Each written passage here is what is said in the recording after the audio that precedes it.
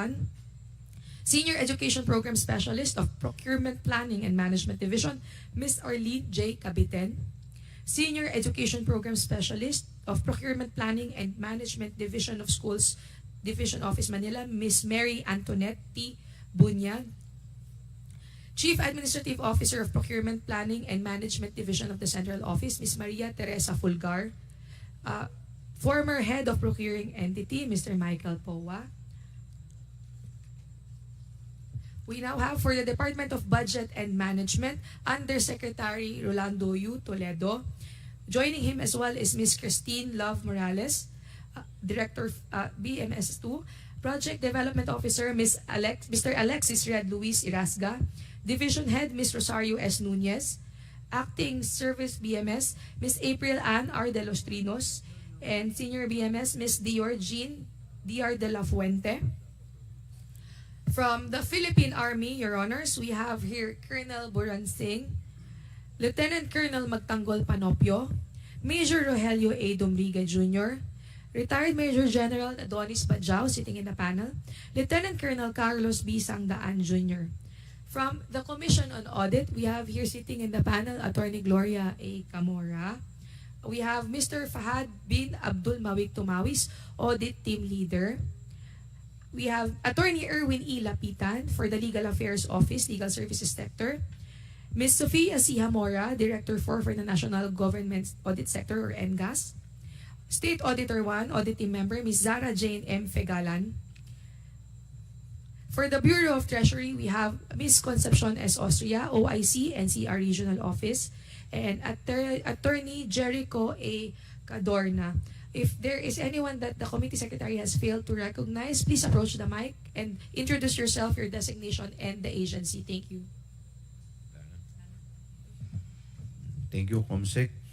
We will now move to the next item in our agenda, the approval of the minutes of the previous meeting. Do I hear a motion to dispense with the reading of the minutes of the previous meeting and approve the same? Mr. Chair, I move to dispense with the reading of the minutes and subsequently for the approval of the said minutes. Second, Mr. Chair. The motion is duly seconded. Is there any objection? Hearing none, the motion is carried.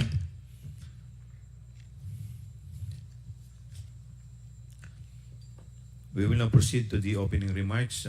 Good morning and welcome to the third hearing of the House Blue Ribbon Committee on the Privilege Speech number 379 of Congressman Rolando M. Valeriano on asserting the power of the purse of Congress and the Motu proprio inquiry on the budget utilization of the Department of Education. Conducting inquiries ay based sa discretion ng Kongreso at ito ay ayon sa ating saligang batas. In fact, in the first and second hearings already conducted by the committee, the following were seen. Number 1, gaps and abuses of Joint Circular number 2015-01 dahil makikitang mas mahigpit pa ang COA Circular number 97-002 sa cash advances kumpara sa Joint Circular 2015-001 ng Confidential at Intelligence Fund.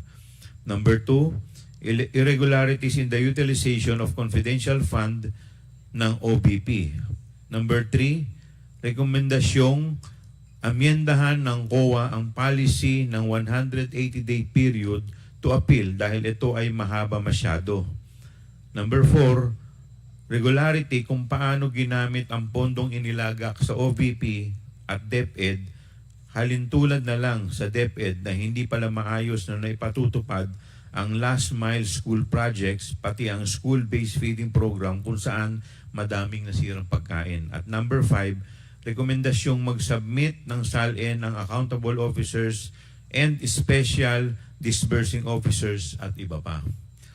Ang Kongreso ang guardian of public funds. Ang investigasyon ng government transaction is a proper exercise of the power of inquiry. Kabilang sa mga transaksyong ito, ang government agencies created by Congress and officers whose positions are within the power of Congress to regulate or even abolish, since Congress has authority to inquire into the operations of the executive branch. it would be incongruous to hold that the power of inquiry does not extend to executive officials who are the most familiar with and informed on executive operations. Nararapat lamang na maipatawag ang mga empleyado ng executive na mas nakakaalam ng mga transaksyong pinasok nila. The power of inquiry with process to enforce it is grounded on the necessity of information in the legislative process. If the information possessed by executive officials on the operation of their offices is necessary for wise legislation on that subject, by parity of reasoning, Congress has the right to that information and the power to compel the disclosure thereof. It also follows that non-compliance and unjustified, baseless refusal with congressional inquiries is tantamount to a violation of the Constitution. Kung sa kaso nga ng Standard Chartered Bank versus Senate Committee on Banks, Financial Institutions, and Currencies 2007, the Supreme Court recognized that the Senate Committee on Banks summoned Standard Chartered Bank merely as resource persons or as witnesses. In a legislative inquiry, hindi bilang akusado sa isang criminal case, nor will they be subjected to any penalty by reason of their testimonies. Dahil dito, hindi nila pwedeng baliwalain ang pagharap sa komite ng Senado. Hindi rin sapat na dahilan na dahil may kinabinbin ng kaso sa korte ay hindi nasisipot sa pagdinig ng Kamara. Sa 2009 case of Romero versus Estrada, the Supreme Court emphasized that the inapplicability of the sub judice rule to inquiries in aid of legislation is not limited to criminal or administrative cases. It can be extended to appealed cases and special civil actions awaiting final disposition before the Supreme Court. Otherwise, it would be extremely easy to subvert any intended inquiry by Congress through the convenient ploy of instituting a criminal or an administrative complaint. Surely the exercise of sovereign legislative authority, of which the power of legislative inquiry is an essential component, cannot be subordinate to a criminal or administrative investigation. This doctrine in Standard Chartered Bank has been adopted in Section 1 of the 19th Congress published Rules of Procedure governing inquiries in aid of legislation. To wit, the filing of pendency of a case before any court, tribunal, or quasi-judicial or administrative body shall not stop or abate any inquiry conducted to carry out a legislative purpose. Kung tungkol naman sa karapatan ng mga witnesses that include, among others, the right to due process, the right against self-incrimination, as well as the right to privacy of communications and correspondence of a private nature, the late Father Joaquin G. Bernas noted that since these rights are already enshrined in the Bill of Rights, the requirement under Section 21, Article 6 of the Constitution does not really create any additional constitutional right. Ito ang totoong karapatan ng mamamayan na malaman saan at paano ginastos ang kaba ng bayan. Bilang public officials, hindi ba nararapat lamang na ating sagutin ang mga katarungang ito? Hindi ba at nasa konstitusyon na public officers and employees must at all times be accountable to the people, serve them with utmost responsibility, integrity, loyalty, and efficiency, act with patriotism and justice, and lead modest lives? Kaya aking hinihikayat ang iba pang kawani ng pamahalaan na may kinalaman at kaalaman tungkol sa mga transaksyong ating sinisiyasat na lumabas na at lumapit sa House Blue Ribbon Committee upang tulungan tayong ilabas ang katotohanan sa paggamit ng pondo ng bayan upang magamit ito sa mga mas may katuturang bagay. Hindi nararapat na ang sambayanang umaako ng buwis pa ang maghihirap malaman ang katotohanan. We owe it to the Filipino people to render accounts. I move on to the committee secretary to provide the committee an update on the invitations, requests, correspondence, submissions, and compliance. Before that, Your Honor, may I also recognize Assistant Secretary for Procurement of the Department of Education, Mr. Reynold Munsaya, and Ms. Silene May L. Del Campo from the Commission on Audit, State Auditor. Now, for the updates, the Committee Secretariat has sent invitations via electric mail to all the agencies. To OVP, we have received their reply to the show cause order that was duly issued and served previously. For the Commission on Audit, they have submitted and complied with the Subpoena duces tecum issued by the committee on September 25, 2024. For the Bureau of Treasury and the DBM, DBM also submitted and complied with the previous requirement to submit documents relating to the confidential fund of the OVP, and no additional submissions from the other agencies, Your Honor.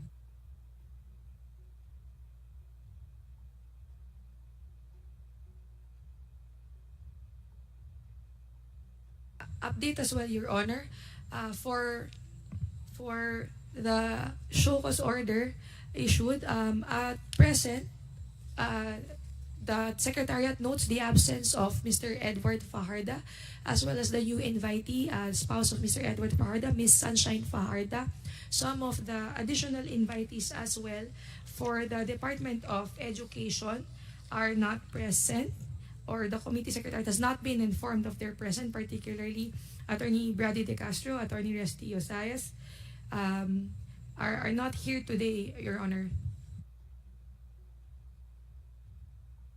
Pardon, Your Honor, Mr. Resty Osayas is present. Attorney Resty Osayas, for all our guests and resource persons and witnesses, if you have not been recognized, kindly approach the mic, introduce yourself and your agency and your designation. Thank you.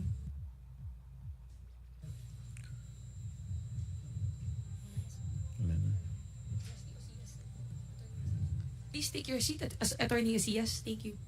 Are you... Mr. Chair, just registering my attendance, I am former Undersecretary Omar Romero, formerly USEC for Legal of Deped. I was invited also, but I have yet to be acknowledged, Mr. Chair. Thank you. Were we able to issue subpoena ad testificandum to the resource person that we invited, subject of the show cause order? No, Your Honor. No issuances for subpoena ad testificandum yet, Your Honor. Do I hear a motion from any member for the issuance of subpoena ad testificandum to the resource persons that we invited or subject of show cause order, and yet they refused to attend and recognize this committee? Mr. Chair, Yes, Honorable Flores. I move that we issue a subpoena ad testificandum to the persons named by the COMSEC, those who were issued the show cause orders. Your Honors, may I be recognized? Yes, Comsec. The individuals who were previously issued show cause orders were Attorney Zuleika T. Lopez, Attorney Lemuel Ortonio, Attorney Rosalina Sanchez, Ms. Gina F. Acosta, Ms. Julieta Villa del Rey, and Mr. Edward Fajarda, Your Honors. So those will be those persons or resource persons are subject of the show cause order. Okay. So do I hear a second to the motion of the Honorable Kate? Duly seconded. Is there any objection? Hearing none. The COMSEC is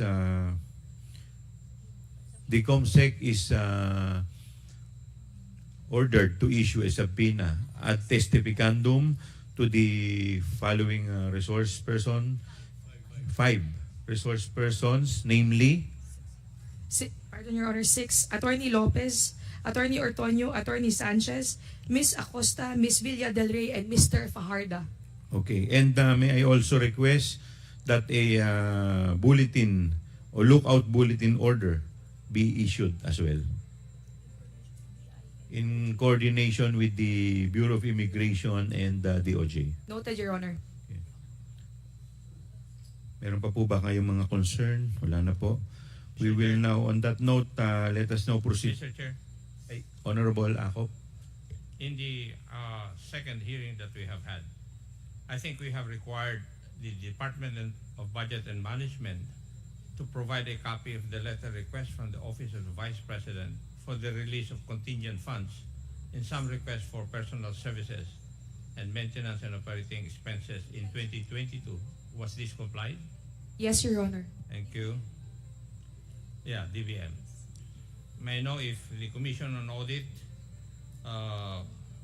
which was required to submit the following: a copy of the letter sent by the OVP through Attorney Lopez instructing the COA not to comply with the subpoena duces tecum issued by the House Committee on Appropriations; Yes, Your Honor. Also complied by the Commission on Audit. documents related to the OVP's liquidation of the 125 million confidential funds; Yes, Your Honor. Complied. documents related to the purchase of information, including details about how the 14 million pesos was spent and for what information; Complied as well, Your Honor. documents related to the payment of cash reward, including details about the recipients and purpose of the rewards; Complied as well, Your Honor. documents related to the OVP's safe houses, including the number of safe houses, their locations, and maintenance costs; Complied, Your Honor. documents related to the purchase of supplies, including details about suppliers and contractors; Complied, Your Honor. all attachments and documents related to the notice of disallowance issued by the Commission on Audit regarding the OVP's budget; Complied, Your Honor. and the audit action, in this case the notice of disallowance and the liquidation report for the OVP's confidential funds; Complied, Your Honor. all supporting documents related to the Office of the Vice President's confidential funds as deemed necessary by the COA Intelligence and Confidential Funds Audit Unit for proper evaluation of the liquidation documents submitted; Complied, Your Honor. documents related to the OVP's purchase of supplies, including details about suppliers and contractors; Complied, Your Honor. documents related to the OVP's provision of medical and food aid, including details about the recipients and the specific types of medical supplies and food; Complied, Your Honor. documents related to the OVP surveillance activities, including details about the specific areas where those activities were conducted; Complied, Your Honor. and data on the extent of the proper implementation of the school-based feeding program, including the amount of funds affected. Complied, Your Honor. Now, for COA's Mr. Fahad bin Abdul Malik Tumawis, he was required to submit the following, or the rental data for the OVP's head office, 10 satellite offices, and 2 extension offices, including the square footage of each office space, lease commencement dates, and a breakdown of rental costs for each type of rental. Was this submitted by Mr. Tumawis? Yes, Your Honor. Thank you.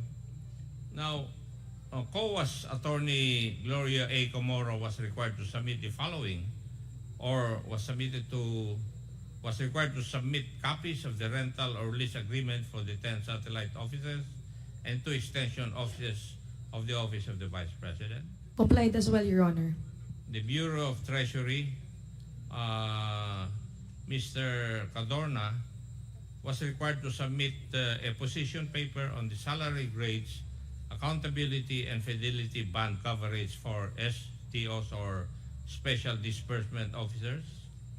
Complied as well, Your Honor. Thank you. And Mr. Rinaldo Monsayak to submit records of the conversation he had with Yusek Mercado and other DepEd officials during the lunch meeting in Linden Suites. Not yet, Your Honor. Not yet. And lastly, Mr. Chair,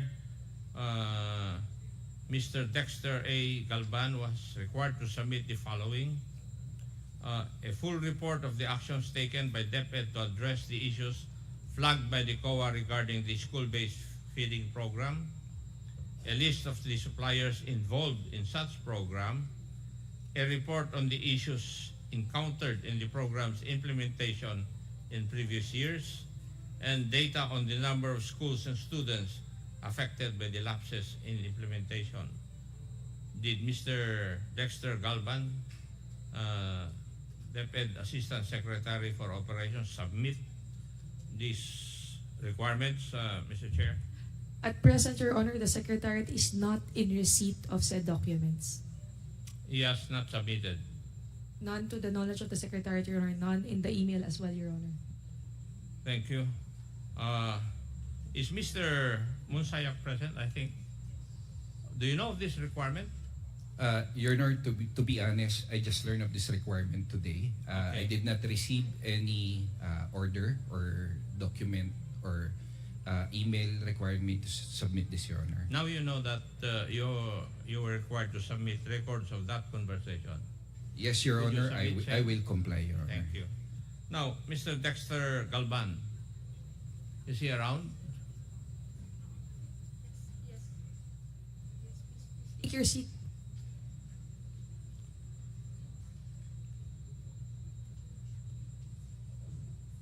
Mr. Galban, did you know of this requirement for you to submit certain documents? Yes, Mr. Chair.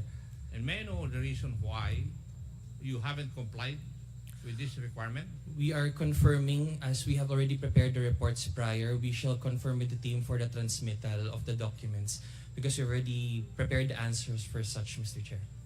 We do hope to transmit while this committee is ongoing. In other words, you're going to submit the required documents today. We will check, sir, if there was a My problem in the question is, transmission. are you trying to tell us that you will submit the documents required today? Yes, Mr. Chair. Thank you. Mr. Chair, marami pong salamat for the administrative requirements. Thank you.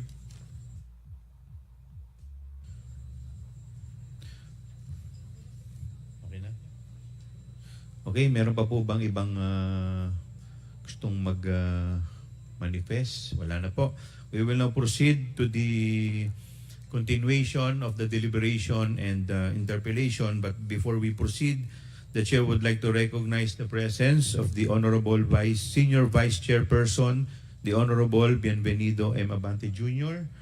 from the 6th District of Manila, the Honorable Ernesto M. Junicio Jr. from the 1st District of Manila, and the Honorable Gerville B. Luistro from the 2nd District of Batangas. Ma'am. New resource persons.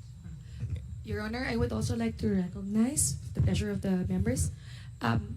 New resource persons, Director 4, Heidi Espelas from the Commission on Audit, and from the Department of Education, Director 4 and back 4, Chairperson Attorney Resty Osias. Thank you. Okay, before we proceed to the interpellation proper, may I request the COMSEC to please administer the oath of the new invitees.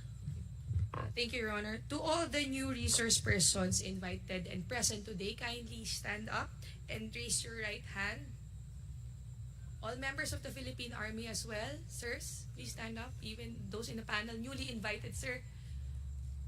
All right. Please raise your right hand.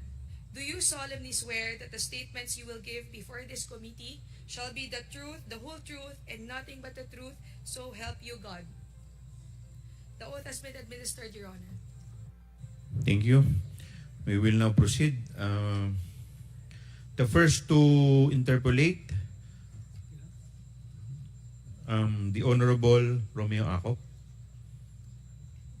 Yes, sir. Thank you, Mr. Chair, and magandang umaga po sa atin lahat. Mr. Chair, I would just like to proceed or continue my interpellation in the second hearing for COA. Kasi in the last hearing, COA, Attorney Camora, are you? Yes. Kayo po ang sumagot nung tinanong ko kung yung confidential funds of the Office of the Vice President were liquidated in accordance with the protocol provided for by the Joint Circular. Kayo po ang sumagot doon, di po ba? At sinabi po ninyo na the liquidation was done in accordance with the protocol provided by the circular. Totoo po ba yun? Attorney Camora. That is true po. That is true. Mr. Chair. Okay. And kayo po ba ay sumasang-ayon sa akin na yung liquidation is merely a documentary checklist and does not actually show that the expenses are actually reasonable or even true? Would you agree with that? I would have to agree, Mr. Chair. Pakiulit po. I agree po. It's documentary. It's. Do you agree with my statement, Madam? Yes, Mr. Chair. Thank you. And would you agree also that the confidential funds of the Office of the Vice President are public funds? Yes, Mr. Chair. Thank you. And would you agree that COA or the Commission on Audit, your agency, is the agency or government agency which is supposed to be the guardian to see to it that public funds are spent properly? Would you agree with that also? Yes, Mr. Chair. Thank you. Now, since you have stated that the Office of the Vice President liquidated its confidential funds required under joint circular, would you also agree with me that the accomplishment report provided by the Office of the Vice President were 100% implemented? Mr. Chair, what do you mean by 100% implemented po? Na-implement ba yung pag-liquidate nung amount of 125 million as confidential fund of the Office of the Vice President? Yes, Mr. Chair. The entire 125 million was liquidated. And would you agree with me that the documentary pieces of evidence submitted by the Office of the Vice President were merely acknowledgement receipts? Would you agree with me? The documentary evidence of payment, yes, Mr. Chair. Yes, and could you give me the specifics insofar as the acknowledgement receipts submitted for the expenses insofar as the confidential fund of the OVP is concerned? Could you give us how much is for the rental of safe houses?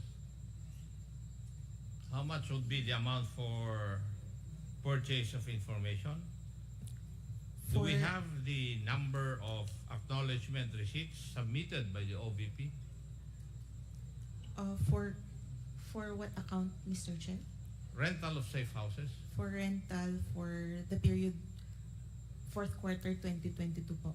Yes. It's 16 million po, Mr. Chair.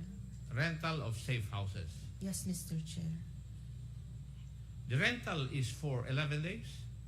Would you agree with me? Yes, Mr. Chair.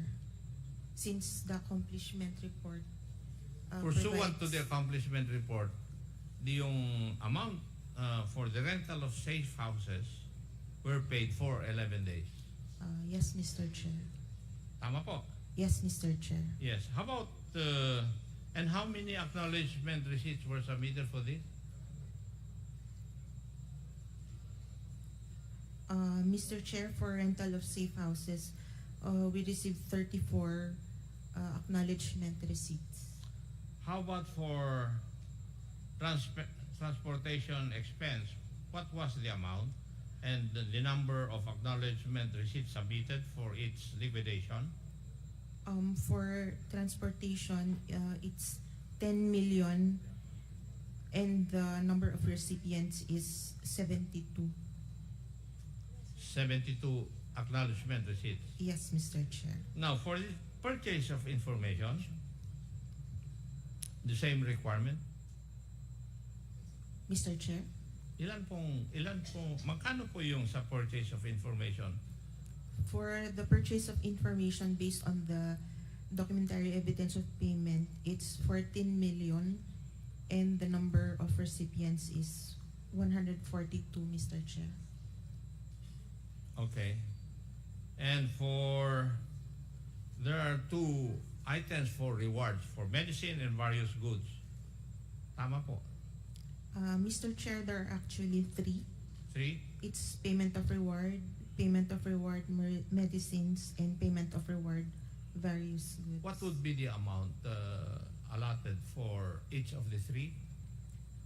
Based on the documentary evidence of payment, for payment of reward, it was 10,050,000. For medicines yun? For reward lang. For reward lang. 10 million? 50,000. Okay. For the payment of reward medicines, it's 24,930,000. And for the third? And for the payment of reward various goods, it's 34,857,000, Mr. Chair. Thank you. Comsec, pwede po bang pakita natin yung sample ng acknowledgement receipt for the payment of rental of safe houses?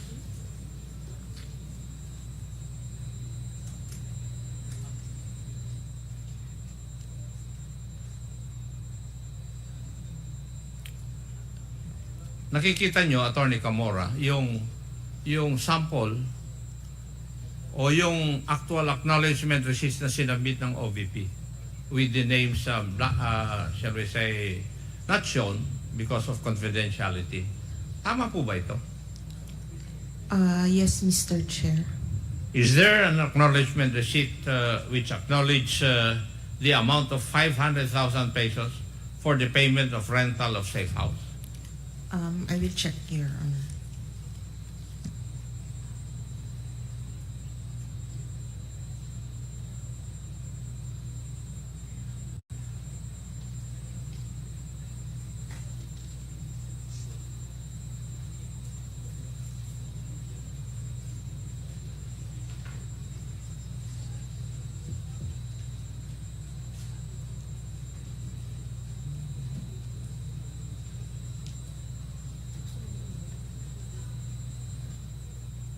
Mr. Chair, may I ask the question again?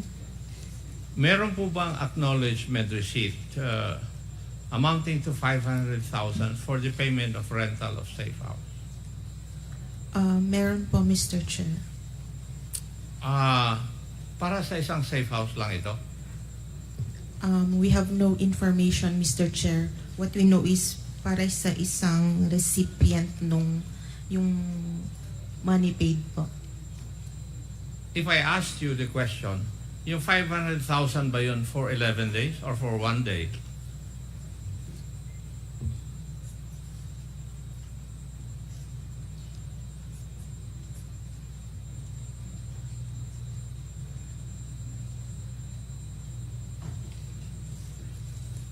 Yes, Mr. Chair. Ano po ang yes? 1 day or 11 days? Since the accomplishment report says December 21 to 31, we think it's 11 days. For 11 days? Yes, Mr. Chair. For a single safe house? We have no information on how many safe houses that 500,000 was spent on, Mr. Chair. Sabi nyo kanina, rental of safe houses in the amount of 16M with 34 acknowledgement receipts. Is it logical for me to conclude na 34 safe houses ito? Mr. Chair, it just means that 34 people were paid for rental supplies, but we have Hindi, no... rental of safe houses. Hindi po rental of supplies. Sorry, Mr. Chair. Bakit? Pardon. Para bang iha Nung last time na question kita, you were very, very confident. Ngayon, parang tentative yung mga sagot nyo sa akin. May I know why? Nung last time, very, very confident kang sumasagot sa aking mga katanungan. Ngayon, very tentative ka and very, very careful ang pagsagot mo sa akin. May I know the reason why? There's no reason, Mr. Chair. There's no change? Hindi mo Yes. mapapansin yun. Ako ang nakakapansin kasi ako nagtanong sa'yo last time. At ako pa rin ang nagtatanong sa'yo ngayon. And I noticed that change. Now, yung 34 acknowledgement receipts given by 34 persons, hindi ba nangangulugan yun 34 na safe houses yun? Yes, sir. There's information that one receipt may pertain to one safe house. Safe house. Okay. So, if I asked you, yung receipt na amounting to 500,000 for the payment of rental of safe house, would it be logical for me to conclude that this is for one safe house for 11 days? Yes, Mr. Chair. Para sa 11 days, yung 500,000 para sa isang safe house. Yes, Mr. Chair. Now, if I asked you, how much would that be per day para sa isang safe house? Mr. Chair, it would amount to 45,000 something. 45,454.55 per day. 45,000 Yes, Mr. Chair. per day. Ano po kayang klaseng safe house ito na 45,000 per day ang rental? Samantalang yung mga ibang magagandang lugar, mas mura pa kaysa rito sa 45,000. Could you give us an idea of that? Mr. Chair, we do not have information on the safe houses. What do you say? You do not have any information about the safe houses? Since you were asking po, Hindi nyo alam kung high class na safe house? no information, Mr. You Chair. do not. Kasi nakapagtataka lang po na ang safe house per day would be rented with 45,000 for one safe house. Di po ba? Hindi kayo nagtataka? Yes, Mr. Chair, but since they have submitted the liquidation reports po. So, as long as an agency would submit yung mga receipts or acknowledgement receipts in their liquidation of the amount, wala na po kayong, you do not have the, shall we say, the wherewithal or the jurisdiction to find out whether the expenditures are reasonable or true? Are you trying to tell us that? It's more on the submission of the, It's more on compliance Yes, with the Mr. requirement. Chair. Yun lang. yes, Mr. Chair. And you are supposed to be the guardian of the use of public funds. Mr. Chair, one of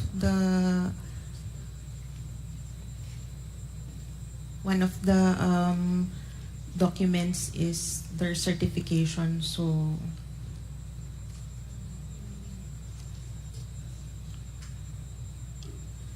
So, yun, that we is enough. Yes, Mr. Chair. And you do not determine whether it's reasonable or true. Since it is compliance, we often do not. Okay.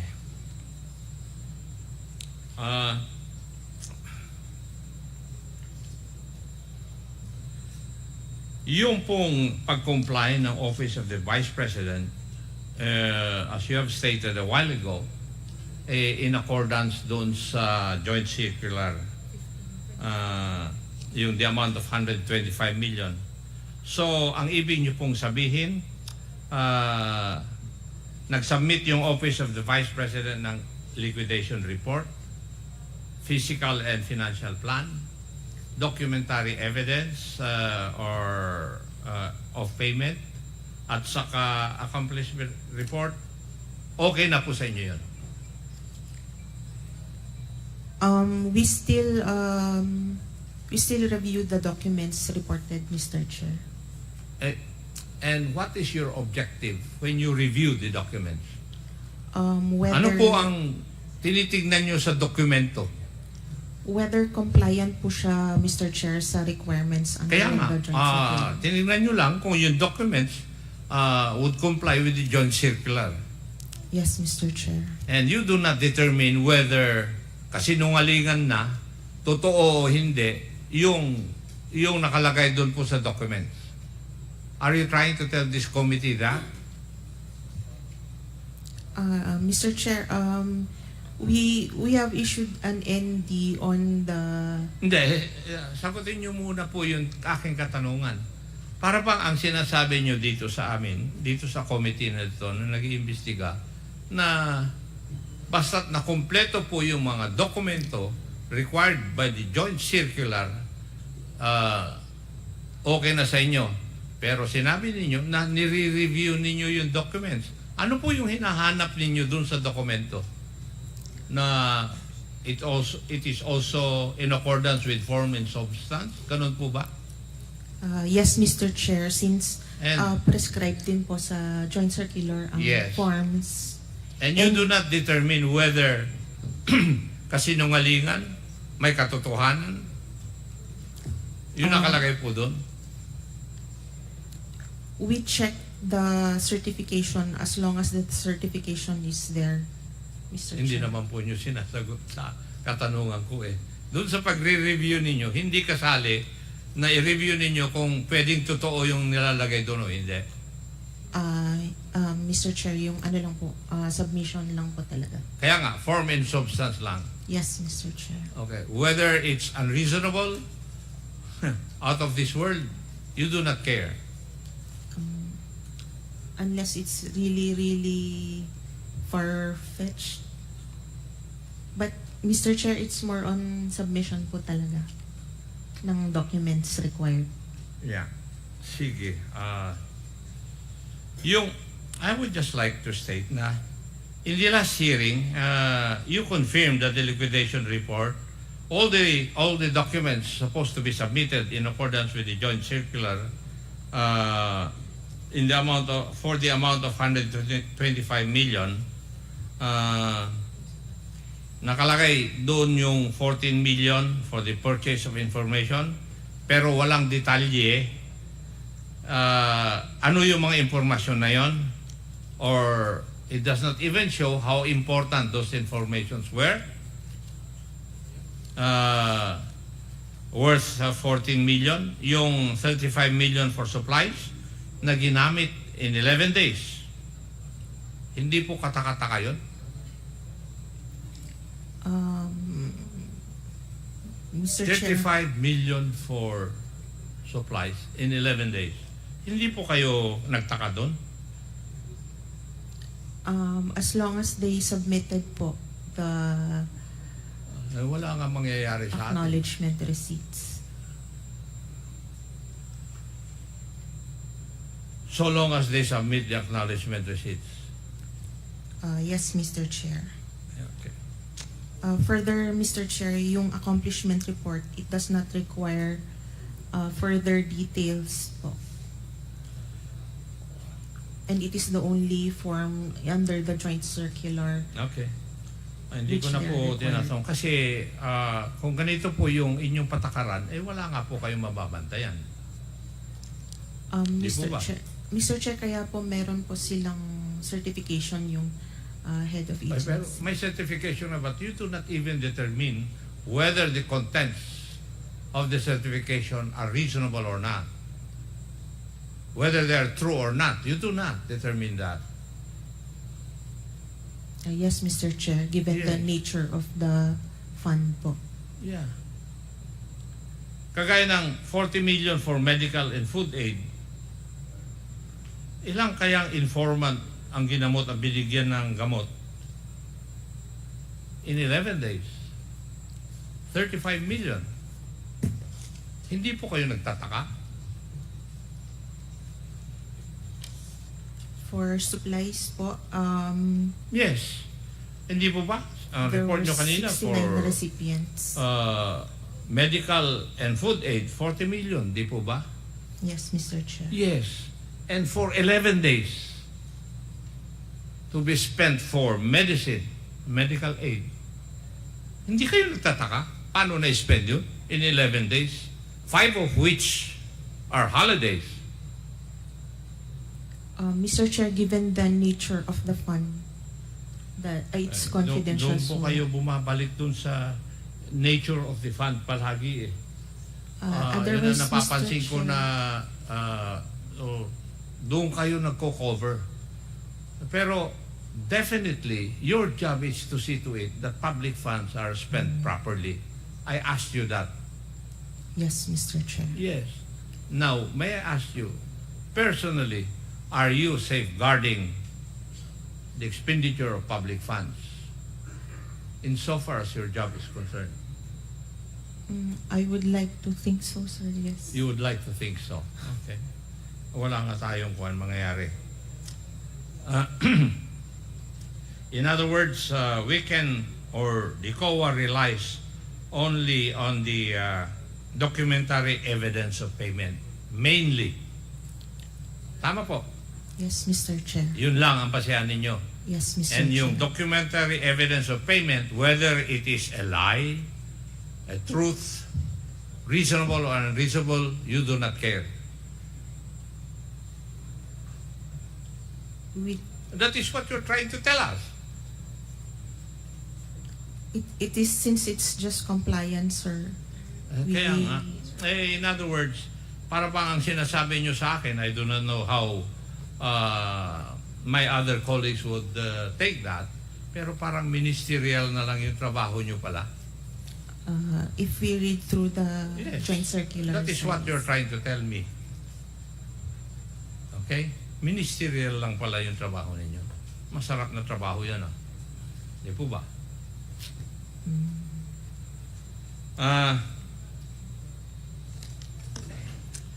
Yung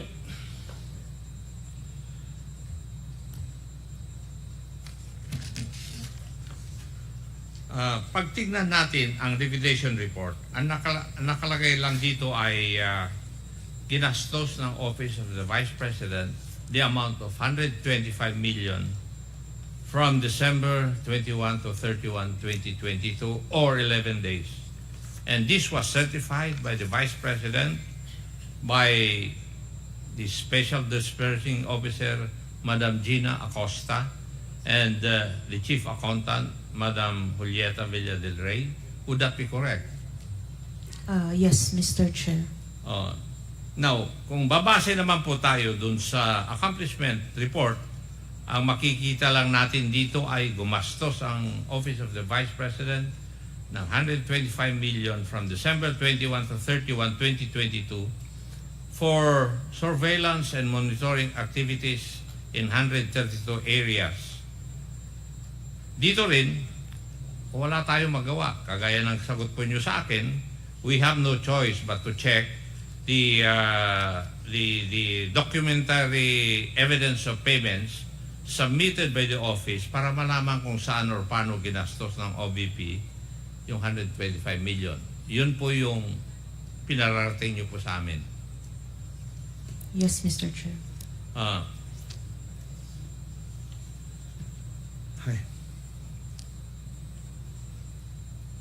So, yung titignan po natin talaga is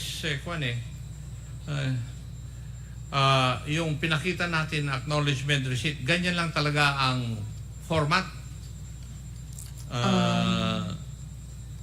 That is Nakalagay lang ang amount, pangalan at signature ng tumanggap, at date kung kailan niya ito natanggap. That is it. Yes, Mr. Chair. Yun yung sinubmit po nila sa amin. And COA does not try to determine kung sino man yung taong yun, existing ba siya o hindi. You do not.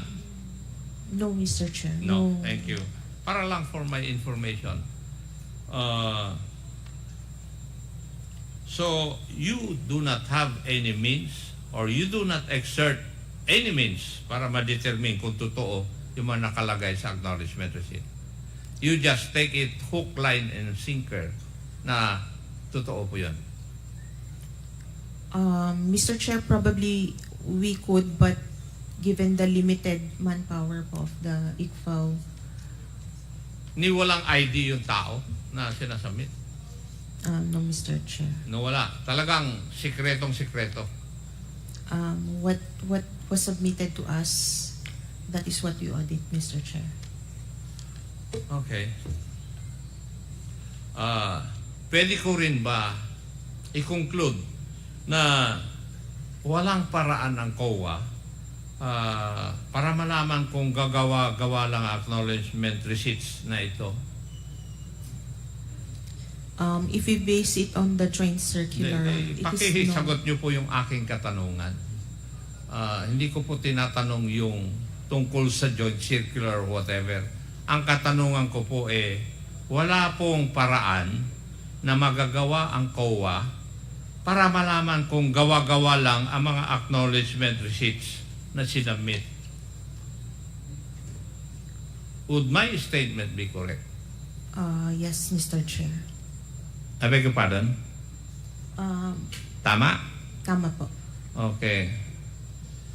Sa madaling salita, kahit na sabihin natin hindi naman talaga natanggap ng isang tao yung amount of 500,000 for the payment of the safe houses, kagaya na nakalagay kanina, hindi talaga sinusuri ng COA ito. Talagang hindi kasama sa inyong job description na suriin ito. In spite of the fact na sinabi nyo kanina na nire-review nyo naman yung mga dokumentong ito. Tama? Yes, Mr. Chair. Yes. Actually, hindi ito ang aking pinagkakabahala Kung tutuusin natin, at least, kung nakalagay dyan, Juan de la Cruz ang full name, pero may nakikita akong acknowledgement receipt sa mga sinabmit po ninyo na initials lang ang nakalagay. Instead na, for example, Juan de la Cruz, J. Cruz lang ang nakalagay na tumanggap ng amount of 500,000 for the payment of safe houses mula sa Office of the Vice President. Kung ganitong proof lang ang papasa na sa COA, wala na talaga kayong paraan para matanong yung taong tumanggap ng pera. Di po ba? Yes, Mr. Chair. It is really yung pag sa Intel and Confif Fund po. There's no verification. Also, even if we have means right now, yung manpower po ng ICFAO cannot handle if alone itong si OVP, we cannot verify all those people, and we audit all confidential and intelligence funds for the whole country. So, hindi po kaya for now, Mr. Chair. You did not find it, shall we say, unusual for an amount or the amount of 125 million ay magamit po sa 11 days? Well, personally, malaki nga po siya, but Hindi. Personally, sinabi mo. yes po. Personally, you find it unusual? It could be na medyo malaki nga po yung amount. And hindi mo, wala kang ginawa? Since You they've found it unusual and yet wala kang ginawa? since they've submitted all the requirements under the joint circular, Tama na. okay na po, Mr. Chair. Thank you, Mr. Chair. Marami pong salamat, Madam Kawa. Thank you, Mr. Chair. Congressman Akop. Ako po yung susunod na magtatanong. Susundutin ko lang po yung line of questioning ni Congressman Akop. Attorney Camora, Sensya na po kayo. Kayo po uli ang matatanong ko po. Batay po dun sa Joint Circular number 2015-01, ang isa po sa mga requirement po para sa liquidation po ng Confi Fund ay yung tinatawag po nating accomplishment report. Tama po ba? Yes, Mr. Chair. Okay. Pwede po bang pakita po dito yung accomplishment report sa ating TV? Yan, ito po. Yan po yung yan, ito po yung accomplishment report. So ang laman po ng accomplishment report, makikita po natin dito, nakalagay po dyan yung period covered. Yan po. Ito po, ibig sabihin po nito, ito yung araw o buwan na covered kung saan ginastos itong mga itong surveillance and monitoring. Tama po ba? Tama po, Mr. Okay. Chair. So dito naman sa actual outcome o accomplishment, nakalagay po dito yung mga dahilan kung ano po, saan po ginamit yung pera. Tama po ba? Tama po, Mr. Chair. Okay. At doon naman sa amount utilized, ibig sabihin, ito po kung breakdown ng amount, kung paano po ginamit o kung saan ginamit. Tama po ba? Tama po, Mr. Chair. At syempre, nandito po sa baba niyan, yung special disbursing officer at saka po yung nag-approve. Tama po ba? So yan ang, bali yan ng laman ng accomplishment report. Tama po ba? Tama po, Mr. Chair. Okay. So base po dito, dito po makikita po natin yung sa letter C, rental of other incidental expenses relative to the maintenance of safe houses. Dito po sa rental ng safe houses ng OBP, hindi po ito nagre-refer sa long-term lease. Tama ba? Hindi po, sir. We have no way of knowing. Tama po Yes ba? po. Okay. Basta itong list na to naka-pertain lang doon sa period covered, which is yung December 21 to December 31. Tama po ba? Yes, Mr. Chair. So ibig sabihin, ito nakalagay po dyan na 16 million, ito lang po yung covered niya. Yung December 21 up to December 31.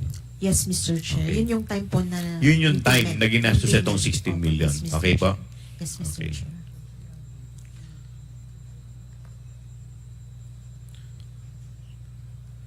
So batay po dito sa joint circular na ginawa po sa OBP sa accomplishment report na to, ang DEPS po, yun ang source ng file. Tama po ba? Ang DEP, ang ibig sabihin po ng DEP, document evidencing payment. Tama po ba? Yes, Mr. Okay, Chair. so ang document evidencing payment is the acknowledgement receipt. Yes, Mr. Chair. So wala na pong iba. So hindi po, wala po dyan yung contract of lease. Wala po, Mr. Wala Chair. po. So talagang pinaka-ebidensya lang niya na tinatawag natin is yung acknowledgement receipt na yung tao o kumpanya ay nakatanggap ng ganitong amount base po sa bayad. Tama po ba? Yes, Mr. Chair. Tama Okay, po. tama. So sa madaling salita, dito po sa 125 million na rent na confidential fund, lahat po yan, ang pinaka-ebidensya lang niya is acknowledgement receipt. Regardless, kay food, kay rentals, kay reward, lahat po yan pare-parehas lang yung ebidensya. Yes, Mr. Which is Chair. acknowledgement receipt. Tama po ba? Tama po, Mr. Chair. Okay, walang OR, wala lahat. Wala po, Mr. Okay. Chair. Tama. Now, punta po tayo dito sa rental ng houses. Ano pong specific mandate o programa ng OBP kung saan kinakailangan po ng OBP ang mga safe houses? Mr. Chair, May alam po ba kayo? ang nakalagay lang po dito sa accomplishment nila is yung program nila which is safe implementation of OVP initiatives and confidence building. Okay. So, Ito, wala, without giving names, meron po ba kayong idea o alam kung sino po ang mga nilagay nila dito sa safe houses na to? Sino yung mga pinatira nila? No, Mr. Chair. Since it's a safe house, So, hindi talaga hindi po dinidivulge? pwede, yes, Okay. Mr. Chair. Okay. Pupunta po tayo dito sa isang acknowledgement receipt worth 1 million pesos. Napansin ko po dito, wala po dito sa acknowledgement receipt na kahit na anong detalye ng safe house. Hindi po nakalagay kung saan, wala pong lease contract, wala pong kahit na anong detalye except yung name lang po ng owner. Tama po ba? Tama po, Mr. Chair. Okay. At dun sa, at kung mapapansin din po ninyo, whether 1,500,000, 750,000, ang template po nila ay pare-parehas. Yes, Mr. Chair. Okay.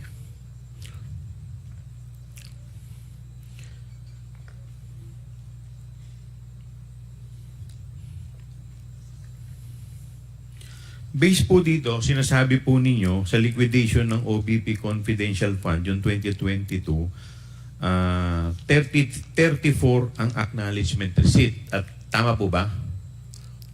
Yes, Mr. Chair. Okay. Tama At kanina, sinabi po ninyo, sa 34 na to, 34 po yung safe houses. So, ibig sabihin, isang resibo represents one safe house. Tama po? Yes, Mr. Chair. Okay. May idea po ba kayo dito sa safe house na to kung ito po ba ay bahay, kondo, o kung ilang palapag? Wala po, Mr. Chair. Wala pong information. Wala po kayong Kung idea. ano lang So, yung- ibig sabihin, wala kayong alam na detalye. No details, Mr. Chair. Okay. So, lumalabas din po dito, in 11 days, ang nagastos po nila sa safe houses is 16 million. Yes, Mr. Chair. Ayan po. Okay. Ano po yung pinakamurang safe house na kanilang nirentahan in 11 days? Yung pinakamura po. Magkano po yun? Mr. Chair, it's 250,000 po. Ang pinakamurang safe house na kanilang nirenta in 11 days is 250,000. 250,000, Mr. Chair. Okay. At ano naman po, magkano naman po yung pinakamalaki?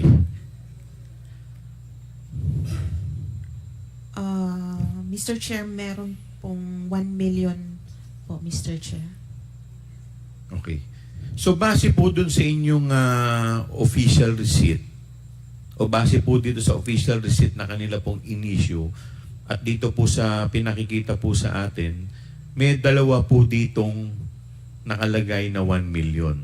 So ibig sabihin po ba may dalawang safe houses sila na nirentahan in 11 days worth 1 million? Tama po ba yun?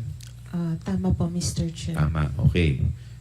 At dito po, nakalagay din po dito sa isang OR na worth 1 million, binayaran po nila to dated December 26 at yung isa naman dated ano ba ito isa? December 28. Tama po, Mr. Chair. Dalawa po kasi yung interpretation ko niyan. Ano po bang tama? Ito pong 1 million na to ay for 11 days, which is December 21 to December 31, o dahil po dung sa date of payment December 26, doon po nagsisimula yung rentals. So 26, 27, 28, 29, 30, 31, which is 6 days. At doon naman po sa isa, December 28, which is 4 days. So yung bang 1 million na binayad nila na December 28, yung 1 million na yun in 4 days o in 11 days? Mr. Chair, it just means na nung date na yun po, nabayaran yung recipient po. Pwede But it does pong- not follow na yun yung period covered. Yes, Mr. Chair. Pwede pong Hindi ka ba nung nagtaka 11 na minsan na wala na hindi ka naman, hindi po ba kayo nagtataka, di ba normally po sa mga rentals, magbabayad ka muna bago ka mag-occupy? Yes po, sa normal rental po. So ito po hindi normal. It's a safe house, Mr. Chair. Hindi. Tama po, I understand na safe house. Pero di ba na normally po pagka ganyan po, may mag-uupa, pag-uupahan po ninyo ang isang lugar, hindi ka naman makakapag-occupy nang hindi ka muna nagbabayad. Minsan, meron nga pong down payment, meron pang advance payment. Karamihan, Hindi, di ba yun naman, meron ka bang instance na nauna muna yung pagpasok bago yung bayad? Meron po bang instance na ganun? Nangyayari po ba yun? wala po akong information. Wala pong kung information. may ganun Kasi po. ang normally po, Namin- magbabayad ka muna bago ka papayagan ng may-ari na pumasok. Tama po ba? Yes, Mr. Chair. So ito po, pwede rin naman na yung payment ng 1 million is just for 4 days. Possible din naman siya, Possible Mr. din. Chair. Tama po ba? Yes, Mr. Chair. Ayun. Hindi po ba kayo nagtaka na sobrang mahal nun, yung 1 million in just 4 days? Anong klase pong safe house to? May swimming pool po ba tong safe house? May wifi? Sa BGC? May pakikita po ako sa inyong isang resort sa Shangri-La. Shangri-La, Boracay. Ang per night po nito is 22,500. This is a high-end luxury resort. It is just 25,000 per day.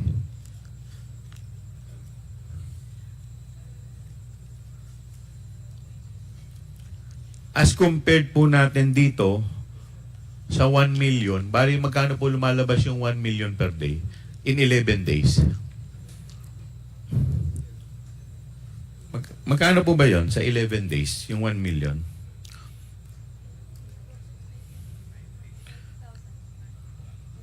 Mr. Chair, 90,000. 90,000 a day. 909. Yes, Mr. Chair. As compared po dun sa luxury resort with complete amenities. Much worse kung 4 days. Yung 1 million. 200. Magkano po lumalabas yun in 4 days? 250, Mr. 250,000 per day. Hindi po ba kayo nagtaka kung bakit ganun kamahal? Wala Hindi po naman kayo nagtaka? kaming information kung gaano kalaki building po ba Wala siya po kayong or- information kung gaano po kalaki yung building. Okay. May papakita pa rin po ako sa inyo.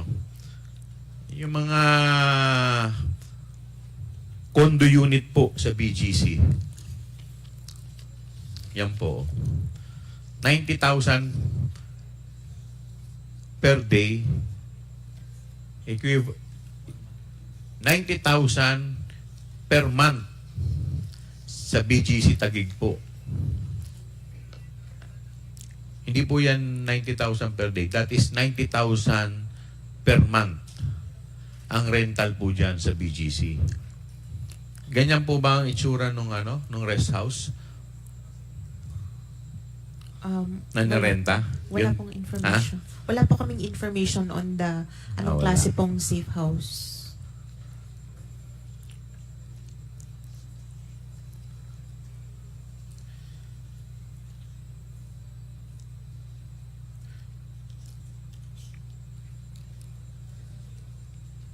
Alam po ninyo, medyo dapat nung tinitignan po ninyo, nagtaka na kayo sa laki po ng rentals in 11 days eh. 16 million, very glaring na po yun eh.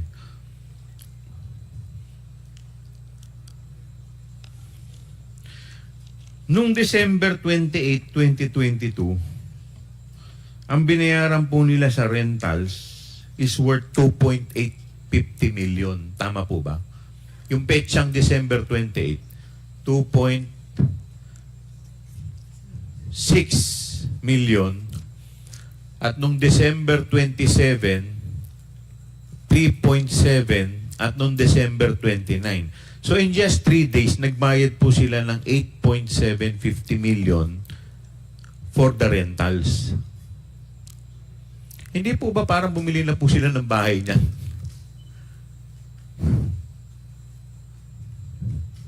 Pwede. Tama Mr. po Chair, ba? hindi po allowed ang purchase ng Ayun, safe house. hindi allowed yung purchase. Since kailangan pong... Yes. Hindi rin secret. allowed yung construction. Tama ba? Yes, Mr. Chair. Okay. But that amount is equivalent to one house. 8 point something million. 8.7 million. Tama po ba?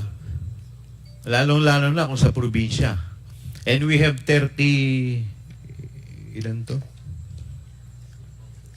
We have 32 ba to? 32 safe houses.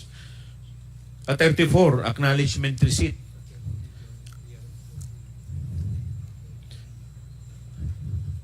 Total amount of 16 million in 11 days. Yes, Mr. Chair. Hindi po ba kayo nagtaka doon? Sa amount? Since safe house naman po siya, Mr. Chair. Kasi allowed. Hindi naman po rin namin alam kung ilan ang sine-safe house, ilang... Kasi kanina sinabi po ninyo, one receipt is equivalent to one safe One house. safe house. Tama po ba? Tama po. Pero kung ilan yung taong ilalagay doon, or kung sino mga yon, wala po kami. Ayan, pupunta po tayo information. dyan sa taong binabanggit po ninyo. Balik po tayo dun sa accomplishment report. Doon po sa provision of medical and food aid.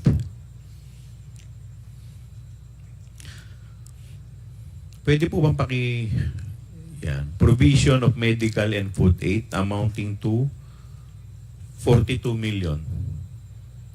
40 million, Mr. Ay, Chair. 40 million. At sa akin dito, 42. Okay. Amounting to 40 million. So that, dito po sa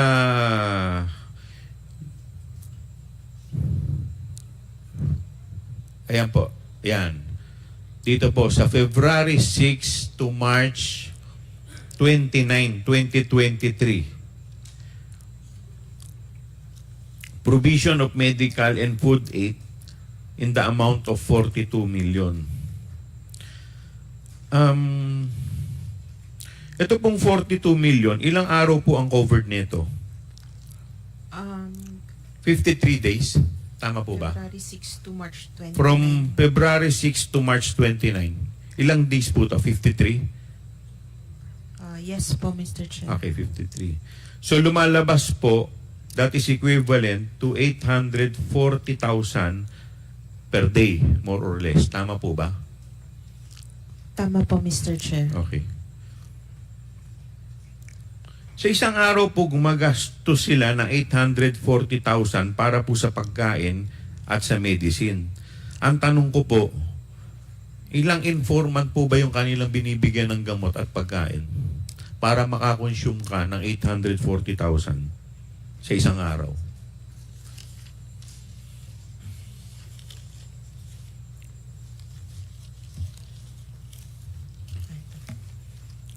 Kasi pagpalagay na po natin na 2,000 po ang isang sako. That is equivalent to 420 sacks of rice a day. Mr. Chair, based sa documentary evidence of payment, Pakilakas there po. were 119 recipients po. 119 na acknowledgement receipts po.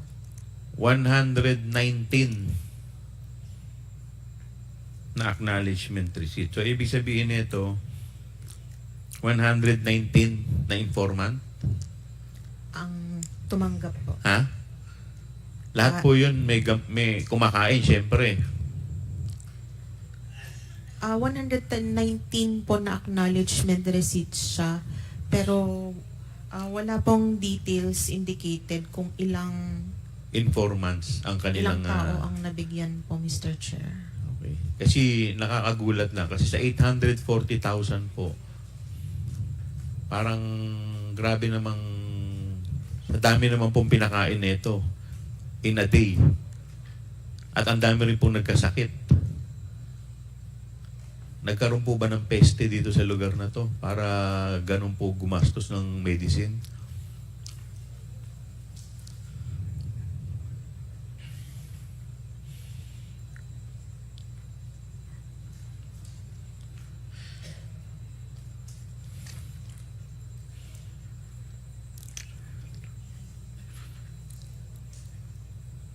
So again, dito po sa food and medicine, same DEPS.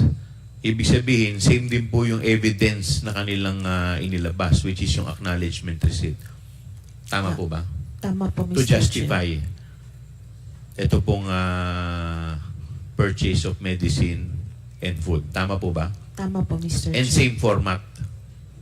Tama po, Mr. Chair. Same format. Same format for the rentals and same format for the medicine and food. Opo, Mr. Chair. Okay, so pare-parehas po.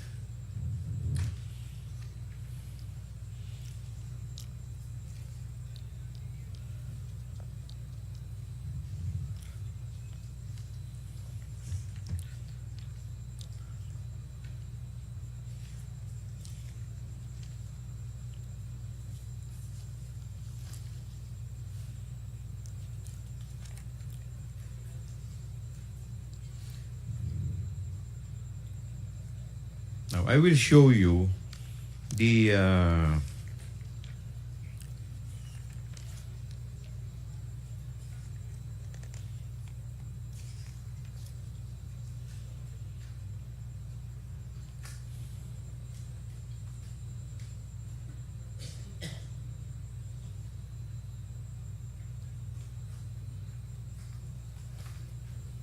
Now, Attorney Camora, since kayo po ang official na COA ng Intelligence and Confidential Fund of Audit Office, kabisado nyo po more or less yung mga expenses items na kasama sa accomplishment report ng OBP. Tama po ba? Tama po, Mr. Chair. Okay.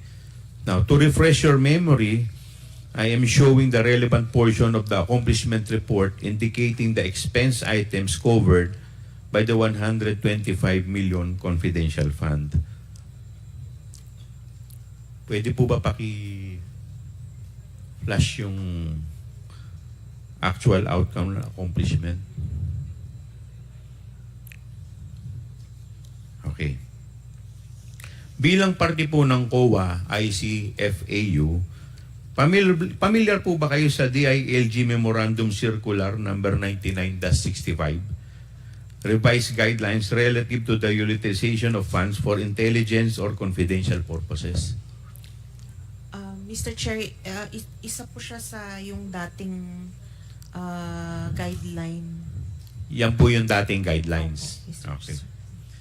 So kung mapapansin po natin, maliban na lang sa mga purchase of ammunition, pareho po at nagmamasyang item sa DILG Memorandum Circular at sa accomplishment report na ginawa ng OVP. Tama po ba? Tama po, Mr. Chair. Bali yung template at copy-paste ang expense items. Tama po ba? Tama po, Mr. Chair. Tama po? Tama po, Mr. Chair. Okay.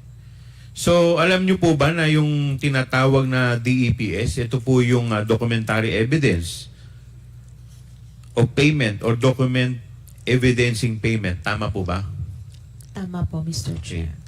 So, ito pong DEP na ito ay makikita sa Joint Circular number 2015-01. Tama po ba? Tama po, Mr. Chair. Okay. Ang DPE ay nagsisilbing requirement o supporting documents para sa utilization ng confidential fund. Tama po ba? Tama po, Mr. Chair. Now, I am showing to you Section 4.12 of the Joint Circular.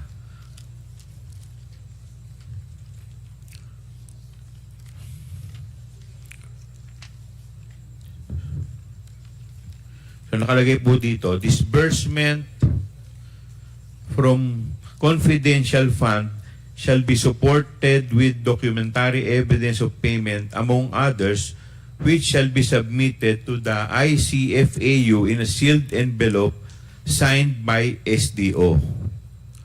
So ito pong DEP ay hindi kasama sa requirement na nakasaad sa DILG Memorandum Circular. Tama po ba? Tama po, Mr. Chair. Okay. Paki-confirm nga po, under sa DILG Memorandum Circular, Documentary Evidence of Payment or DEPS are not required for liquidation of confidential fund? Under the DILG Yes, Memorandum MC po. Circular. Yes, Mr. Chair. So dun sa DILG, yung documentary evidence ng payment ay hindi nire-require sa liquidation. Nung time na to po na ito ang Yun ang sinusunod. sinusunod. Okay. And this is for LGUs po, since DILG. LGUs, tama po ba? Since Okay. DILG po ang... Now, please also confirm that DEPS only became a requirement under the Joint Circular number 2015-01. Yes, Mr. Chair. Okay. In fact, ito pong DEP ay kasama sa mga items na nakapaloob sa certifications na ini-issue ni Special Disbursement Officer Gina Acosta para sa liquidation reports per quarter. Tama po ba? Tama po, Mr. Chair. Okay. Pakikita ko po sa inyo yung certification dated January 10, 2022.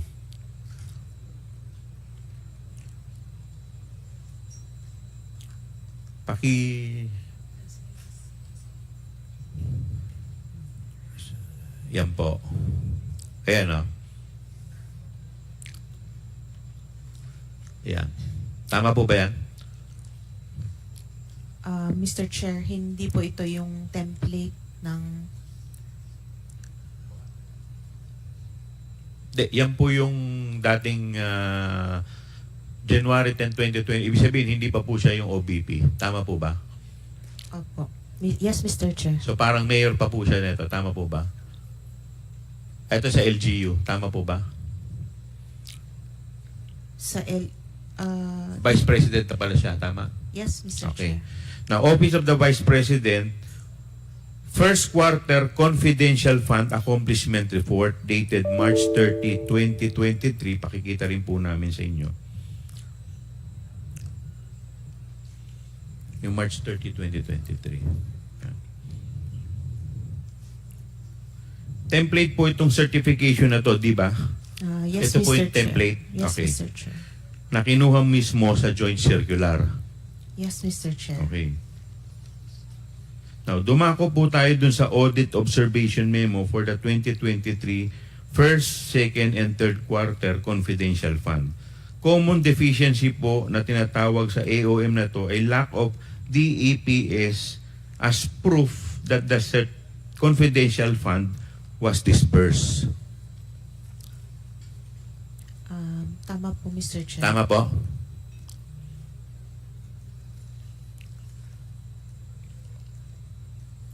Tama. Tama po, Mr. Chair. Ang rason po kaya kung bakit walang DEPS na inattach ang OBP ay ang ginagamit nilang batayan o standard sa pag-liquidate ng Confi Fund ay yung lumang DILG Memorandum Circular. Ano po sa tingin ninyo? Pwede. Pwede, Mr. Chair, since dati hindi pa po required ang DEPs. So marahil, ito na yung nakasanayan na guidelines ng staff ng OBP sa pag-liquidate po ng Confi Fund na galing po sa Davao. Tama po ba? Pwede, Pwede. sir. Pwede po, tama? Yes, Mr. Chair. Okay. So, ibig sabihin, kaya po nagkaroon po ng ganyan dahil parang yung nakakagawian po nila dati, yung pa rin ang ina-apply nila sa ngayon. Tama po ba? Tama po, Mr. Chair. Okay, thank you. Yun lang po. So, the next to interpolate, Congressman Ernix. Wala. Mr. Chair, pwede ba akong magtanong in relation to your Yes. question? And, Congressman, since wala po si Congressman Ernix, we will recognize the Senior Vice Chairman, Congressman Benny Abante. Attorney Camora,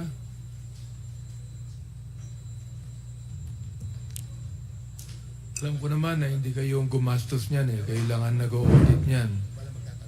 Kayo medyo nasisisi, di ba? Pero ang tanong ko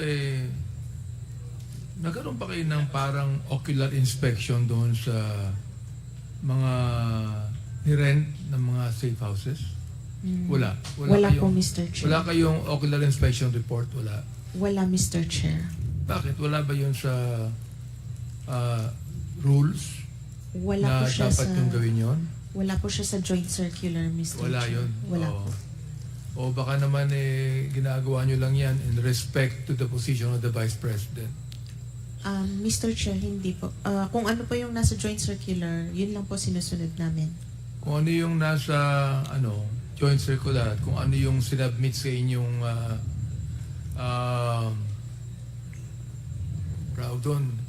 accomplishment report or pakita nga uli yung yung mga rentals diyan.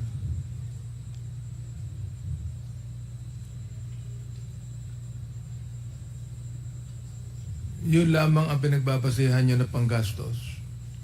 At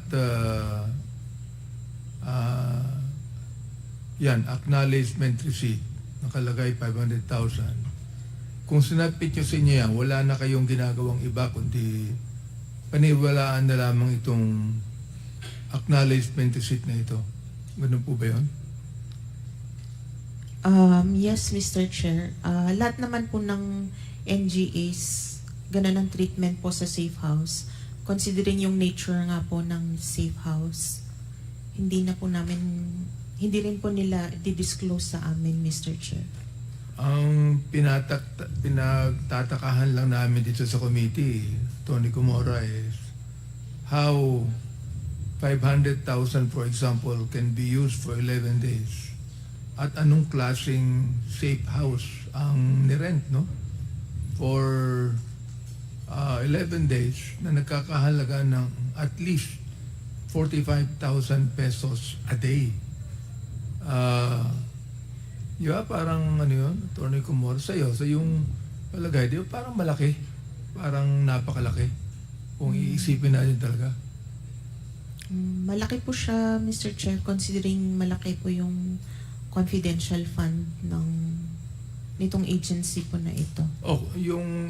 Yung confidential fund ang tinitingnan nyo, pero hindi nyo tiningnan kung paano ginamit ang confidential fund na ito. Tinatanggap nyo lang kung ano nakalagay sa acknowledgement receipt. Ganun po ba yun? Basically, opo. So there's no way for you to be able to really verify. Kasi meron kayong verification eh. Sa regular audit po. Ha? Sa regular audit po meron, pero sa Intel and Confidential Fund audit, wala po. So there is no way for you to verify. Yes po, Mr. Chair. Kinakailangan siguro, Mr.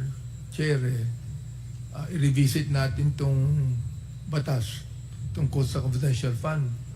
And we ought to review and amend. Kasi nakikita ko na-abuso eh. Talagay nyo, Attorney Kumora. Kasi kung halimbawa nakakawala yan sa audit ninyo, at tinatanggap na lang natin kung paano ginagastos yan, nang hindi mo alam kung paano, we do not even know what happened to it, we do not even know how it is being used, we do not even know how big the property is, we do not even know how many square meters, Yes. we do not even know who the people are using it. And just imagine, kung 1 million po yan in a day, 11 days ginamit yan. That's 90,000 pesos a day. Just imagine, 90,000 pesos a day.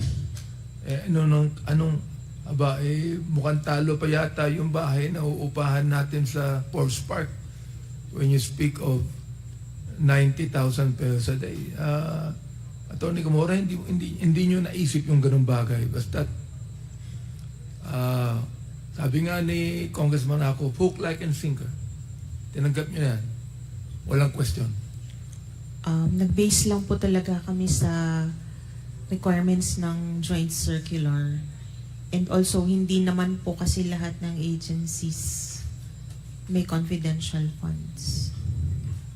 Yun lang po talaga. Base lang po talaga sa joint circular. And hindi lang naman po COA, since joint nga po siya, it's an effort po ng COA, TND, DBM, GCG, and DILG po, yung joint circular. Wala talaga tayo masyadong makukuha pa ganyan, di ba? Dahil sa merong joint circular na yun lamang ang nakalagay. Am I right? Yes, Mr. Chair. Mr. Chair, I'd like to divert my interpellation to Major General Nasco Mempin.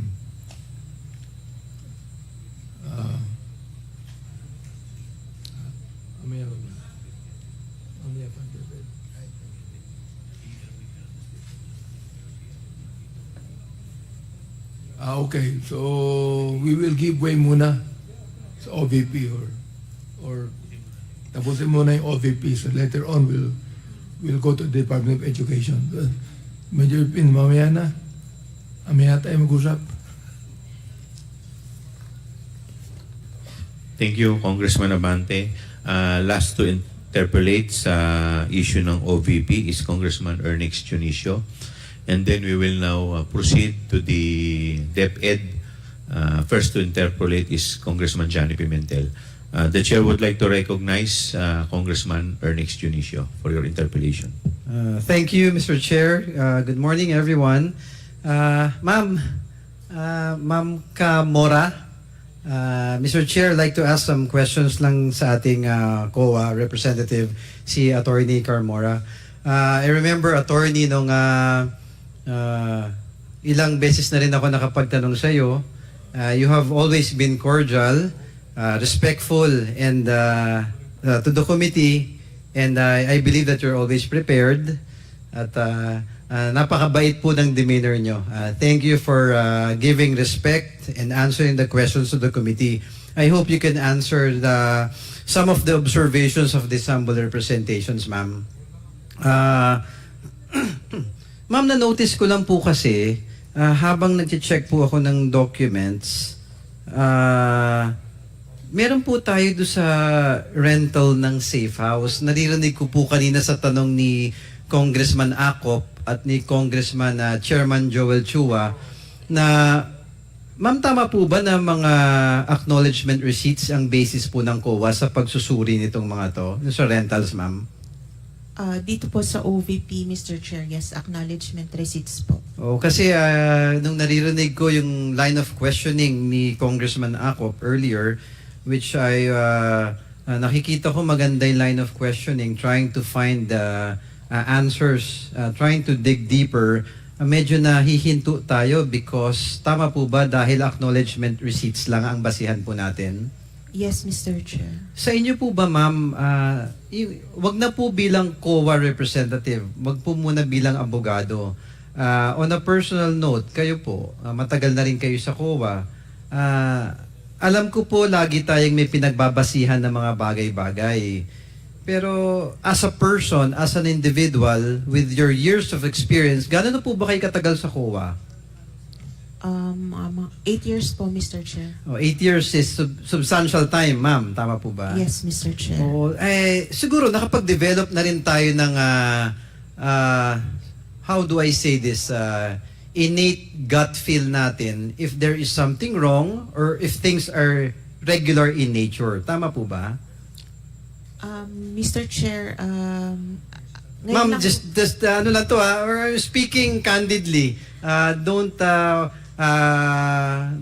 just tell me yung personal lang natin, ma'am. Kasi tayo in every endeavor natin sa career natin, sometimes we develop yung personal nating pag-aaral, 'di ba? Hindi naman lahat nakabase lang sa dokumento.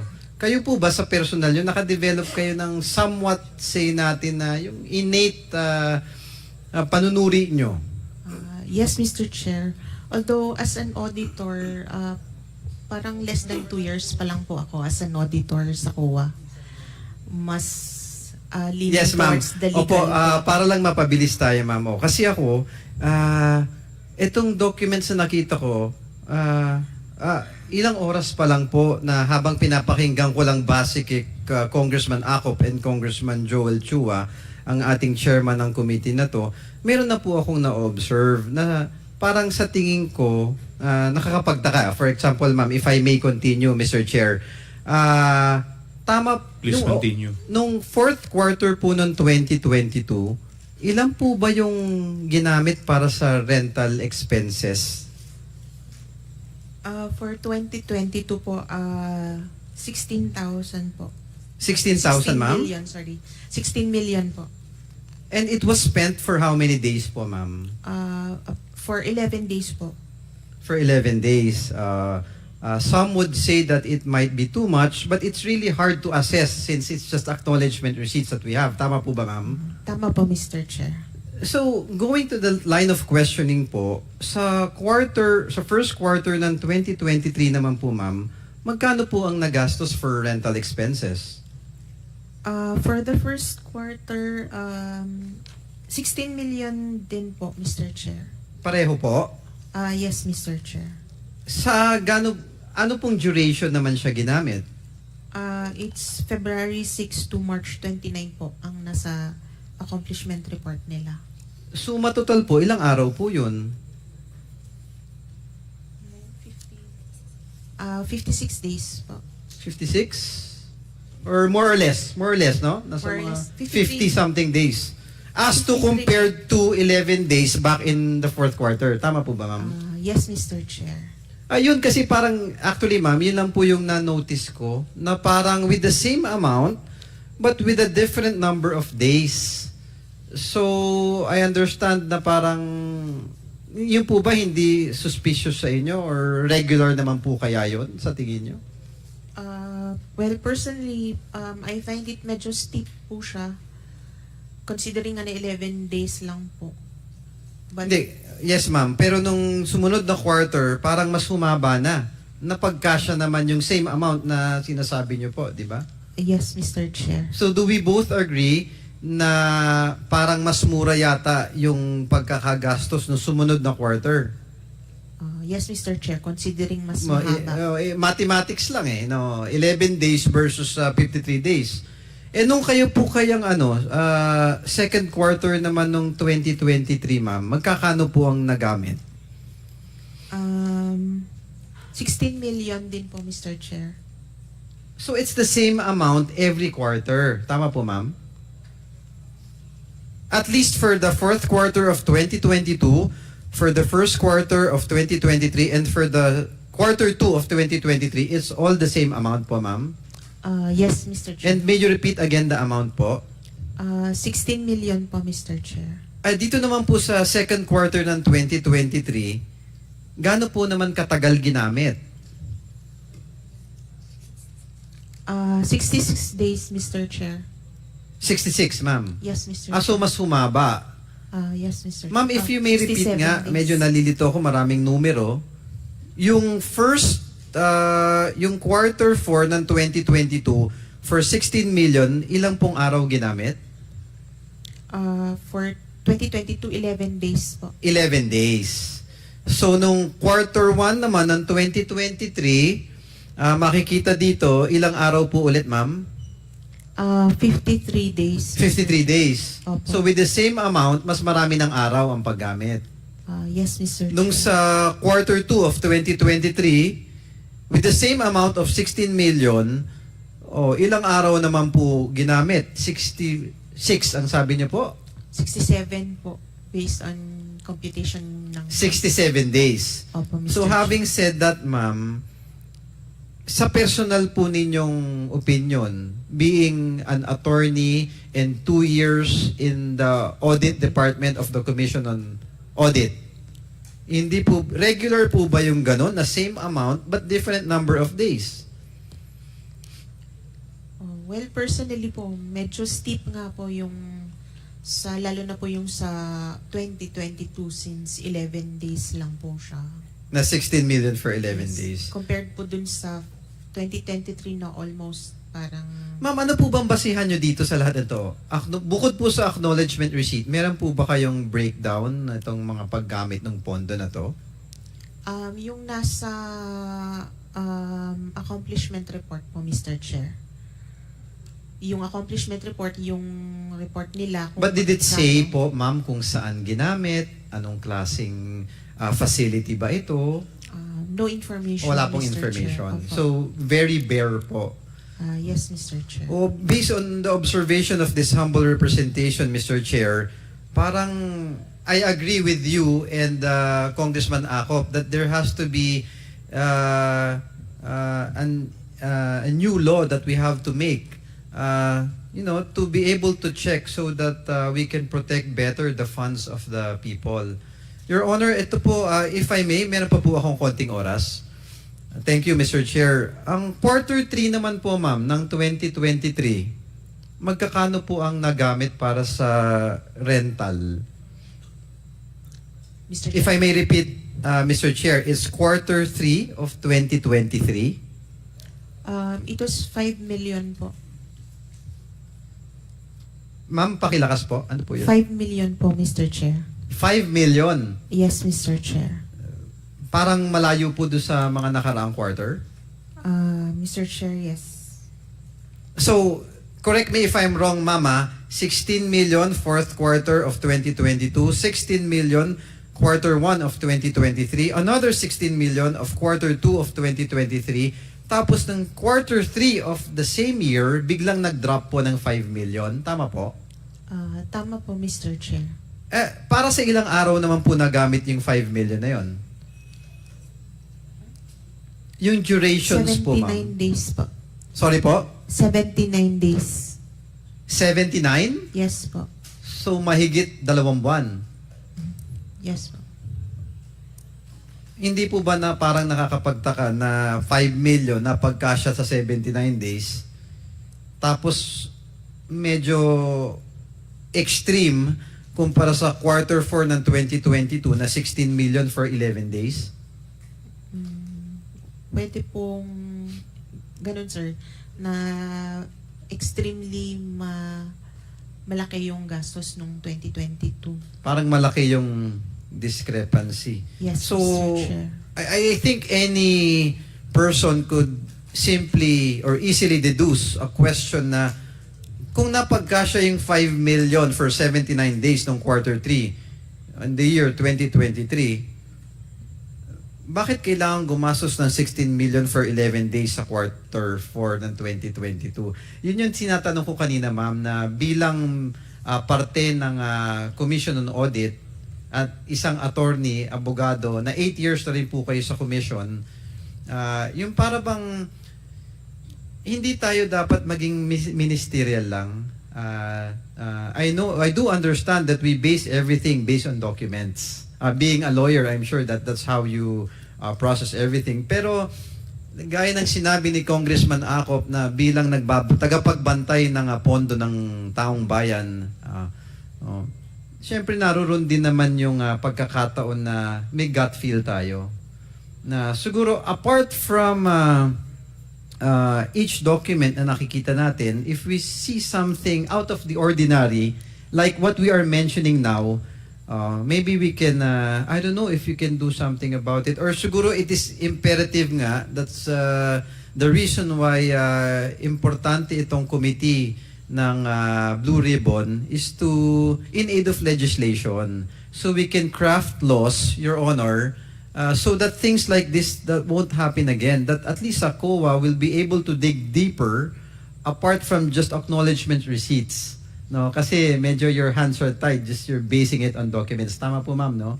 Yes, Mr. Chair. Pero pasensya na po, if I may ask, on a personal level, medyo meron ba kayong nafe-feel na irregularity?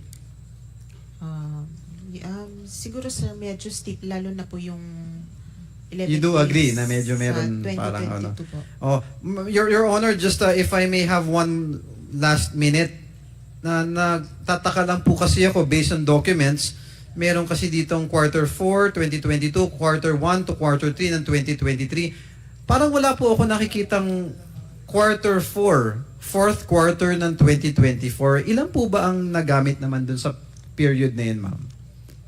Mr. Chair, wala po silang liquidation for the fourth quarter ng 2023. Fourth quarter ng 2023, wala na Wala po. po, Mr. Chair. Bakit po kaya? Based sa sa ATL po, wala po yata silang cash advance nung fourth quarter. So in short, ma'am, would it be accurate to say na wala pong ginamit na rental nung fourth quarter of the year 2023? Yes, Mr. Chair. And lahat po nung remaining na confidential fund nila, hindi na nila nagamit. Hindi na nagamit. Yes, Mr. Chair.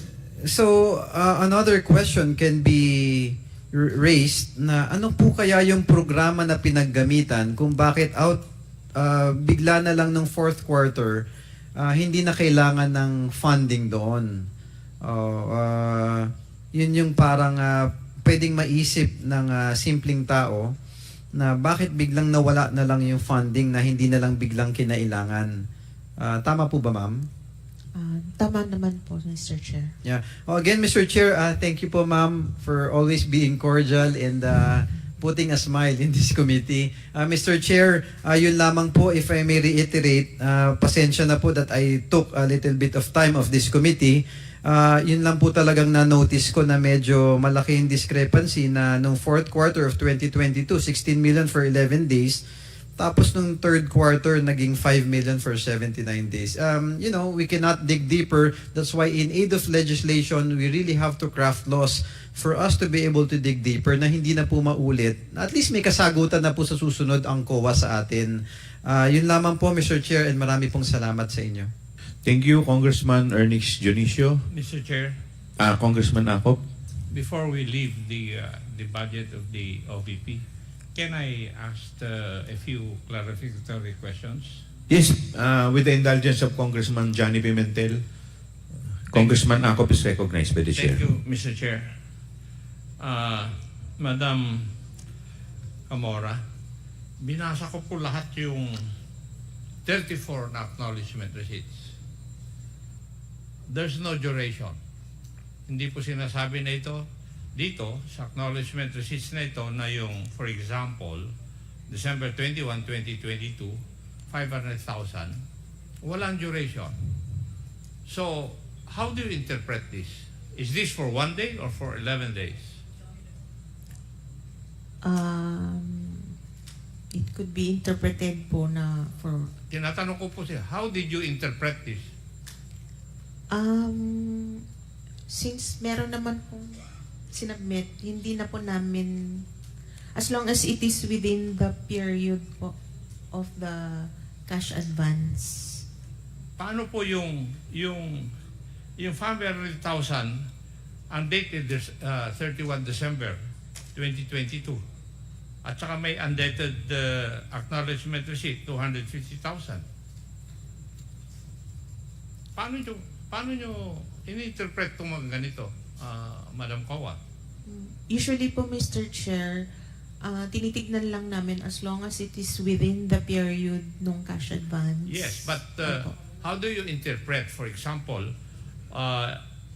last December 21, 2022, 3 acknowledgement receipts were given, right? In the amount, totaling the amount of 1.1 million. I can interpret it that it's payment for the safe house for 1 day, not for 11 days. Why? Kasi paano yung date na check acknowledgement receipt na December 31, 2022? Is it for 11 days also or for 1 day? It is possible that it's for 1 day only. 1 day. It is possible, Tapos Mr. ang Chair. safe house is worth 500,000 pesos per day. Yes, Mr. Chair. Ano kayang klaseng safe house yun?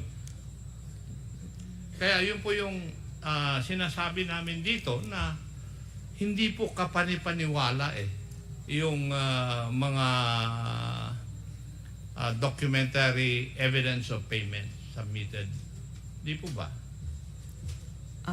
Talaga bang sa acknowledgement receipt, for example, for the payment of rentals, hindi nakalagay doon yung duration? Wala po? Wala po, Mr. Chair. Based dun sa itsura niya kanina, Mr. Chair, wala pong duration yung... Ilan po kayong taga-COA na nandito?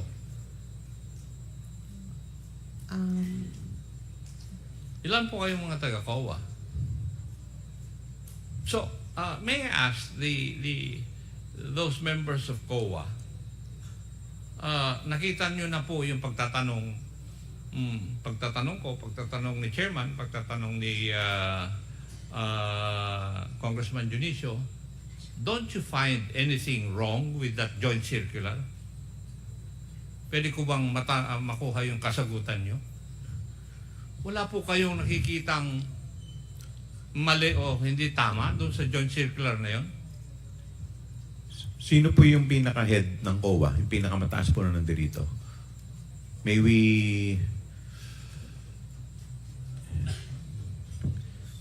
Could you please introduce yourself, ma'am?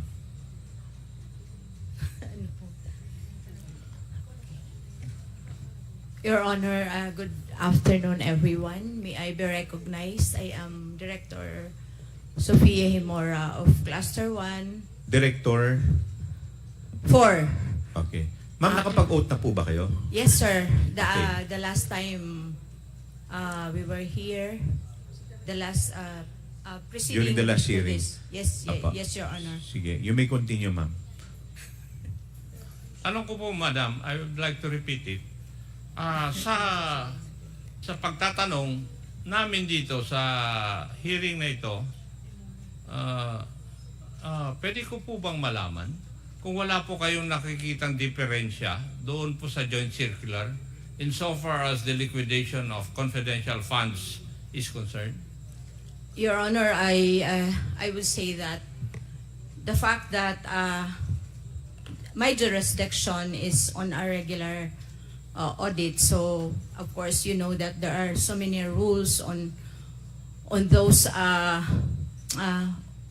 auditing rules when it comes to our regular audit, and for that the confidential funds, we are bound by the joint circular. Hindi naman, So, madam, let me cut yes. you there. Kasi ito na po yung last na, ako na po yung last na magtatanong tungkol sa confidential funds ng Office of the Vice President. Ang tanong ko po ay, after hearing, narinig nyo na po lahat ng katanungan at kasagutan ni Atty. Camora sa aming mga katanungan. Don't you find anything wrong with that joint circular insofar as the liquidation of confidential funds is concerned? Walang Well, mali? Walang diferensya? Ang tanong ko lang po naman is answerable by yes or no. Bakit hirap na hirap po kayong sumagot sa amin ng yes or no?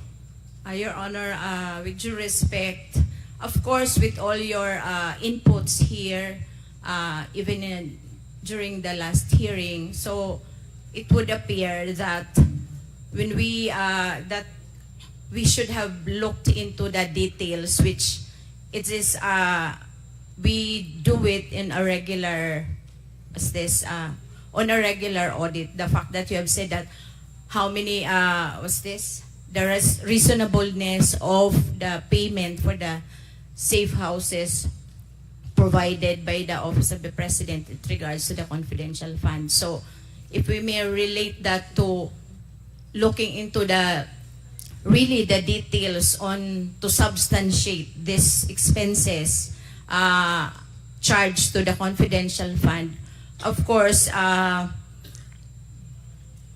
in my opinion, as an auditor, for the regular audit and all of your questioning earlier and even in the last hearing, I would say, of course, that the joint circular should be revisited and all the inputs here should be reflected in the joint circular, Your Honor. Thank you, Madam Auditor. You have satisfied my question. Maraming pong salamat. Maraming salamat din po Thank you, for Mr. this Chair. opportunity. Ma'am, I understand that you are not the only one who crafted the joint circular. Am I correct? Yes, sir. The So- fact that it's a joint circular, it's crafted together with the DILG, the Governance Commission for GOCCs, the National Defense, the DBM, and of course the Commission on Audit. So maybe you could also give inputs to the other departments who are together with your commission to revisit the joint circular. Tama po Yes, ba? Your Honor. Thank you po. Yes.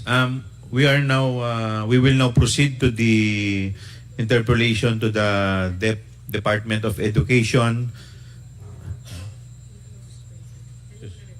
But before we proceed, the Chair would like to recognize the presence of the Honorable Rolando Valeriano of the 2nd District of Manila, the Honorable Ramon Rodrigo Gutierrez of One Rider Party List. Okay, we will now proceed. The first to interpolate, the Chair would like to recognize the Honorable Johnny Pimentel. Thank you, Mr. Chair. My interpellation would focus on the implementation of infrastructure projects in Deped. I would like to direct my questions to Mr. Ipimako Dinsing. Mr. Dinsing, are you still connected with Deped? Your Honor, may I, Mr. Chair? Yes, Mr. Epimako I left Dinsing, DepEd you are effective recognized. September 30, Your Honor, September 30, 2024. 2024. Bakit po kayo umalis sa Deped, Mr. Dinsing? With the intention of running for public office, Your Honor. Hindi ba kayo tinanggal sa Deped? Hindi po. Because from what I gathered, you were made to submit a courtesy resignation. Opo, And- ahead. Yes, Opo. you did. Opo. And your courtesy resignation was accepted. Tama po yan. It was short of saying, a courteous way of saying that you are out of Deped. Actually, from the information that I got, nakiusap ka pa na ma-retain dun sa Deped. No, But hindi the po. administration did not allow it. But anyway, Yusek the- Dinsing, may I remind you to please address the Chair? I apologize, Mr. Chair. Okay, thank you. anyway, that is another matter. Kailan po kayo na appoint sa DepEd, Mr. Dinsing? Effective, yung document is July 18, 2022, and I acted as Chief of Staff until December 31, 2022. July 18, 2022 to September 30, 2024. Apa. So, yung first appointment mo, pagpasok mo sa DepEd, anong binigay na position sa'yo? Until December 31, Chief of Staff muna po ako. Dahil ina-arrange Staff. pa yung mga bagong appointees at the time. I was the first appointee at the time, Your Honor. No, when you entered July 18, were you appointed as Chief of Staff, Undersecretary? At Undersecretary, Chief of Staff, yes. Undersecretary. Chief of Staff, yes. Undersecretary for what? Chief of Staff. So concurrent yun, Undersecretary and Chief of Staff. Tama po.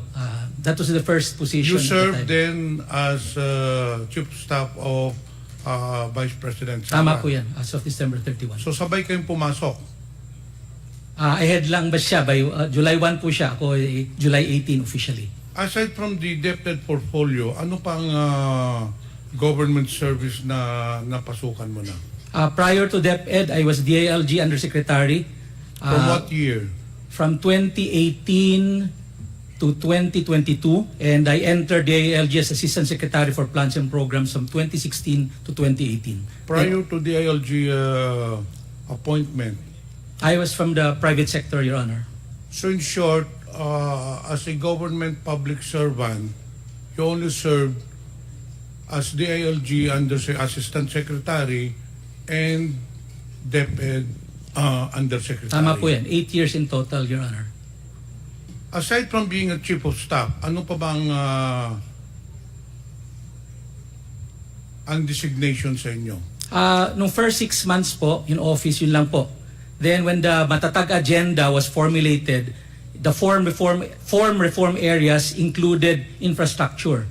So by January 31, during the basic education report, I was announced to take care of the infrastructure strand, newly created, Your Honor. So what does that cover? You were in charge of the school infrastructure and facilities. Tama po yun. Is this a division or the department? Or a program? Ano bang ibig sabihin itong It's a school? strand, Your Honor, like the curriculum and teaching strand, like the administration strand. So it's a policy level position, Your Honor. So what covers, anong mandato mo dito sa school infrastructure and facilities? It's to create policy on how infrastructure should be made, creating the long-term strategic direction. Nagkaroon kami ng comprehensive school infrastructure development plan for 2030. Then, coordination with DPWH, because the implementer of the new construction of DepEd is DPWH, not DepEd. Were you involved in the procurement of the school buildings? No, Your Honor. But you were in charge of the allocation of the budget of the school buildings. The identification, Your Honor. We have a committee to do that. And ikaw ang in charge doon sa identification. Ako po ang in charge, pero sabihin, I had a committee created for the identification. Okay, ano ba ang mga programs doon sa school infrastructure and facilities? So it includes, Your Honor, new construction implemented by the DPWH. Then we have the school furnitures implemented by the regional offices. And we have the last mile school, electrification, water systems, and implemented by the division offices. So if you started in 2022, in short, you handled the budget for 2023 and also for 2024, hindi po ba? For the school buildings. For the 2023 po, hindi po. The school buildings was under the administration strand. So I only took over 2023. What was the budget? What was the budget of the 2023 school building program? The original budget was 5.9 billion. Yun po ang nasa NEP. And it That was for 2023. 23 po. That i-explain ko yung original po. 5.9 billion sa NEP. It was only limited to 5th and 6th class municipality. Then pagdating po paglabas po ng JA, nadagdagan po ng 9.7 billion. So a total of 15.6 billion 2023 JA. For 2024? 2024 sa NEP po is 19.7.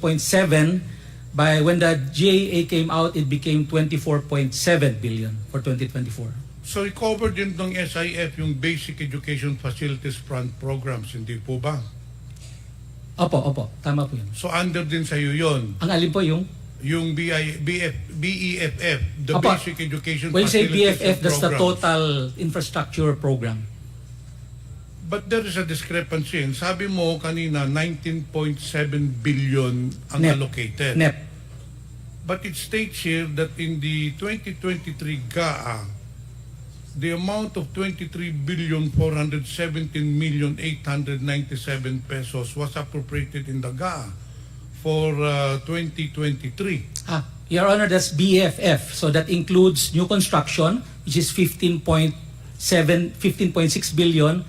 My electrification, my water system, my repairs around 4.9 billion, and I think last mile school. So a total of 23 billion, Your Honor. So you were the one in charge for the identification.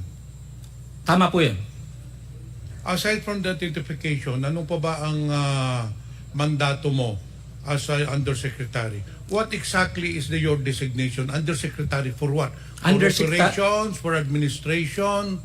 Starting 2023, Undersecretary for School Infrastructure and Facilities, starting 2023. So, sakop mo nga lahat ng mga school buildings. Tama po, tama po. Okay. So, you were the ones who decided sinong bibigyan ng school buildings kasi sabi mo kanina, ikaw ang nag-identify. So, you were the ones, kasi ang proseso po niyan, nagpapadala yung mga school superintendent division or rather the schools division in each district or in each province. They have proposals for the repair, for the construction, and it goes to your office. And then ikaw ang nag-identify sinong popondohan. Dahil hindi naman pwedeng pondohan lahat, hindi po ba? Tama po, tama po. Correct. Pero for this purpose, Your Honor, I made sure that it is equitably allocated. That's why in August 4, 2023, we created a National Technical Working Group composed of 4 area managers, members of Education Facilities Division, merong operation strand na outside there's a SIF strand para ho fair ang allocation and based on needs. And there's a criteria. The criteria is 70% should be allocated to those which are in makeshifts, yung talagang walang classroom from the very beginning, and 30% allocated dun sa may shortage, kagaya ng 2 shifts, 3 shifts, yung po shortage po yun. So nakafocus po Mr. Chair, dun. merong committee na nagde-decide Tama po yun. kung sinong bibigyan ng allocation. Opo. Based on the proposed list of the divisions. Hindi Tama po. ba? We assume na validated na rin siya. So in short, ikaw talaga ang nagde-decide kung sinong binibigyan. Once na nagawa na listahan ng yung komite, I just accept it at is because I assume that they follow the criteria that we set. But I think you're the one who is really deciding because if I recall, during the budget hearing, Mr. Chair, for 2023, ang pinadala po ni Mr. Dinsing during the party consultations, pinadala ng Deped during the party consultations, if you remember, for every budget hearings, before the pre-plenary budget hearings, may pinapadala po ng mga representative, in most cases it's the secretary. I recall in 2023, during the budget deliberations, kayo ang pinadala na regarding sa mga school buildings. Tama po yun. I remember that was I think 3rd week of August 21 or 22. Tapos at that time, tapos na po yung listahan na ginawa ng National Technical Working Group. I think the list was supposed to be around 15.1 billion. Yun po ang pinresent namin sa consultation. So in short, you really have a big role. You have the big role in identifying and allocating funds for the different divisions with regards to school buildings. Hindi po ba? Tama po, tama po. Ngayon, ang tanong ko, in the 2024 budget or the National Expenditure Program, there was an allocation for Surigao del Sur, in fact 2 districts. One in the amount of 103 million pesos for, if I'm not mistaken, Tagbina National High School, and another 70 million pesos for Barubo National High School. But unfortunately, in fact, there was already a notice from Deped to DPWH to conduct the biddings already. However, all of a sudden, the biddings were stopped because accordingly, the funds are not available. Paano po nangyari yun, Mr. Chair? Na nakalagay na nga doon sa National Expenditure Programs, pagdating doon sa 2024, nawala yung budget. Ang nangyari po noon, Mr. Chair, sabi ko nga, meron na identify na 15.1 billion yung National Technical Working Group, which we adopted as is. Yun po ang pinesent namin sa mga ating congressman. But Mr. Chair, it was already included in the NEP. Paano mawawala yun? Ang nangyari po, Mr. Chair, ganito, nung paglabas po ng General Appropriations Bill, yung 19.7 naging 24.7 billion, pero yung 14.7 billion nagkaroon po ng Annex A. In other words, these are the projects identified by the various congressmen. So, yung aming 15.1 nawala. So, since nawala siya, ang una namin ginawa, yung lahat ng may malalaking allocation na 100 million pataas, yun ang una namin kinat para ma-allocate sa mga maliliit. So yung aming 15.1 at the time naging 5.8 billion na lamang, lumiit po ng husto. So Mr. Chair, in short, you took it upon yourself to cut the budget without notifying the congressman. Sabi mo kanina, may mga identification mga congressmen. You took it upon yourself, being the head of the SIF, to cut the budgets of the different proposed school buildings. Ganun ba? That was because there's no more budget in the General Appropriations Bill. We had to cut for that. Everybody will also be allocated. So how did you decide, Mr. Chair, kung anong kapuputuli, anong tatanggalin doon, anong bibigyan? Well, ang decision lang muna is tanggalin yung mga malalaki, which is yung mga 100 million pataas, 80 million taas. Because Mr. Chair, as I already mentioned, the policy was really to go multi-story. Kasi wala na pong buildable space, kaya medyo malalaki po yung ating building ngayon to maximize buildable space. So, yun po ang nauna. Yung mga 100 million pataas, 80 million pataas. So, yung natira mga 50, 40 million, two-story, three-story. Ninyo yung multi-story, tinanggal ninyo dun sa district ko, Mr. Chair. Yun ang tinanggal ninyo. Well, and not only that, there was also a 200 million peso project in District 1 na tinanggal din ninyo. Hindi ako familiar in detail, pero I don't remember there's a 200 million school building in any school for that matter. You know what, Mr. Chair? I'll give you an explanation bakit ninyo tinanggal. Do you know a certain Mr. Greg Murillo? Yes, sir, Mr. Chair. Sabi ko kanina, Mr. Chair, the 180 million pesos was already included in the National Expenditure Program. But upon bidding, it was recalled. But prior to the bidding, this Mr. Greg Murillo, who's a close friend of Mr. Dinsing, called me. At itong sinabi niya, kamusta po kayo, Congressman? Sabi ko, mabuti naman. Congressman, meron po lang kayong budget na 170 million pesos para sa district mo. O sabi ko, yun nga, naka-schedule na for bidding. In fact, binibidding na yata. Sir, pwede daw muna, mag-usap daw muna kayo ni Mr. Dinsing. Those exactly the words of him, pwede tayo magharap-harap tayo, baka naman pwede makipagkita ka kay Mr. Dinsing. And sabi ko, para saan? Alam mo na, may pag-uusapan kayo. Right there and then, I already knew anong pag-uusapan. Si Mr. Dinsing hihingi ng komisyon. So, I told Mr. Greg Murillo, whom you admitted is your good friend, sinabi ko doon kay Mr. Murillo, why will I give money to Mr. Dinsing when this has already been allocated in the National Expenditure Program? So I did not entertain that anymore. And Mr. Chair, lo and behold, the funds did not come through. Kinancel yung bidding and then nawala na nga because I did not come across to the request of Mr. Dinsing na humingi siya ng komisyon. And not only that, Mr. Dinsing, hindi lang akong biktima niyan. Marami pong mga congressmen. And for the record, I want to put it in record, maraming mga congressmen na nagsabi din sa akin that you approach them. In fact, there is one congressman in Visayas that you were asking for 18% commission of the school buildings.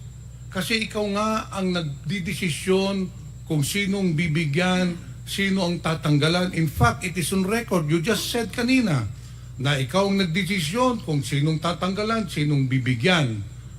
Not only that, sometime last year or probably within this year, you met with some of the congressmen in Manila. I already talked to them. Humarap ka doon, may kasama ka pang contractor. Do you know a certain architect, Ralph Texon? Yes, yes, sir. Yes.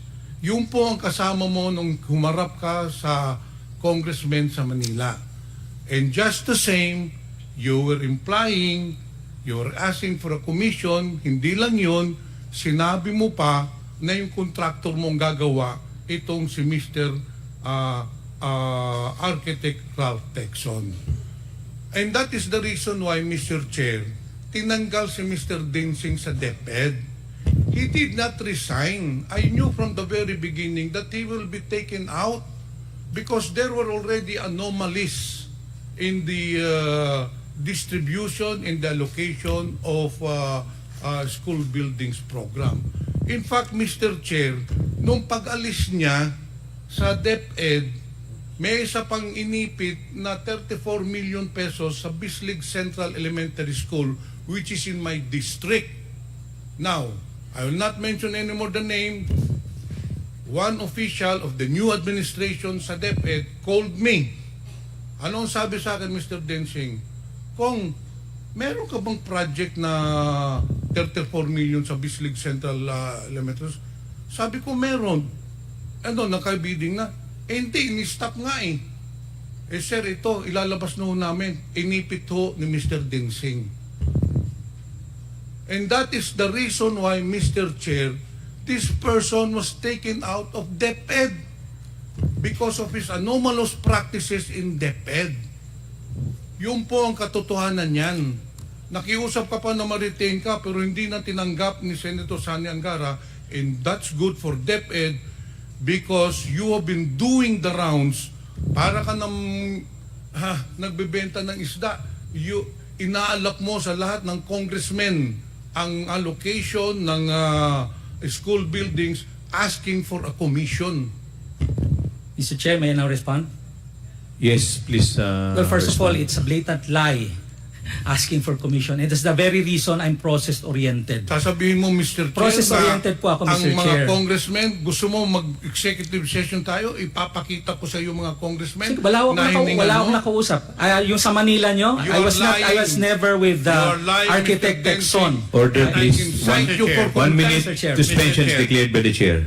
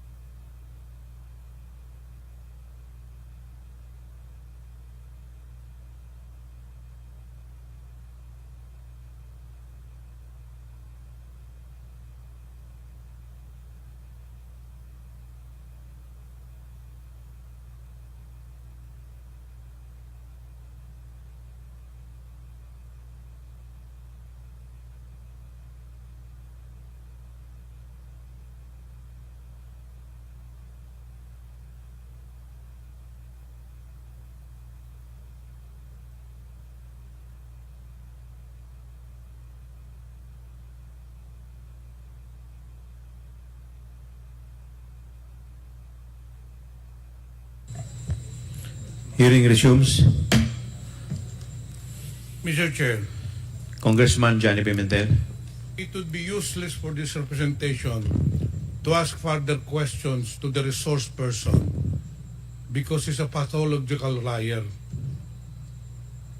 What I will do, Mr. Chair, is gather more evidences to prove that what I am saying is true, that Mr. Ipimako Densing is a very corrupt person. He is a kalawag in the public service. He has been asking commissions for the release of funds for the school buildings. Papatunayan ko po yan sa next hearing. I'll gather more informations. Ito pa lang sasabihin ko sa iyo, Mr. Densing. Dapat wag ka nang bumalik sa gobyerno. The government does not need your kind. You are a very corrupt person making your position to your advantage. Yun lang po, Mr. Chair. Thank you. We will now proceed to the next interpellator, the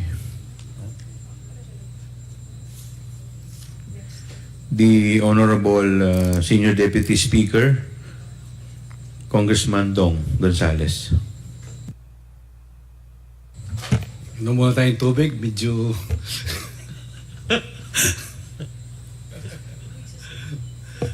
Anyway, magandang tanghali po sa ating lahat.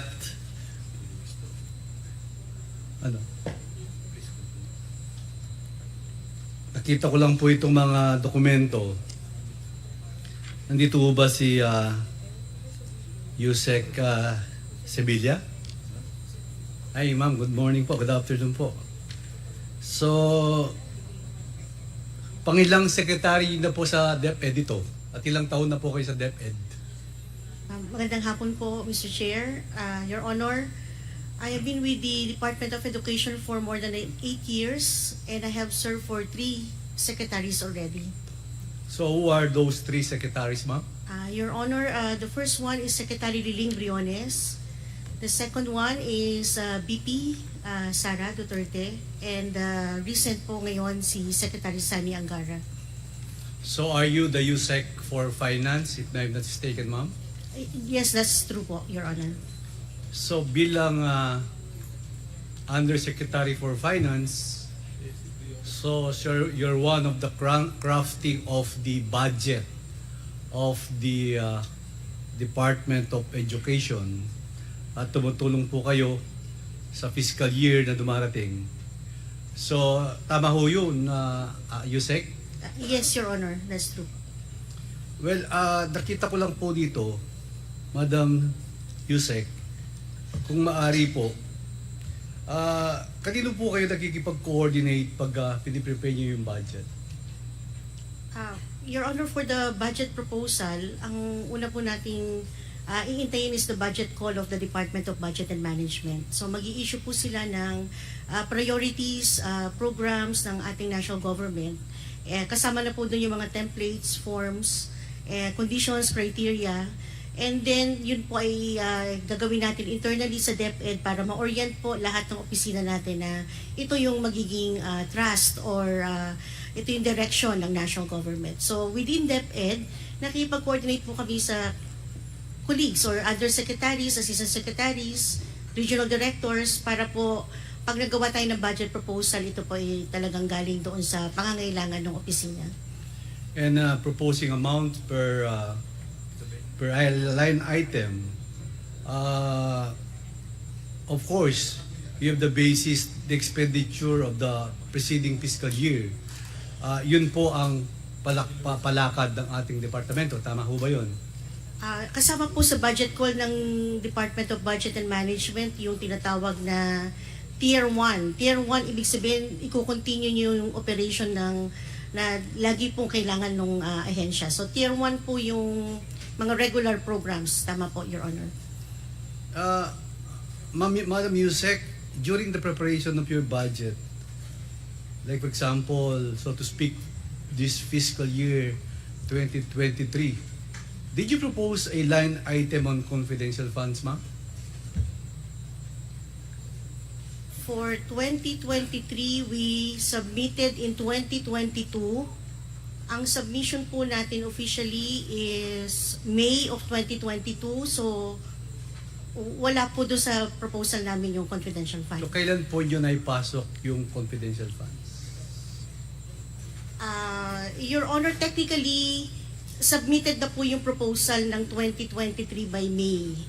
And then, pagdating ng July, August, may bagong administration. So, ang DBM po ay sumulat sa atin to confirm yung proposal na sinabmit nung May.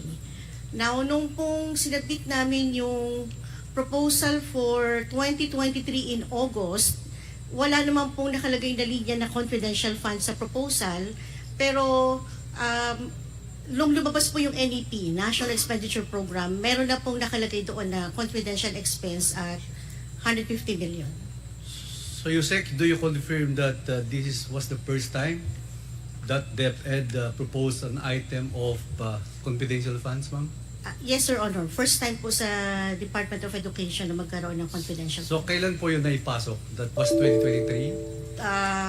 National Expenditure Program, NEP 2023 po. So how the amount determined? Paano determine? At paano nyo nilalagay sa line item? Did you enter in the budget of DepEd? And then what's the cost of this insertion, ma'am? Ano ang formula to put it as a line item of DCF?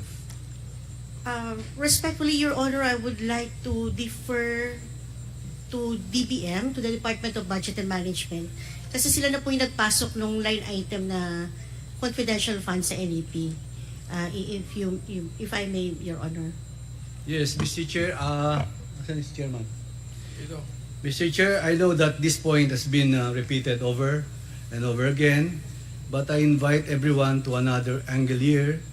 The amount of confidential funds that the DepEd would have appears to have been arbitrarily set, and would appear that it was arbitrarily set by the former Secretary and now Vice President.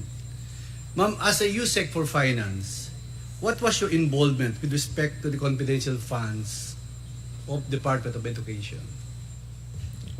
When it was already, Your Honor, when it was already included in the GAA of 2023, our role will be to process and release the fund in compliance with the joint circular on the confidential fund. So in your recollection, ma'am, in the year 2023, how many checks did you sign for the confidential fund?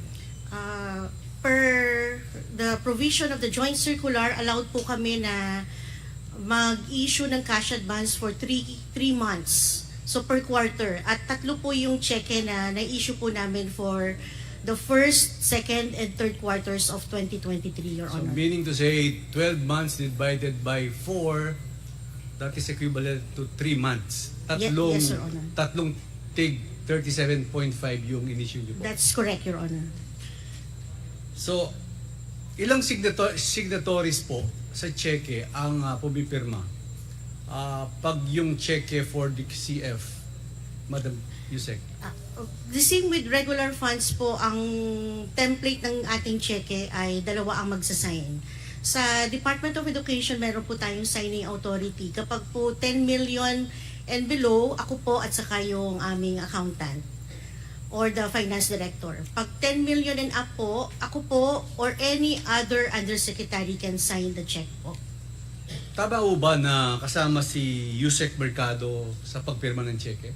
Yes, Your Honor. Siya po yung co-signatory doon sa 3 cheque po for the confidential fund. Thank you po. Isa-isayin lang po natin itong mga cheque. Ito yung cheque na pinirmahan po ni Yusek Mercado para sa first quarter ng 2023. Tama ba ito yung unang 37.5 million ng confidential funds, at ito ay na-issue sa pangalan ni Mr. Edward Paharda. Tama po ba? Nasa screen po yata. Tama po ba, Madam Yusek? Pakitingnan February po yun. 20, 2023, opo, sa pangalan po ng Special Disbursing Officer Edward Fajarda. So that was February 20, 2023. Opo. Ang cheque na ito ay may corresponding disbursement voucher, tama? Meron po, Your Honor. At ikaw rin ang signatory ng disbursement voucher na ito, tama ho ba, ma'am? Sa disbursement voucher po, marami pong nakasign. Yung pong nagre-request, ang una. Susunod po yung accountant para sabihin na kumpleto yung supporting documents sa hinihingi na babayaran or i-disburse. At pangatlo po ako, yung approval po, dahil sa level ko po itong 37.5 million, Your Honor. So meaning talagang dadaan po yan sa accounting. Yes po. Ang check na ito ay corresponding disbursement voucher at ito rin ang mga signatory sa disbursement voucher at ito'y nagkakalaman ng presyo ng 37.5 million. Tama ho ba, Madam Chair? Tama po, Your Honor. Yusek, I am a little confused. I do not see where it is disbursement voucher. It states na para sa confidential fund, ang nakalagay po dito ay MOOE, which means maintenance and other operating expenses, na para po ba sa kaalaman ng ating mga kababayan ay category of expenditures relating to operations of government agencies just such as expenses for supplies and materials, transportation and travel, utilities. Related po ito sa regular funds at hindi sa confidential funds. Tama po ba? Your Honor, yung pong disbursement voucher ay ginagawa ng mga end user or ang ibig sabihin kung sino po yung magre-request ng magpa-issue ng cheque. So yung pong particulars dito would be supplied by the end user. But nakita naman po namin when it went to the accounting, kahit hindi po nakalagay na confidential fund, nakalagay naman po doon yung reference ng kung nasaan yung confidential fund. For example, Your Honor, makikita po dito sa third line, under page 376 of RA 11936, yun po yung GAA 2023. Saka yung section 85 ng General Provision, pag tinignan po yun, nakalagay po doon, confidential fund. Can you please define the Fund 101, Fund 102, and Fund 105, ma'am? Fund 101 are funds for the regular operation of the department po. So, ibig sabihin ito po yung pondo na pwede nating gamitin para sa regular operation at programa ng agency. Yung Fund 102 po ay pang foreign assisted projects. So, pag meron po mga loans or proceeds na nanggagaling sa mga bilateral or multilateral sources, yun po yung 102. Meron din pong trust receipts at ito po yung 151 or 152. Yun po yung classification ng mga pondo. So meaning to say yung ginawa nating voucher is under Fund 101. Yes, sir. Opo, this is Fund 101. Yusek, ito kung nakabase sa Fund 101 at this is a confidential fund, paano process ito? May magsasabi ba sa'yo, Yusek Sevilla, please prepare the voucher and lagay mo ang i-payable natin kay Mr. Paharda, Edward Paharda. Paano nyo ba nag-emanate itong voucher? How did it start? May nagbibigay ng instruction from other Yusek or sa secretary mismo? Opo po. For the confidential fund, talaga po ang sinusunod namin yung joint circular. Nakalagay din po sa joint circular yung steps kung paano ilalabas yung pera or i-disburse yung pera. So magsisimula po, Your Honor, on the identification of the SDO or the Special Disbursing Officer. So meron po dapat na pirmado, authorized by the head of the agency na siya yung ina-identify na Special Disbursing Officer. So we were informed of that through a memo. Second is, kailangan po naka-banded or mag-apply ng fidelity bond yung ating Special Disbursing Officer. So meron din pong application, yung SDO, at approved din po ito ng Bureau of Treasury. Yung po yung susunod na hahanapin namin. And then susunod po would be the obligation request. Ibig sabihin magpapa-obligate siya, magpapa-release. And then ito pong disbursement voucher. So lahat po yun would be signed by the head of the agency as indicated po dito sa ating joint circular. So tama ho. I agree that pag gagawin nyo yan, si Mr. Edward Fajarda nakapangalan sa pay, pero kayo ang magpapa-approve and of course signed by the Secretary and of course the Vice President of the Republic of the Philippines, Sara Duterte. Vice President Sara Duterte. So, pagkatapos po dito ma-approve, si Mr. Edward Paharda ho ba ang nagkiklaim sa cashier to get the check? I think, Your Honor, kung babalik po natin doon sa disbursement voucher, if I may request, Your Honor, you can see that at the bottom, sa bottom po yan, meron pong receipt of payment. Ayun po, sige pa po. Receipt of Sino ang nakatanggap? Ayun. Kayo signature lang po yan, walang kay pangalan. Sir Edward Paharda po yan, kailangan niyang i-sign na natanggap na po niya yung check. So, siya ang nakatanggap ng cheque. Opo. And then si Mr. Paharda, pagkatanggap ng cheque, hindi ho siya mag-issue na resibo? Hindi na po, Your Honor, kasi ito na po yung proof na natanggap niya yung cheque as cash advance. Tapos hawak niya ang cheque, siya na po ang magpapa-encash po dito. Mr. Paharda, siya ang SDO natin. Siya ang Special Disbursing Officer po natin. Tama po ba? Your Honor, siya po ang authorized SDO po natin. Okay. And then, Mr. Paharda, pagkakuha ng cheque, dadali niya yung cheque sa Land Bank. Land Bank check po yan, di ba? Opo, but ang finance po kasi magtatapos na po sa disbursement voucher pag nakuha na po yung cheque, pupunta na po ito sa cash. Kaya nga, ang tinatanong ko po yung cashier, kung anong checking gagamitin niya. Kung gagamitin DBP, Land Bank, dalawa po yan, di ba? Land Bank po siguro yan. Anong checking po ginamit? Opo, Land Bank check po kami, yun po ang bank account ng Deped. So meaning to say, Land Bank po yung ginamit, worth 37.5. At yung 37.5 na yun, dadali ni Mr. Paharda sa Land Bank. So paano pa niya ho pinapa-incas ito? Binibigay siyempre, cash yan. Papa-incas po yung cheque sa counter ng Land Bank. Ibibigay niya yan, cash, di ba? Madam Chair?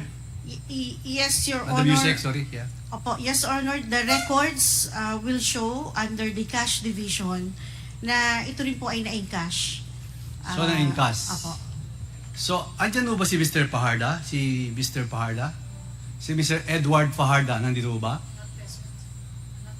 Not present. Hindi ba tayo nagpadala ng invitation po kay Mr. Paharda? Your Honor, invitation was sent. Committee also issued a subpoena ad testificandum to compel his appearance in the next hearing, Your Honor. Kasi siya makakasagot sa tanong ko eh. Pag halimbawang pina-encash yung cheque, siyempre tatanggapin niya yung 37.5, papapirma ng bangko. Medyo mabigat-bigat po to, 37.5 million, kailangan may kasama siya.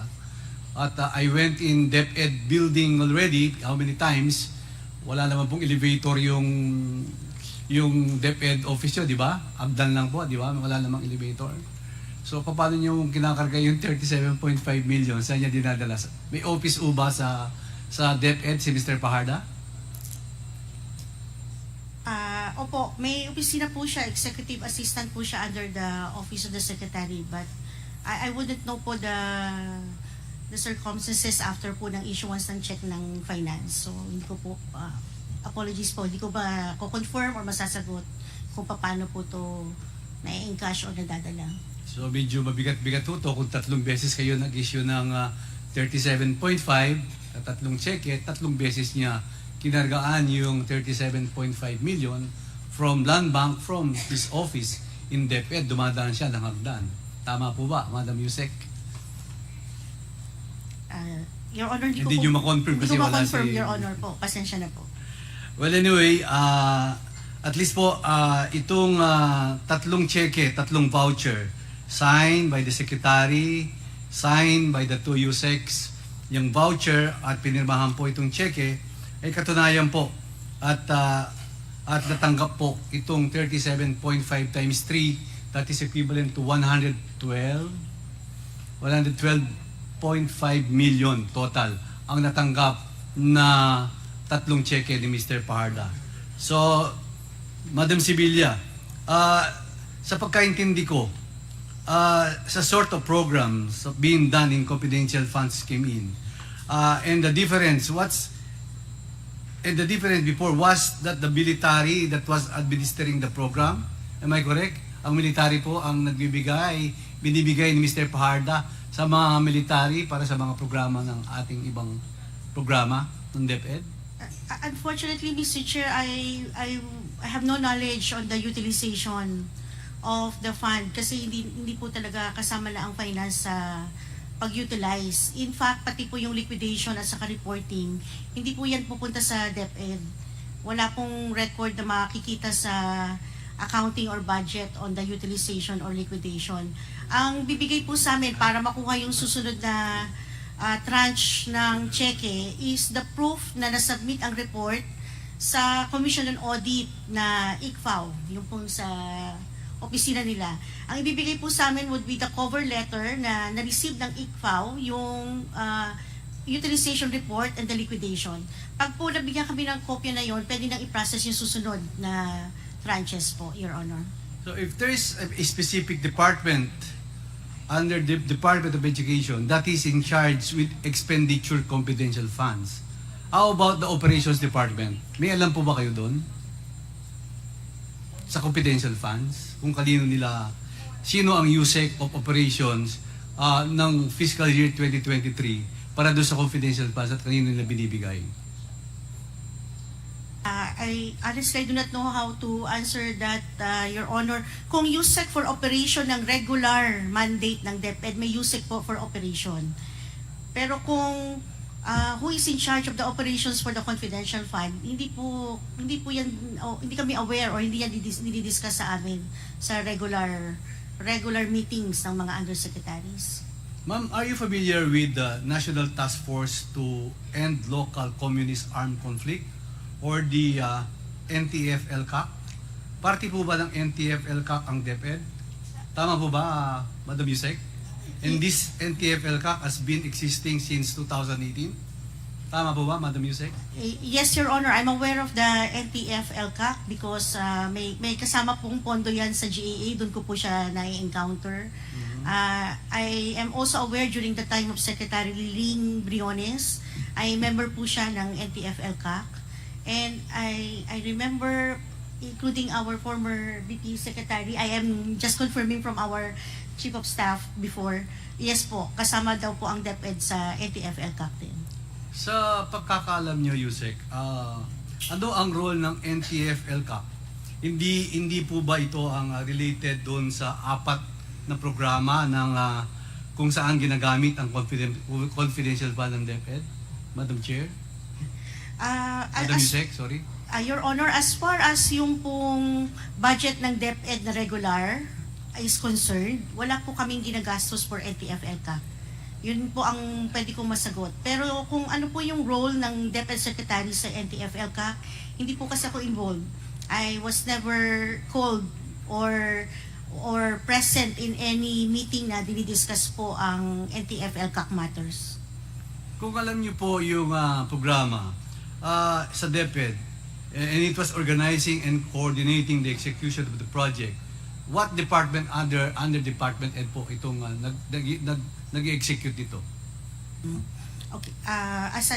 This is how I understand the question, Your Honor. NTF-LCAC, participation of DepEd in the NTF-LCAC is through the Office of the Secretary only. So baka po mas relevant po na magbigay ng inputs yung ating former Chief of Staff kasi sila po ang uma-attend ng NTF-LCAC, Your Honor. Madam Yusek, the matter of confidential funds has garnered a lot of attention these days, especially the unprecedented inclusion of confidential funds sa DepEd.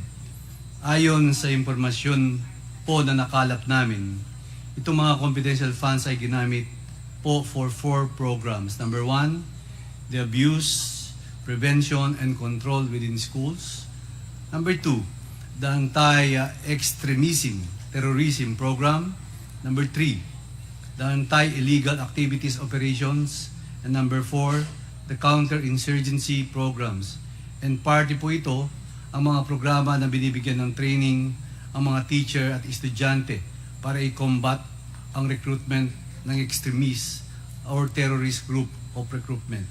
Tama ba, Madam Chair? SDS. Yes. Mr. Po would like to, I think, answer that question. Mr. Chair, thank you, if I may be recognized. As far I was the chief of staff, undersecretary and chief of staff of the vice president that time, but I only started kasi April 1 po, 2023. So on the question on NTF-LCAC, kasi kahit po ako, or I'm not involved in the operations mismo of the confidential funds, so I have no details on that. But on the NTF-LCAC, I would remember that one project, at least that of my personal knowledge, is we had a joint press conference with NTF-LCAC po sa Deped regarding yung mga programa nila against anti-extremism, insurgency. At least to the best of my knowledge, yun po yung isang naging proyekto with NTF-LCAC. Nag-joint press con po kami. At that time, I was still spokesperson. Opo. Just to add to the ano po. Thank you. Thank you. Thank you. Thank you, Mr. Poa. Thank you, Mr. Chairman. Well, I just continue. So, Madam Yusek, Mr. Chairman, so ibig sabihin, yung 37.5, pag gumagawa ko kayo ng cheque, ng voucher, meron pong particulars na nakatouch yan. Yan ba, puro voucher lang po yan and you will type it na pay Mr. Paharda? Wala akong attachment ho yan? Yes, Your Honor. We are compliant with the joint circular. Sa amin po, ang naka-attach lang would be the authority, kung sino po yung special disbursing officer. Second is the obligation request. Third is the disbursement voucher. At yung pong certification na nasubmit na yung report sa COA, yun lang po. Ano po yung circular na sinasabi nyo? Hindi ko po masyadong alam. Yun po yung joint circular on the release, utilization, monitoring, liquidation, reporting, accountability of the confidential and intelligence fund. The Civil Commission on Audit, DBM, DILG, GCC, GCG, Department of National Defense, Joint Circular Number 2015-01, Your Honor. So yun po. So, ang mga payables po nyo, ginagamit nyo talaga cheque. Paano nyo ginagamit yung mga cheque nyo? Sa MOOE lang? Sa accounts payables? Paano nyo ginagamit yung mga cheque for paying other suppliers or paano mga payroll? Paano nyo ginagamit yung mga check? Yes.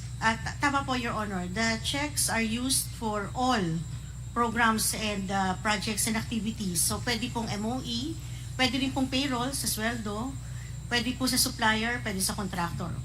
In this case, kasi po nakalagay sa joint circular na ang confidential fund should be in the form of cash advance. Yeah. So pag cash advance, check po talaga ang dapat na ilabas under the name of the authorized special disbursing officer. So yun po yung procedure na sinusunod namin based on the COA policy. Sinabi nyo na po ba yung mga attachment ng 37.5 kung saan ginamit yun? Wala po kaming copy noon, Your Honor. Ang magre-report po kung saan siya ginamit would be the special disbursing officer and the head of agency. At ito po ay sinasubmit sa COA chairman through the ICPAO. Yun po yung opisina. So ang talagang makakasagot dito is Mr. Paharda? Yes, Your Kasi Honor. Kasi siyang disbursement officer. Tama ho ba? Tama po, Your Honor. Well, di ba pag nagbabayad tayo sa gobyerno, meron tayong tinatawag na ADA, meron tayong tinatawag na LDAP, LDDAP, meaning to say, List of Due and Demandable Accounts Payable, or the Advice to Debt Account. Hindi mo pwedeng i-apply yan na i-deposit mo na lang as ADA yung 37.5 million. Bakit cheque pa ginagamit natin? Your Honor, that will not be compliant with the joint circular. Because the joint circular specifically provided under Section 6 of Joint Circular 2015-01, the grant of the confidential fund is only through cash advance. So hindi po pwede ang ADA, hindi rin po pwede yung list of due and demandable accounts payable, only through check po, Your Honor. So talagang cash po talaga yan kasi cash advance. Cash po talaga, Your Honor. So, Mr. Chairman, that's all. And the summary of my interpellation, USEC Sevilla prepare a check, prepare the voucher, and sign the check by USEC Sevilla and USEC Mercado, and received by a certain the SDO, Mr. Paharda. And Mr. Paharda is the one who encashed the check from Land Bank and kinuha niya yung pera. At Mr. Chairman, yung 37.5, ewan ko ikaw kung kaya bang buhatin yun, from the Land Bank. Alam ko may Land Bank office sa baba ng DepEd, bubuhatin mo yun sa opisina ni Mr. Paharda. So, I don't know, kaya gusto ko hong invite Mr. Chairman, si Mr. Paharda, kung paano niya binuhat itong 37.5 million ng 3 beses na na-issue ni Miss Annalyn Sevilla, ang ating Undersecretary, at ang ating former Undersecretary na si Miss Mercado. So on that note, Mr. Chair, malinaw po na ginawa po yung 3 voucher at saka 3 cheque ni USEC Sevilla at USEC Mercado, and then encashed by Mr. Paharda. So yun lang po. Maraming salamat po. Mr. Thank Chair, you, SDS. Yes, I with would the like indulgence of to make a Congressman Benabate. motion that we invite on the next hearing Mr. Edward Paharda. We already So moved. issued a subpoena at testificandum. Yes. Yeah. It was subject of motion a while ago. So we have already issued the subpoena at testificandum to Mr. Paharda To appear before this committee. to appear. If in the event na hindi po siya umattend, we will be constrained to issue a contempt order to Mr. Paharda. Next to interpolate, Congressman Luistro. Thank you, Mr. Chair. My questions are for Major General Nasco A. Mempin. Good afternoon, sir. Good afternoon, ma'am. Your Honor. You are the former Undersecretary for Administration of the Department of Education. That was during the stint of former Secretary, Vice President Sara Duterte. Do you confirm? Major General Former Major General Nolasco, Nolasco, you're recognized by the Mempin. chair. Mr. Chair. Mr. You- Chair? Please answer the question of Congresswoman Luistro. Yes, Your Honor. So you confirm having been appointed as Undersecretary for Administration of DepEd. That was during the time of former Secretary, Vice President Sara Duterte. Let us go back to your career in the AFP, General Mempin. Yes, Mr. Chair. Back in 2017, nasan po ba kayo, General Mempin? In 2017, ma'am, initially I was assigned in 10th Infantry Division as the Chief of the Governance and Strategy Management Office, effective January 2017. Then by August of the same year, I was designated as the commander of Task Force Davao in Davao City, Mr. Chair. So the first appointment in 2017 was at the 10th Infantry Division. Correct, Your Honor. Pag sinabi po ba natin General Mempin, 10th Infantry Division, what areas are covered? The 10th Infantry Aguila Division covers whole of Region 11 and part of Region 12, part of Region 10, and part of Region 13 Caraga, Your Honor. And can you please cite some of the big provinces which are under these regions, General Mempin? Mr. Chair, Your Honor, for Region 11, it covers Davao City, Davao del Norte, Davao del Sur, Davao Occidental, and Davao Oriental.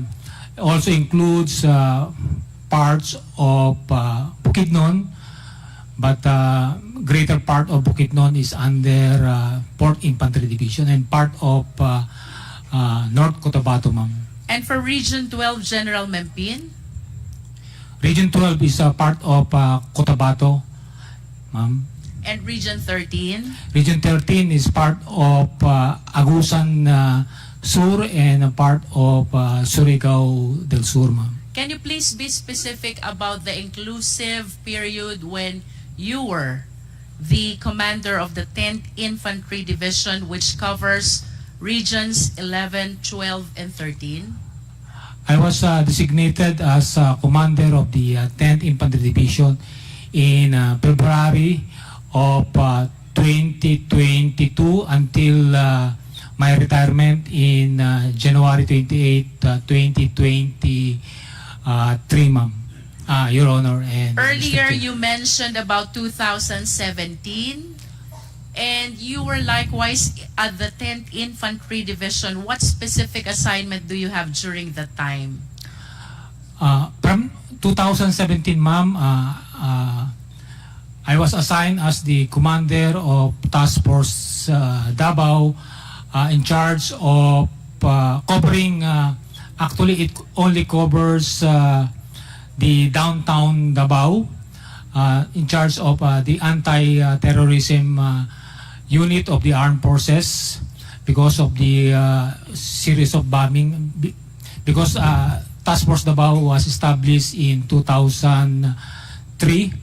Then after that, in 2019, I was, after my stint at the Task Force Davao, I was designated as the commander of the 1003rd Infantry Brigade, covering parts of Davao region, specifically Davao del Norte, parts of Davao Oriental, parts of the northern or the mountainous area of Davao City, and then some parts of Bukidnon and some parts of North Cotabato, ma'am. So, would it be correct to say 2017, General Mempin, you were heading the Task Force Davao, primarily in charge with Davao City and the major parts of the Davao region? Do you confirm that? Ma'am, for clarification, Mr. Chair, during my stint as Task Force Davao, it only covers the downtown, because Davao City is divided into 3 areas.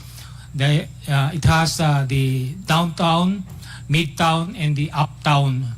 The midtown is the downtown is the central district. Then midtown and uptown are those areas. So which part are you in charge with? For 2017, ma'am, 2017 until Midtown? 2019 in Uptown or downtown? Downtown during task You force. are in charge of downtown in 2017 Until as the head of Task Force Davao.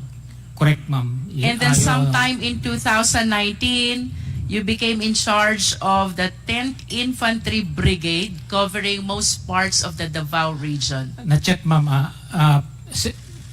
2019, I was designated as the brigade commander.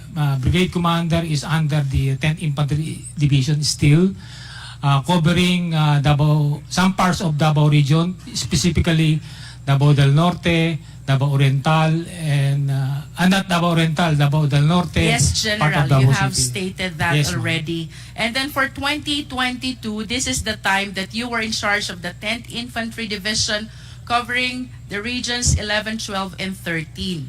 That's correct, Your Honor, Mr. Chair. And of course, I just wish to manifest that during this time, 2017 to 2022, the president was former President Rodrigo Roa Duterte. Yes, that's correct, Your Honor, Mr. Chair. And for Davao City, the mayor during that time was our Vice President, Sara Duterte. That's correct, Your Honor, Mr. Chair.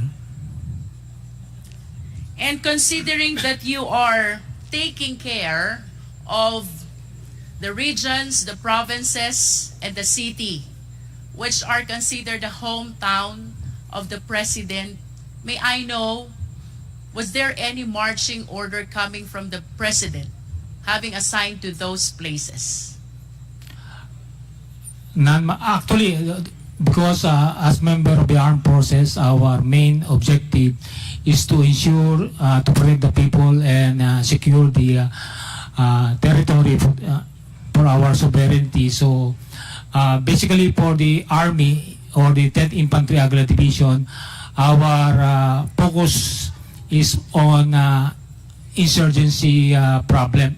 While in Davao City, during my stint as Task Force Davao Commander, is for the extreme terrorism, like bombing of the extreme With all due terrorists. respect, General Mempien, I hope you will be responsive to the question, because Davao, of course, is the place of the former president. So this representation is interested whether in your assignment in 2017, 2019, and 2022, all pertaining to the Davao region, mayroon po bang specific na marching order ang presidente, considering that these places are his home places?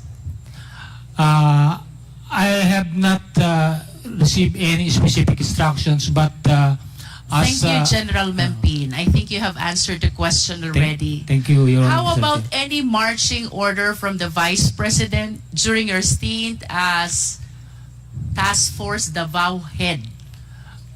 The only instruction that I received during our assumption, or during my assumption as Task Force Davao Commander, is to have zero bombing incident, because he said if there's a bombing incident in Davao City, then you failed your mission as Commander of Task Force Davao. So zero bombing, that's the specific instructions of former Mayor Sara Duterte. I wish to remind you of the article which was published in Sunstar.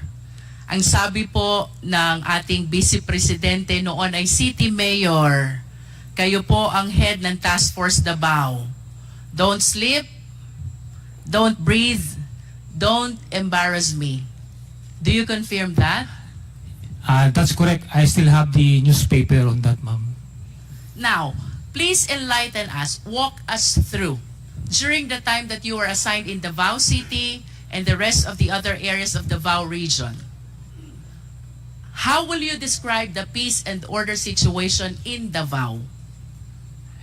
In Davao City, ma'am, actually, when I first arrived, because I was also assigned in Davao region for a short stint in 2008, the first thing that I noticed in Davao... With all due respect, Mr. Chair, let us remind our resource speaker to be responsive to the question. We are asking General Mempin about the status of Davao with respect to the peace and order situation during your time as the head of Task Force Davao. I think that is 2017 until 2019. For the Davao, downtown Davao, ma'am, it is very peaceful, but still the threat of terrorism is there. So the existence of Task Force Davao is still... In the scale of 1 to 10, 1 being the lowest and 10 being the highest, how peaceful is Davao?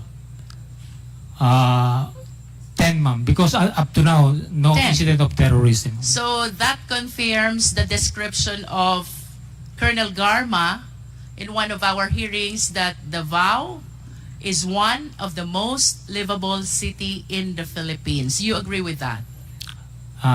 Yes, Your Honor, Mr. Chair. And of course, you're one of the reasons why you are able to maintain, or you were able to maintain, such level of peace and order in Davao City, because you were the one in charge, the partner of the LGU.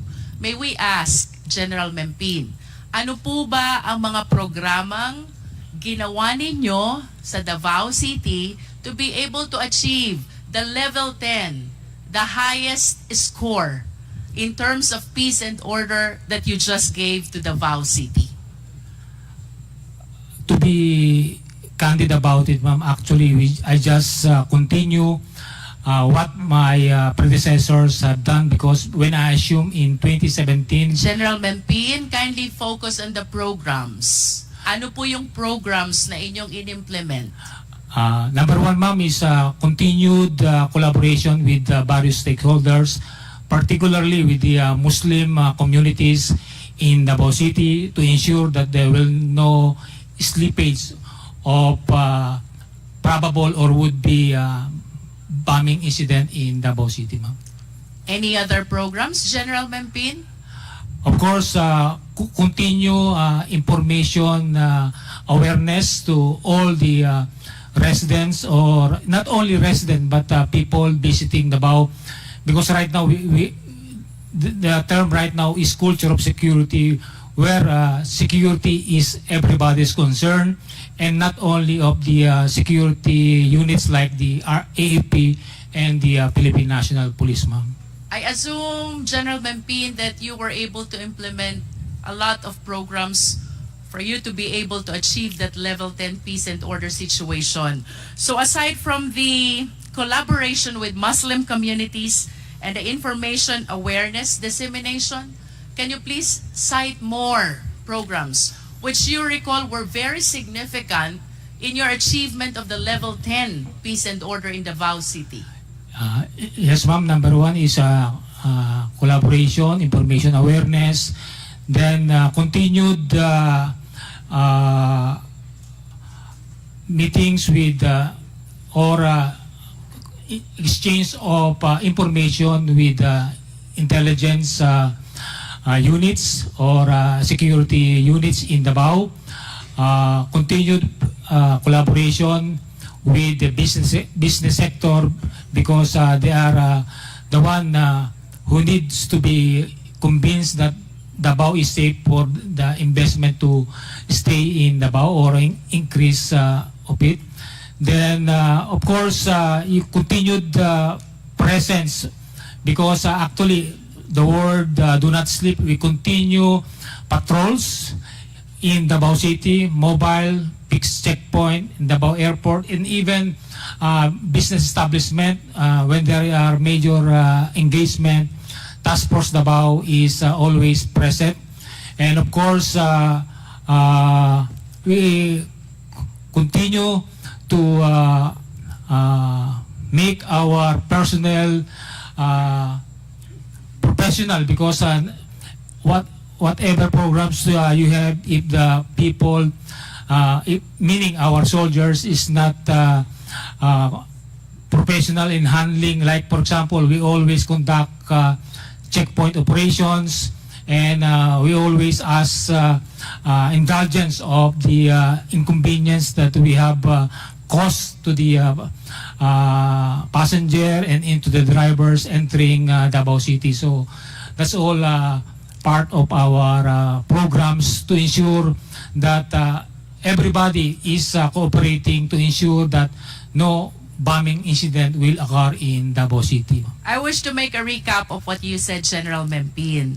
You mentioned collaboration with Muslim communities, information awareness and dissemination to all residents, meetings with other intelligence units, collaboration with business and other sectors, presence of patrols, and presence with all other professionals to make sure that no bombing incident will happen in Davao City. You confirm that? That's correct, Your Honor. And these are the reasons why you were able to achieve the level 10, the highest score for the peace and order situation in Davao City. You confirm? Yes, Your Honor, Mr. Chair. And I must say, Mr. Chair, General Mempin, na ito rin ang dahilan why I wish to conclude pinagtiwalaan ka ng noon ay City Mayor and now our Vice President, Sara Duterte. Yes, Your Honor. Level 10 score is something that I am sure you will be able to gain the trust and confidence of whoever is the local chief executive of the area to which you are assigned. You agree with me? Yes, Your Honor, Mr. Let's Chair. move forward, General Mempin. Kailan po kayo nag-retire sa AFP? I retired last January 28, 2023, Your Honor. January 28, 2023. And I understand you entered the Department of Education during the time of VP Sara Duterte. You confirm that?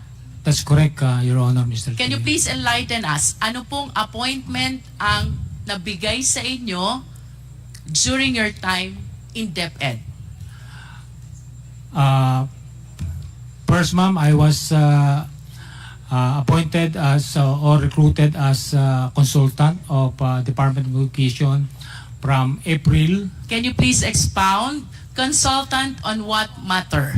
I was a highly technical consultant because I came from the armed forces, and our former secretary and vice president consider me as an asset in collaboration or engaging the security sector. And you believe, General Mempin, that it was your career in the AFP, which was considered by then Secretary of DepEd why you were hired as the highly technical consultant. That's correct, Your Honor. If you can still recall, General Mempin, ano po ba ang trabaho ng isang highly technical consultant as you were made to understand during that stint in the Department of Education? When you become a highly consultant, meaning the unit or the agency could not have it on its own personnel. That's why they could engage or hire the services of a consultant, ma'am. For the information of the Filipino people, General Mempin, please allow me to share the functions which were under your position as highly technical consultant. 1, provide high-level policy advice on topics agenda that are confidential in nature. 2, provide guidance, technical oversight, and expert advice to DepEd in the development of various programs in all levels of governance on safety and security. 3, engage and collaborate with other departments and security-related services. 4, submit monthly status to OSEC. And 5, perform other duties related thereto. Would you agree with me, General Mempin, that as highly technical consultant, your mandate is to make sure that the need to promote and ensure safety and security is well addressed? That's correct, Your Honor, Mr. Chair. You confirm that. Yes. And having confirmed that, tama po bang isipin, you are the one in charge also of the confidential funds of the Department of Education? That's not correct, Your Honor, Mr. Chair. Then, General Mempin, if you're not the one in charge of this confidential fund, then who is or who was? I was not aware of, because I only more on, because after April, May, when USEC for administration is open, I was again asked if I could, but I'm not part of the utilization or how the confidential part. But you is agree with me, General Mempin, lahat ng trabaho na ibinigay sa inyo, hindi nyo ito kayang isagawa without the necessary funding. And the funding that is allowed for these purposes is, of course, the confidential fund. Do you agree with me? That's correct, Your Honor, Mr. Chair, but I have not received any instructions, and also funds, for that matter, on in the performance or in the accomplishment of tasks given or mandate to me as the consultant. Your In other Honor. words, General Memphine, while your job description as highly technical consultant pertains to safety and security, you have no access to confidential fund and you did not give any instruction from the head of the agency. That is your statement. Do you confirm that? Yes, Your Honor. I am not part of Thank the you. utilization. Let us move forward, General Memphine. Kanina may na-mention po kayo. After some time, you were appointed as the USEC for administration. Did you apply for this position? No, ma'am. I was recruited by the former Secretary and Vice President. Balikan ko po yung highly technical consultant. Of course, you expressed your desire because a notice of award was given to you to be the highly technical consultant. Aside from you, General Memphine, meron pa po bang iba na nag-express ng desire to be engaged as the highly technical consultant?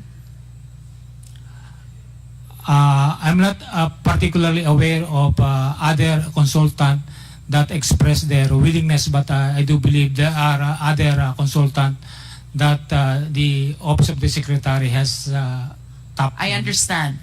How about with respect to your appointment as USEC for administration? You said you were chosen. You confirm that? I was recruited, yes, ma'am. You were recruited. Who recruited you to become the Undersecretary for Administration? The former Secretary and Vice President, Sarah, Your Honor, Mr. Chair. And would you know why? Bakit ikaw ang napusuan na bigyan at pagkalooban nitong pagiging Undersecretary for Administration ng Department of Education? As to the reason, the actual reason behind it, I was not aware, but I can surmise the trust and confidence that she has on me. That is maybe correct. the reason, ma'am.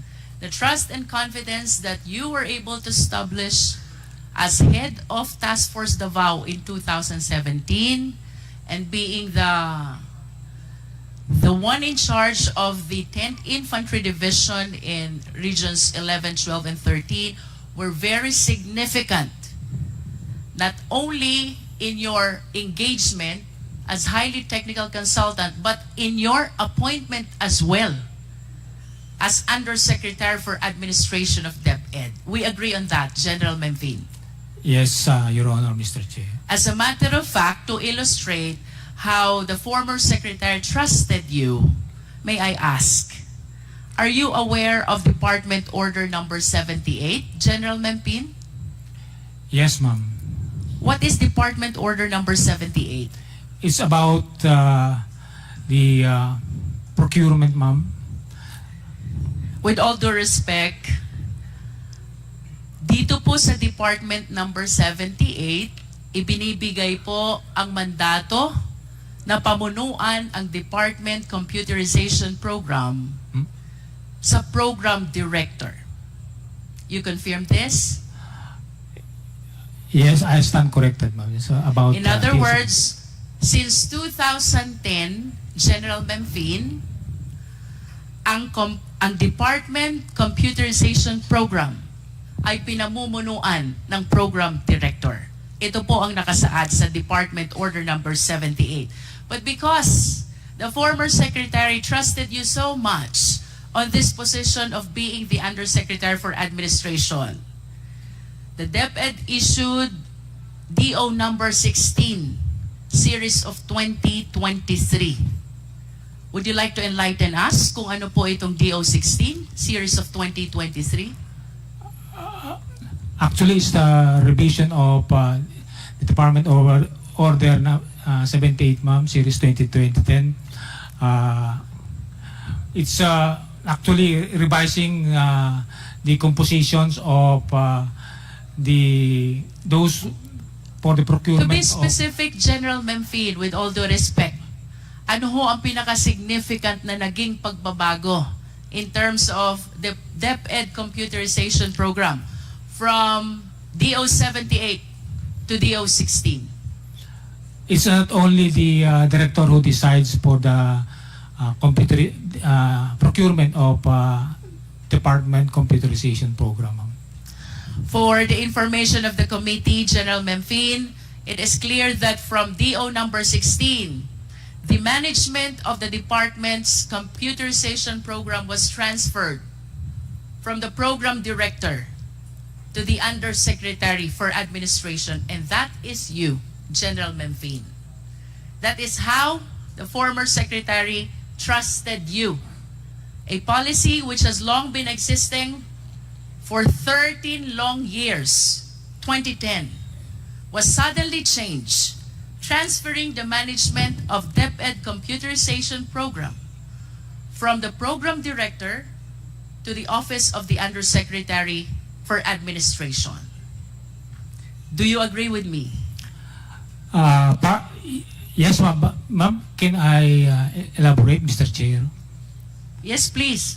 Please continue. Actually, before the computerization program is because actually we notice some issues in the DCP procurement, particularly in terms of the members. So, because there's a huge amount of money involved in the DepEd computerization program, so it was agreed through the executive committee as a collegial body to elevate the authority of deciding the DepEd computerization program from program director to but basically the program director is actively involved in the decision making. I understand, General Memphine. Now let us go to the DepEd computerization program.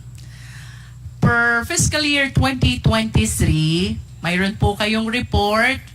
Ang sabi nyo, the delay and underperformance in procuring the ICT packages for 2023 were mainly due to the reconfiguration of the original specification and modifications of the package contents. You agree with this?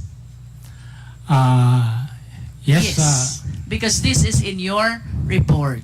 But I wish to ask General Memphine, how come in your physical target versus accomplishment, kindly show on the screen, ito pong fiscal year 2023, this is your time as the one heading the DepEd computerization program, simultaneous with you being the Undersecretary for Administration.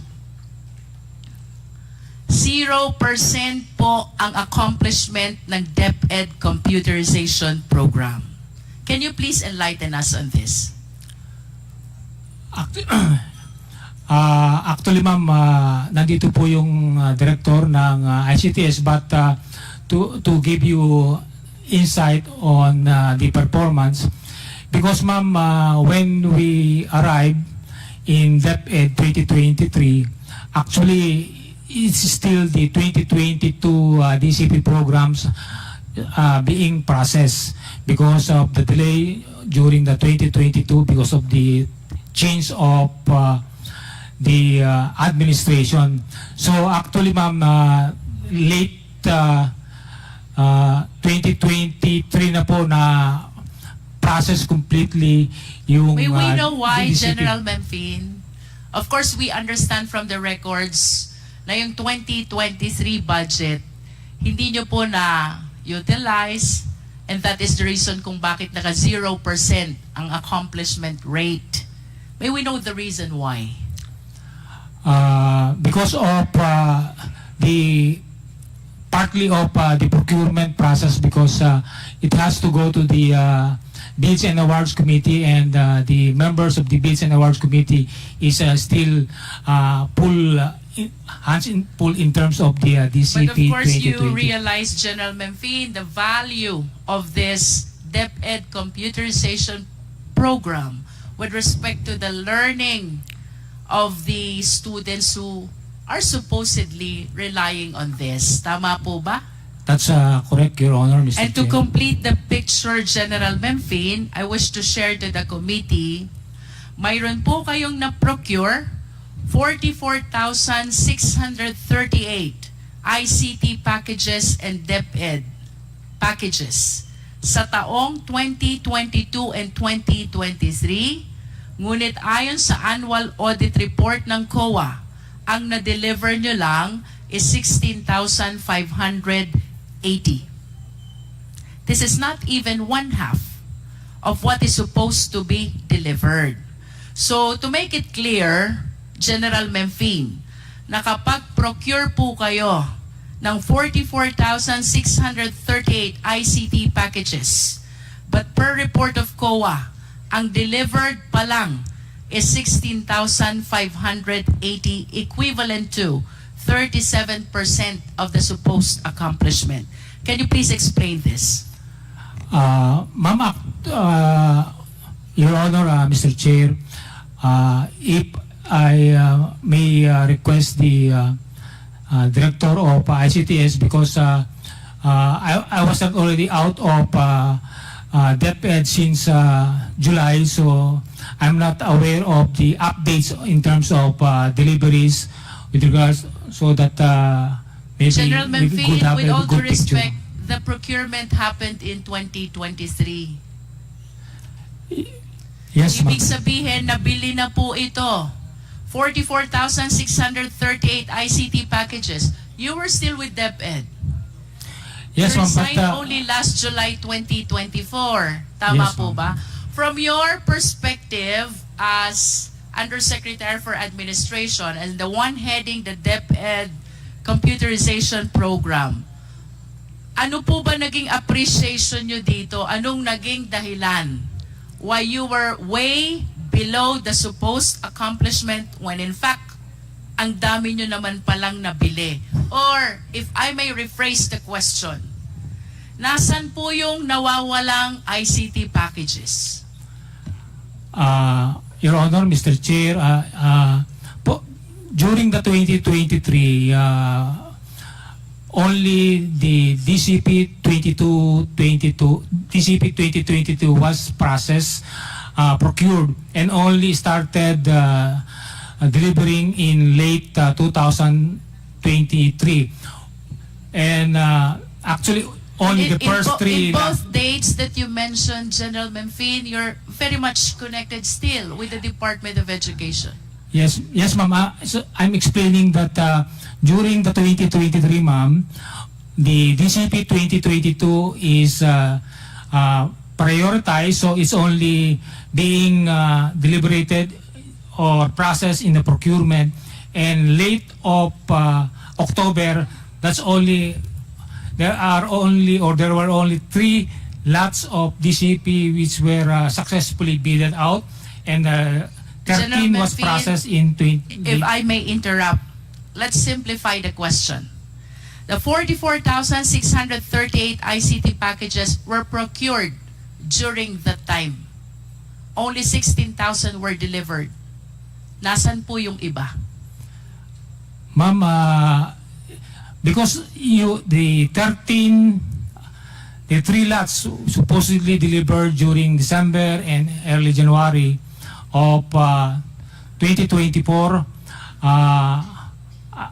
were subject to request for extension of some of the supplier, which we were not Mr. Chair, convinced. I lament that General Memphine could not give a clear and complete account of this 44,638. And I still have a lot of questions to raise. So may I just request General Memphine to please submit a written accounting of this 44,638 ICT packages with respect to their current whereabouts. Simple lang po ang question, General Memphine. Nasaan yung 44,000 minus 16,000 na ICT packages? Moving forward, Mr. Chair.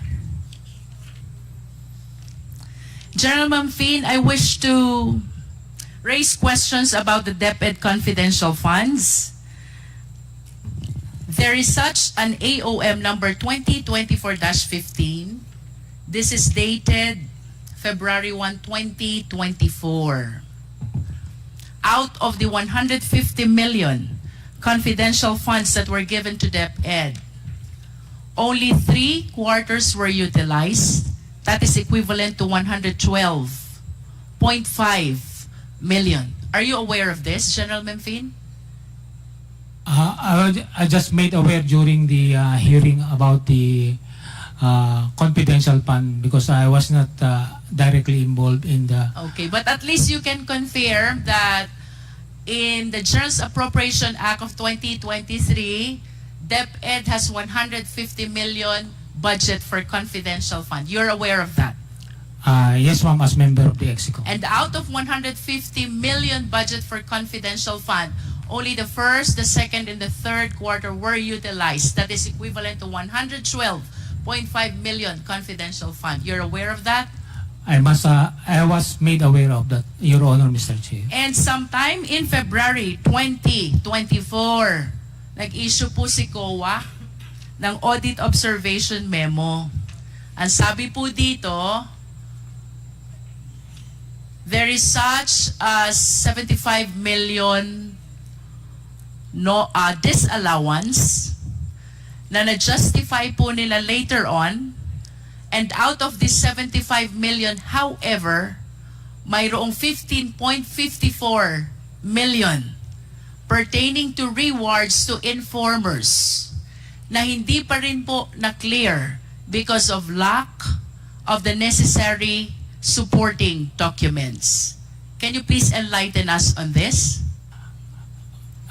Your Honor, Mr. Chair, I was not part of how the confidential fund is being utilized, so I was not aware of the discrepancy, Your Honor, Mr. Chair.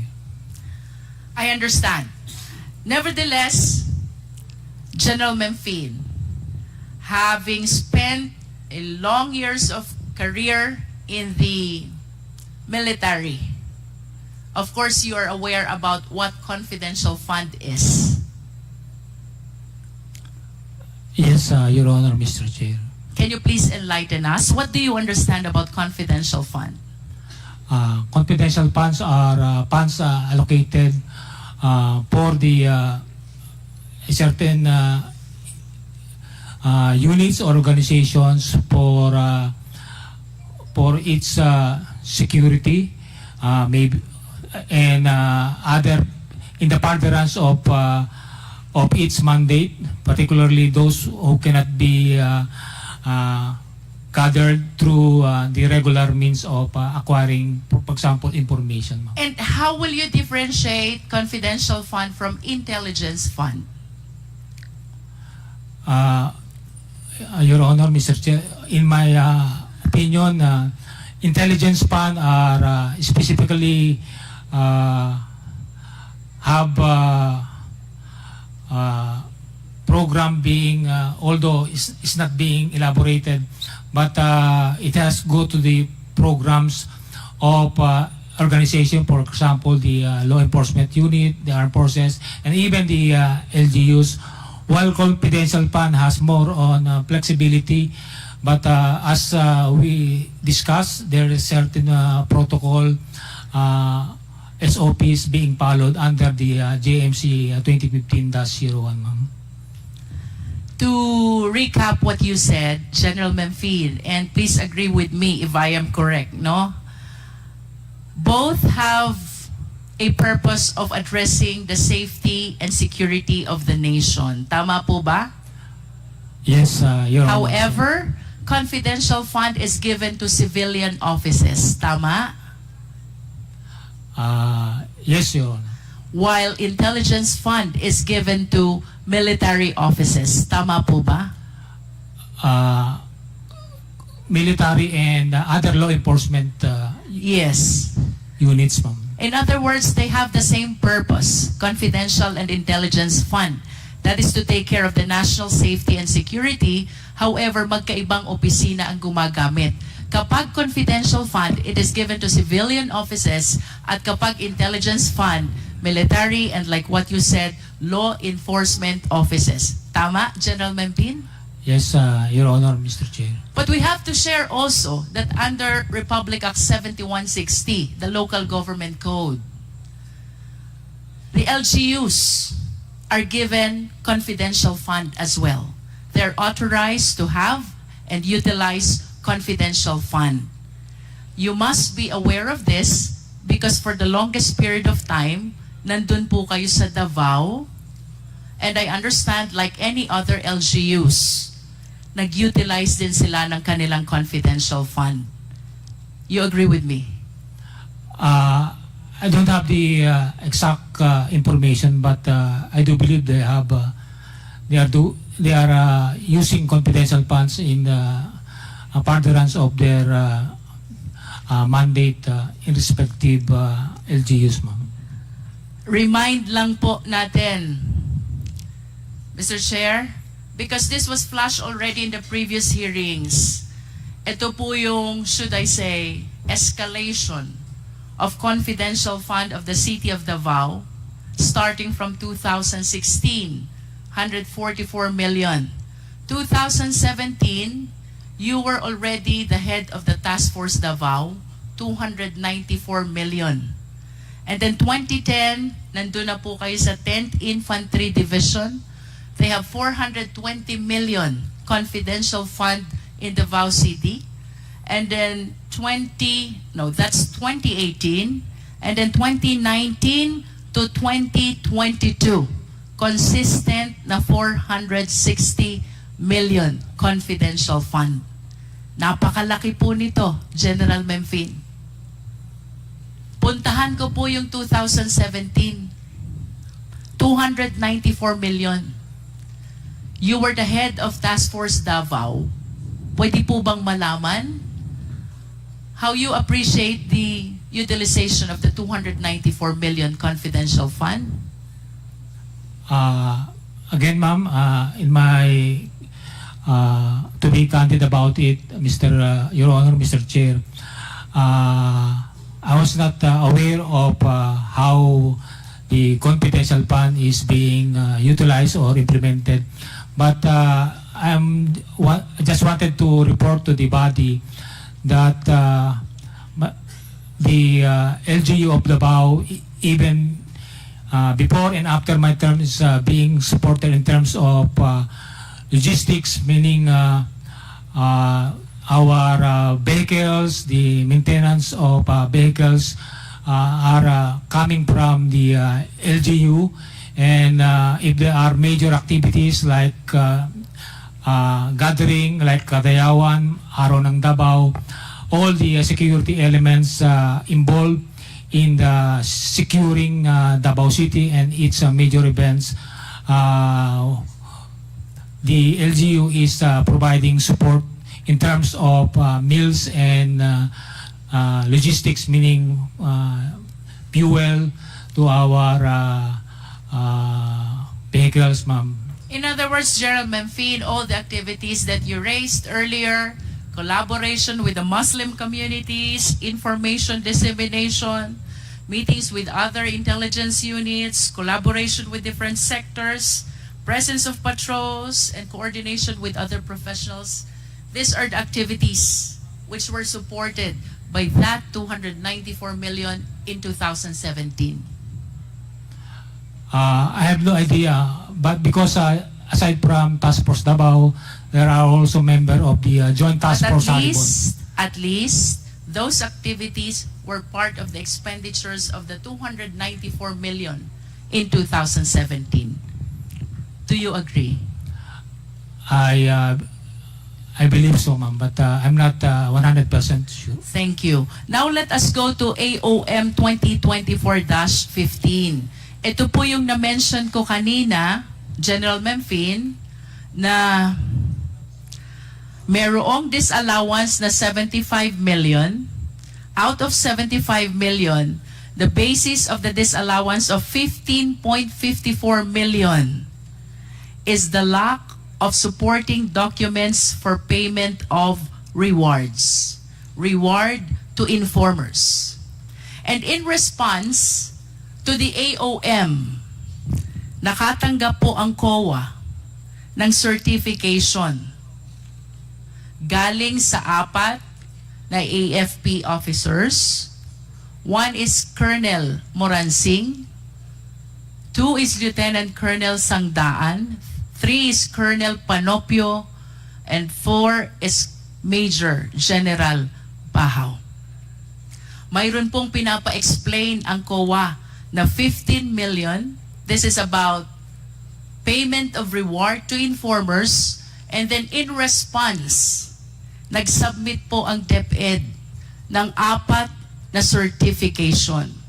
General Memphine, can you please enlighten us? What are these certifications all about? Your Honor, Mr. Chair, the certification that I was asked to coordinate with commanders on the area with regards to the conduct of the Youth Leadership Summit are present here.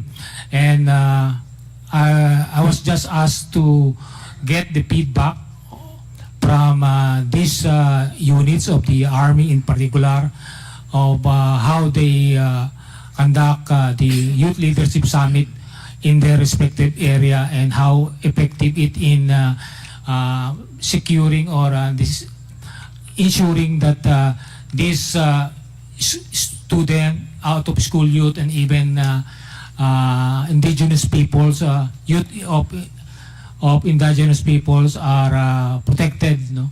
Because that's one of the thrust of also of Department of Education, that our youth be able to be a productive citizens of our country. Thank you. Now let us go to Colonel Boransing.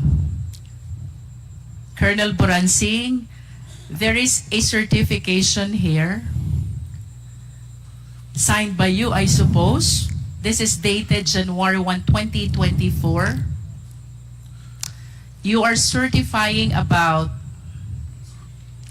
the 8 activities for the Youth Leadership Summit with 531 participants, as well as information education campaign with 53 activities and 9,428 participants. Do you confirm this?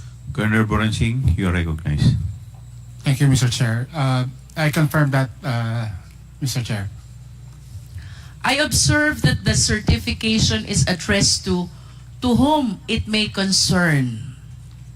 And then at the end of the body, it says, for the commander.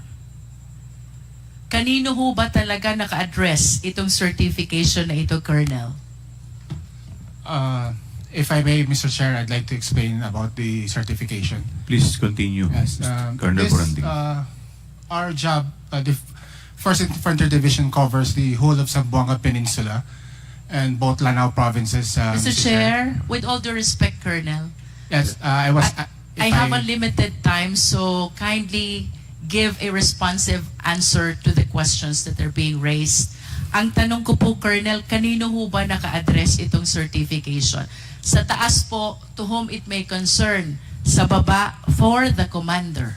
Yes, Mr. Chair, this was asked by the Deped, and this is our standard format. May we know who in particular in DepEd asked for this certification? USEC Mempin. USEC Mempi. Yes, Mr. Chair. And that is the standard certification because of our multi-stakeholder activities on the ground. A lot of other agencies ask for certifications. Like for instance, during the Youth Leadership Summits, we get a lot of lectures from other agencies and they ask certifications. So this is our standard certifications we issued to all agencies who ask for it. So, Colonel, you mentioned about the Youth Leadership Summit. Yes, Can you Mr. please name some of your resource speakers during these times? Yes, Mr. Chair. First of all, we have on criminality, we have resource persons from the Philippine National Police. Can you please name names? Yes, we usually have the Chief of Police of the municipality. Please be specific, Colonel. Okay, ma'am. So the ones that conducted the Youth Leadership Summit, ma'am, are line units, infantry battalions under us. So Kindly we have, give names, please. yes, the Chief of Police. For example, Mr. Chair, if I may, the Youth Leaders Summit, August 7 to 9 August 2023, conducted in Barangay Poblacion, Madaya, Maging Lanao del Sur. Mr. Chair, there are 8 Youth Leadership Summit, so at the very least, I'm expecting 8 names who were the resource speakers during that time. Yes, ma'am. If I may continue to read it, ma'am, it's in the report. Kindly limit the answer, Please Colonel, continue, to the Colonel. question. So we Boransing. have the municipal mayor of Masio, Lanao del Sur. We have also. Do you have the date also? Can you please cite the date also? Yes, ma'am. As I earlier said. Date of YLS and then the resource speaker. Yes, ma'am. As I already said, this one is August 7 to 9, 2023. The venue was in Maging, Lanao del Sur. So we have Staff Sergeant Bacquiao, Lieutenant Colonel Miondas. We have Private De La Rosa, Lieutenant Colonel So how Siat. many resource speakers do you have for every youth leadership summit? It depends on the commanders. For instance, in local terrorist groups, where in Lanao, it can range anywhere from 5 to 10. Is that the first, the one dated August? That's your first YSL? YLS. YLS. For 2023, the first one was in May. It was in Zamboanga del Sur province. 2023, the first one was May. Yes. And then? Then we have the second one is 16 June 2023. This was in Lanao del Sur, the municipality of Bubong. And then the third? We have July 26 for the 44th Infantry Battalion in Cabasalan, Zamboanga, Sibugay Province, Mr. Chair. Then we fifth? have July 29 in the Digkilaan National High School, Iligan City. Sixth? Then on September 29, we have in Barangay Pugan, Concepcion, Misamis Occidental. Then December 12, we had in Barangay D1, Dipolog City, Zamboanga del Norte. And as I earlier mentioned, another one in Zamboanga del Sur, this time in Dumingag municipality, ma'am. So those are 8 that were conducted in the various areas. Mr. Chair, with the manifestation of Colonel Boransing, I respectfully move that we issue subpoena duces tecum to the head of the schools. Are they schools? No, ma'am. Not all of them are schools. One is Digkalaan. So what are they if they are not schools? Like for instance, the first one last May was conducted in a barangay, in a sitio, ma'am. So Mr. Chair, I am moving for the issuance of subpoena duces tecum either to head of the school or barangay, which became the recipient of the Youth Leadership Summit conducted by Colonel Boransing. Yes, ma'am. Now let's go to... There's a motion by Honorable Congressman Luistro to issue a subpoena duces tecum to the head of school or barangay, Second, Mr. Chair. subject to the YLS. Youth Leadership Summit conducted by Colonel Boransing. Is there any Second, Mr. Chair. Duly seconded by Honorable Flores. Is there any objection? Hearing none, the motion is carried. May we request as well, Mr. Chair, that the documents in the possession of Colonel Boransing, which I believe pertains to the Youth Leadership Summit, be submitted to the committee? Mr. Chair, according to the Freedom of Information Act, since these are confidential, we can share it, but if we follow the act, the Philippine Army or the General Headquarters Armed Forces would like to ask a written request from the committee, which is according to the Freedom of Information Act. Then we will provide. COMSEC is requested to draft a letter Thank you, Mr. as Chair. requested by Colonel Boransing. Please continue, Congressman Luistro. Mr. Chair, I wish to direct the next question to Lieutenant Sangdaan. Lieutenant, Kindly occupy one of the seats.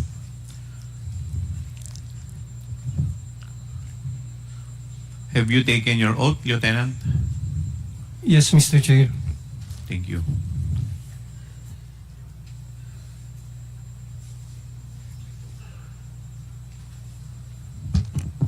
Lieutenant Sangdaan, I have here a certification which bears your signature, I suppose. This is about the 22 activities for the Youth Leadership Summit and 49 activities for the Information Education Campaign. This was held in the provinces of Ilocos Norte and Ilocos Sur as well as La Union. Do you confirm this certification? Yes, Mr. Chair, Your Honor.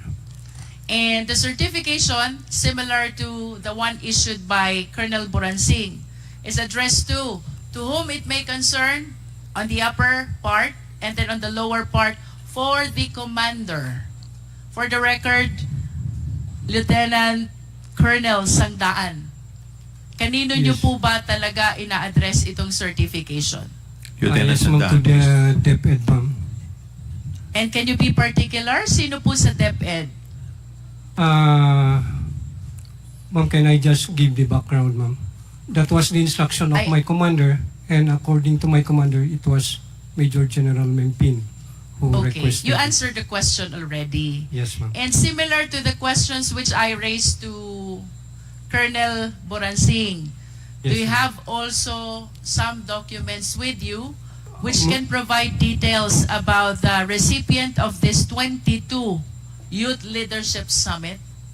Ma'am, right now, ma'am, I don't have the documents because I am no longer with the 5th Infantry Division, ma'am.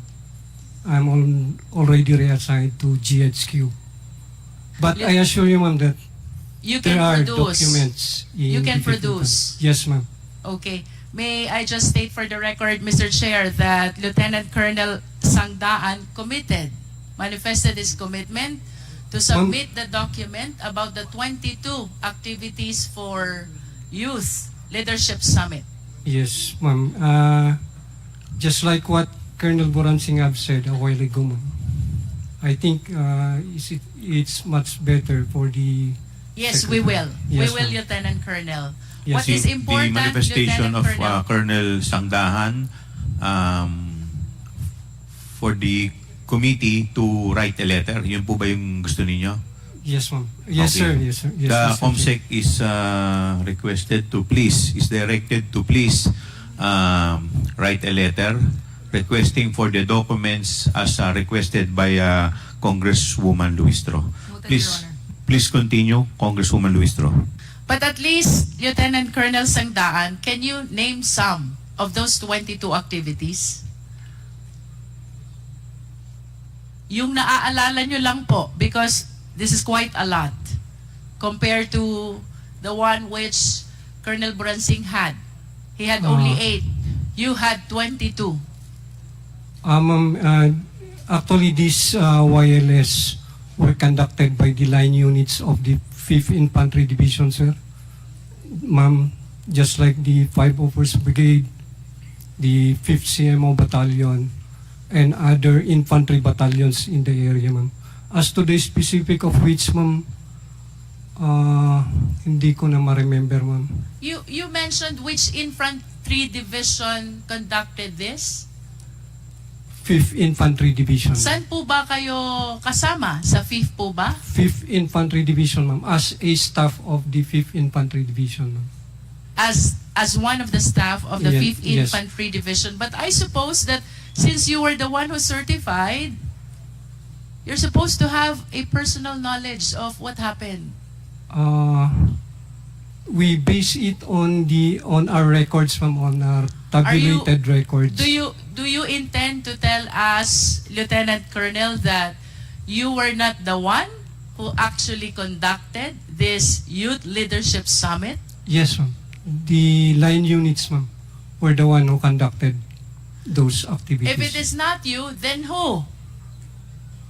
The different battalions, ma'am. For example, ma'am, the 77th IB, the 5th CMO Battalion, Bakit po kayo ang nag-issue ng certification?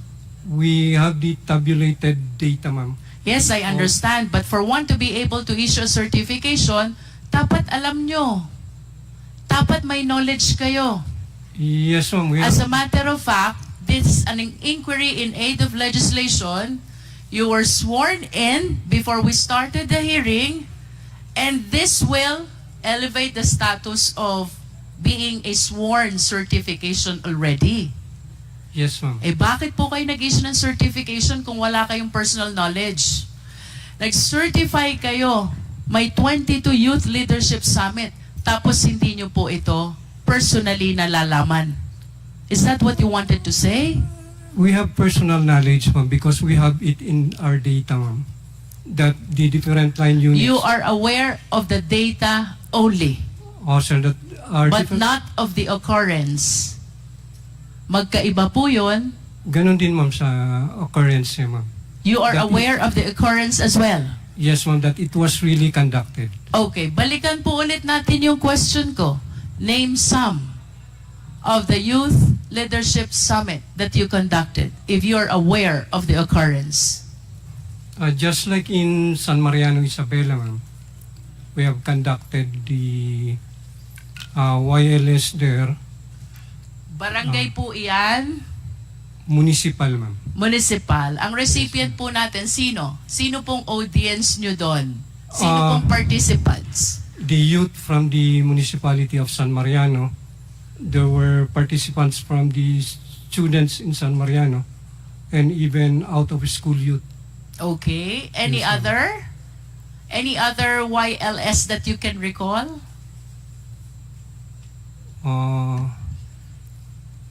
As reported by line units, ma'am, also in Baguio City. You are basing your testimony, Lieutenant Colonel, on the report. Tama po ba? Yes, That's what ma'am. you said. Yes, ma'am. And this will only mean that you are not aware of the occurrence. If the statement that you're giving to us is based on the report and not on the personal knowledge of the occurrence, then you have no personal knowledge of how it happened. I'm aware, ma'am, that it You was are really aware of the conducted. data. You Yes, are ma'am. aware that it happened, but you were not personally there. Yes, yes. You did not participate. Yes, ma'am. We only provided some speakers as requested by the concerned unit. How about this 22 that you mentioned in your certification? Ito ba na-attendan mo lahat? No, ma'am. Honestly, ma'am, no. Ilan out of 22 ang na-attendan mo, Lieutenant Colonel?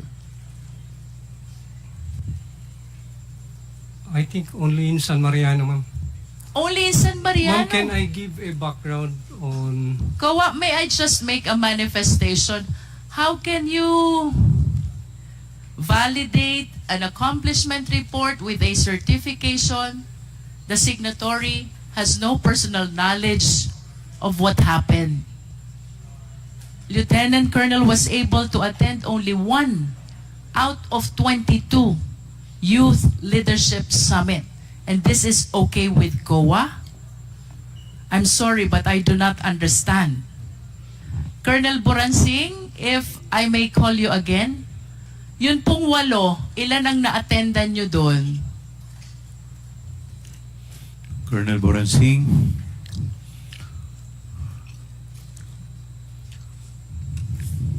Out of 8 Youth Leadership Summit, ilan po yung na-attendan nyo? Colonel Boransing, you're recognized. Yes, Mr. Chair. I was only able to attend one.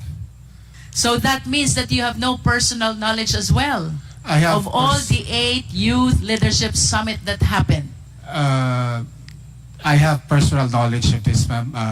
Mr. Chair, if I may explain lang po, the structure of my position is I'm the G7 of the Infantry Division. So the Infantry Division has 3 infantry brigades. They control 3, one has 4 provinces, the other has 1 province, and the other brigade has 1 province. So I am in charge of supervising. I am the Civil Military Operations Officer, Mr. Chair. So I closely monitor, we all closely monitor the program of the Youth Leadership Summit to ensure that it is multi-stakeholder and it fits the objectives of the program. So we have personal knowledge. We can't go around in each barangay, but they have, since we used budget from the Philippine Army, we have after activity reports, fund utilization reports, pictures and documentations. And we have to ensure this because we have a yearly inspection from higher headquarters. So we may not have been there, but we have personal knowledge. We are the program managers of this book. You mentioned a while ago, Colonel Boransing. Yes. You were using the fund of the Philippine Army. You confirm yes, that? Yes, Mr. Are you sure? Yes, sir. Yes, Mr. Chair. For the 8 YLS Yes, that Mr. were Chair. conducted, you used the fund of the Philippine Army. For our participants, we use the Philippine Army. For the students, they use the local government unit funds, Mr. Chair. Okay, that is clear. Mr. Chair, I just wish to manifest the statement of Colonel Boransing that during the Youth Leadership Summit, for the military, they are using their military fund, and for the children or the youth, they are using the LGU fund. Mr. Chair, if I may. Please continue. Yes.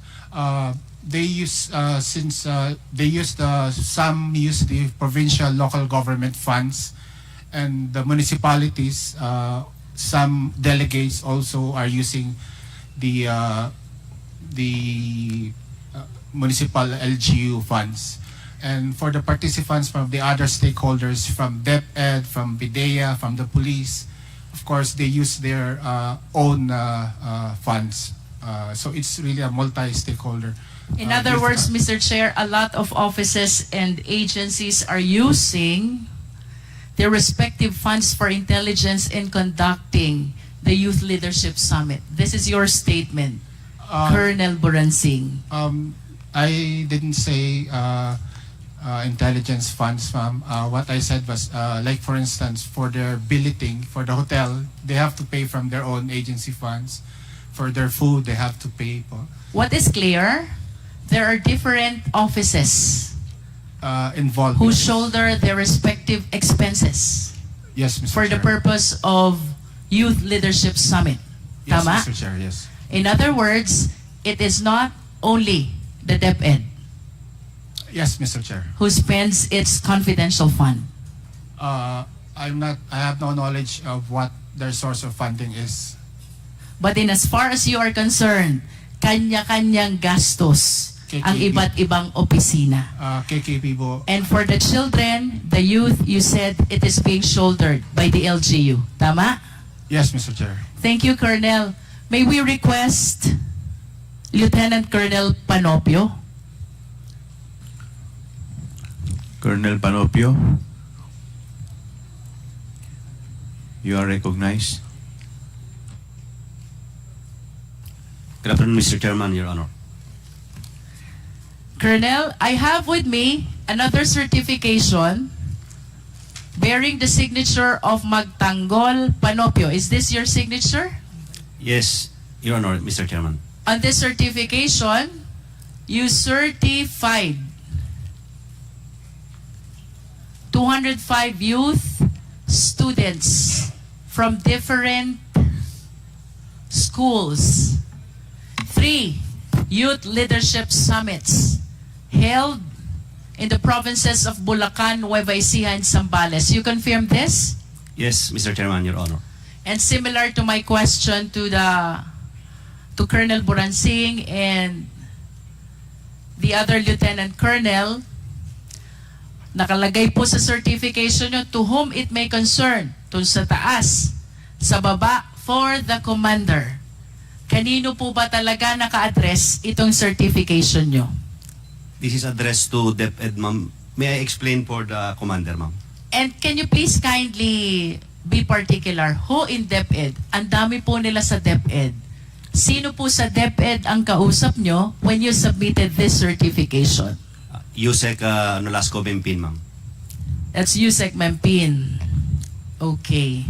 And can you please substantiate as well the 3 youth leadership summit that you conducted in your province? Ikaw ba nakaparticipate dito? Your Honor, Mr. Chairman, hindi po kami nag-participate specifically because as a staff, we are just supervising and monitoring the activities of the Youth Leadership Summit. So similar to Colonel Buransing, you are just aware of the occurrence, but you were not part of the event. Yes, Your Honor, Mr. Chairman. And with respect to the expenditures for similar programs, would you confirm the statement of Colonel Buransing na Yes, ang Your mga Honor. opisinang participants ay kanya-kanya ng gastos? Yes, Your Honor, Mr. Chairman. And with respect to the participating children and students thereat, tama po ba yung sinabi ni Colonel Buransing, LGU ang sumusuporta sa expenses nila? Yes, Your Honor, Mr. Chairman. Are you sure? Yes, Your Honor, Mr. Chairman.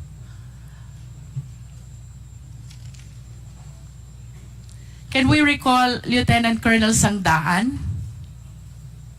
Yes, ma'am. Lieutenant Colonel, tanungin ko lang po yung pagdating sa expenditure. Do you confirm the statement of Colonel Buransing? Kanya-kanya ng gastos lahat ng opisina. Yes, ma'am. Yes, ma'am. And with respect to the children and the youth, it is the LGU The who support the expenses. Yes, ma'am, through their POPs plan, ma'am. Thank you.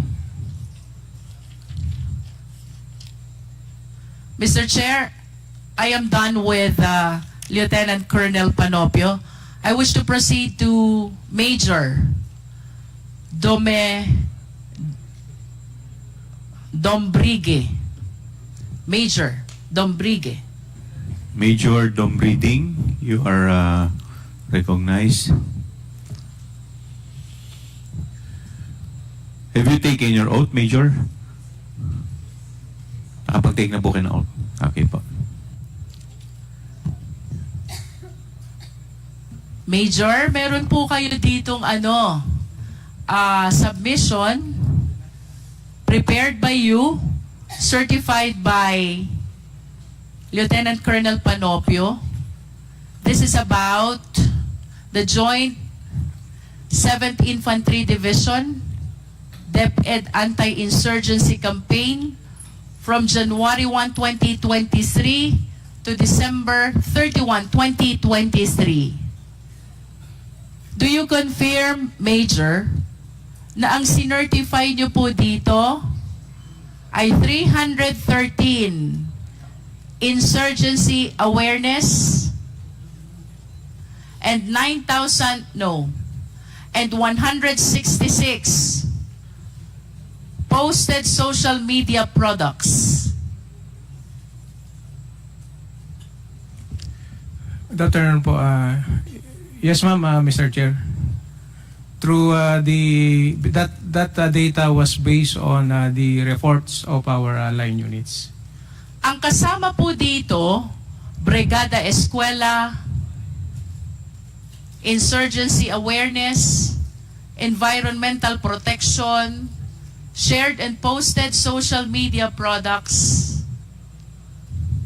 And then you also have number of health-related activities. Ang dami po nito, Major. Tanong, saan po nang gagaling yung pondong ginagamit nyo for all of this? Ma'am, most of that funds was under the PAPs on the APB of our line units. Ano po yung PAPs? Please enlighten us. Projects, activities, and programs po. And can you please tell us which agency is this? In particular, ma'am, is the Philippine Army in collaborations with our partner stakeholders on the ground. In other words, similar to the statement of the 3 prior officers, yung mga activities nyo, ang gumagastos is the Armed Forces of the Philippines. Tama po ba? Yes, ma'am, Your Honor. And as far as your counterpart is concerned, tama po? Opo, ma'am. At paano nyo po ba ginagawa itong anti-insurgency awareness? Ma'am, Your Honor, in partnership with the different schools and local government units, our line units is conducting intensified information awareness drives on security awareness, ma'am. How about the social media posts? Paano nyo po ba ginagawa to? Utilizing the social media platforms of our infantry divisions and our line units, ma'am, we cross-post social media products of the AFP units and to include, ma'am, the other agency social media products. Rough estimate lang po, Major. Sa tingin nyo po itong mga reported activities nyo na to, total of 9,712, the activities I mentioned earlier. If you're aware, mga magkano po ang nagastos na pondo ng AFP dito? Ma'am, with that figure, the number of anti-insurgency flyers distributed, a very minimal expenses lang po dahil printed flyers lang po ito dun na with the bond paper po. You're saying our minimal. awareness drive. You're saying minimal. Minimal expense. You said that? Yes, ma'am. And it will no way reach 15 million. Tama? Hindi po, ma'am. Hindi. Hindi po. No way. No way. Thank you. Mr. Chair, gusto ko pong balikan si General Mempin. General Mempin, you are I'm about to recognized. wrap up, Mr. Chair. Yes, Your Honor, Mr. Chair. General, kanina po sabi nyo, hindi nyo alam yung confidential fund. Yeah, You that's still correct. confirm that? That's correct, Your Honor, Mr. But Chair. I hope you understand that the certifications which I confirm from the AFP officers, the 4 of them, pertains to the expenditure of 15 million taken from the confidential fund. And according to them, those certifications were required by you. Your Honor, Mr. Chair, actually I was asked by the Office of the Secretary to ask for certification coming from these units.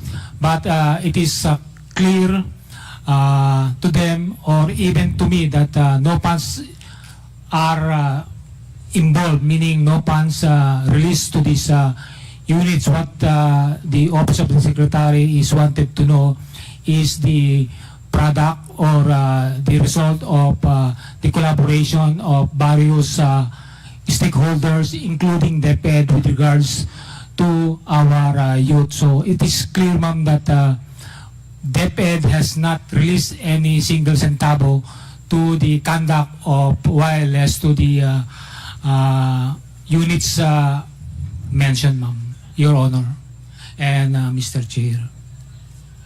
If you are saying, General Mempin, na walang nirelease na pondo ang DepEd dito po sa Youth Leadership Summits, saan po ginastos yung 15 million? That's, Your Honor, Mr. Chair, that was I was not aware of it because the task given to me is just to coordinate because to be candid about it, the commanders of Colonel Boransing, Colonel Panopio, and Lieutenant Colonel Sangdaan are my former colleagues or classmates in the Philippine Military Academy. Mr. Chair, I wish to ask the COA, Attorney Camora, tama ba ang understanding ko? Sa AOM, may disallowance na 75 million. Out of 75 million, you are asking for supporting documents of the 15 million which were paid as rewards to informers. Attorney Camora, you are recognized. Yes, Mr. Chair. And in response to that supporting documents, the DepEd submitted these certifications about the Youth Leadership Summit. Tama ba?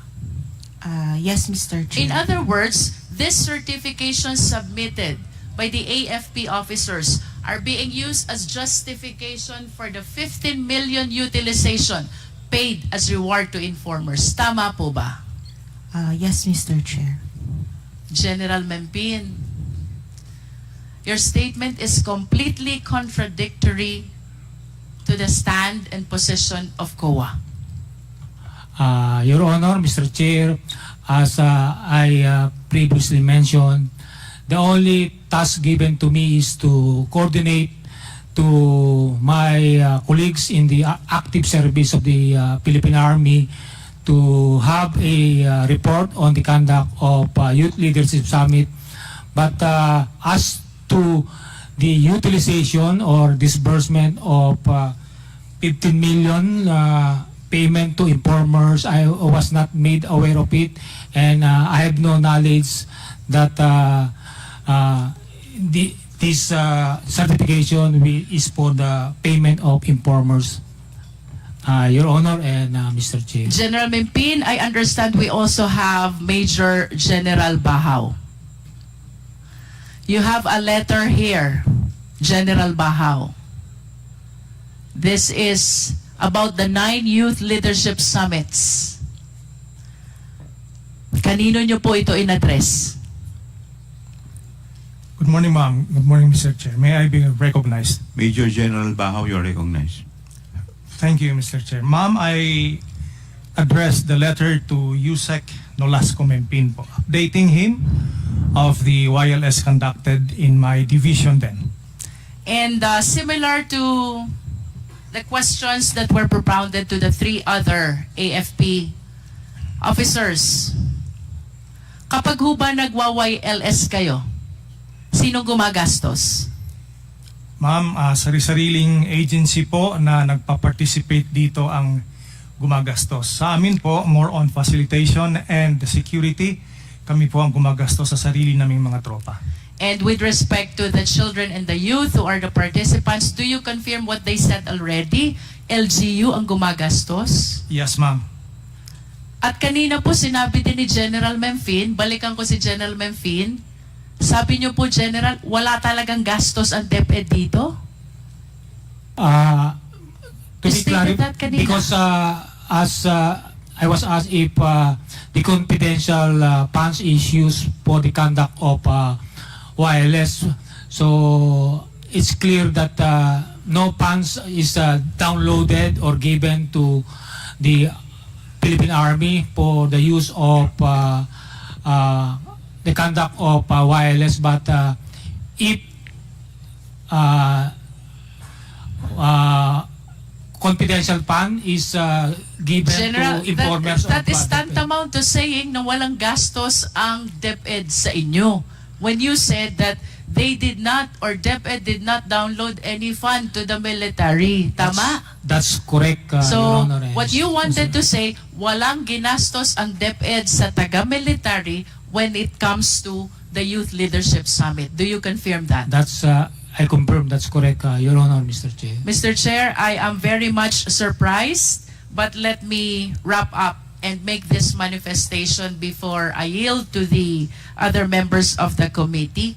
While we believe that these certifications were submitted to justify the 15 million that were allegedly paid as reward to informers, now all the officers from the AFP, that includes General Mempin, the USEC for Administration, are stating that the DepEd did not utilize any of its confidential fund in support of the Youth Leadership Summit.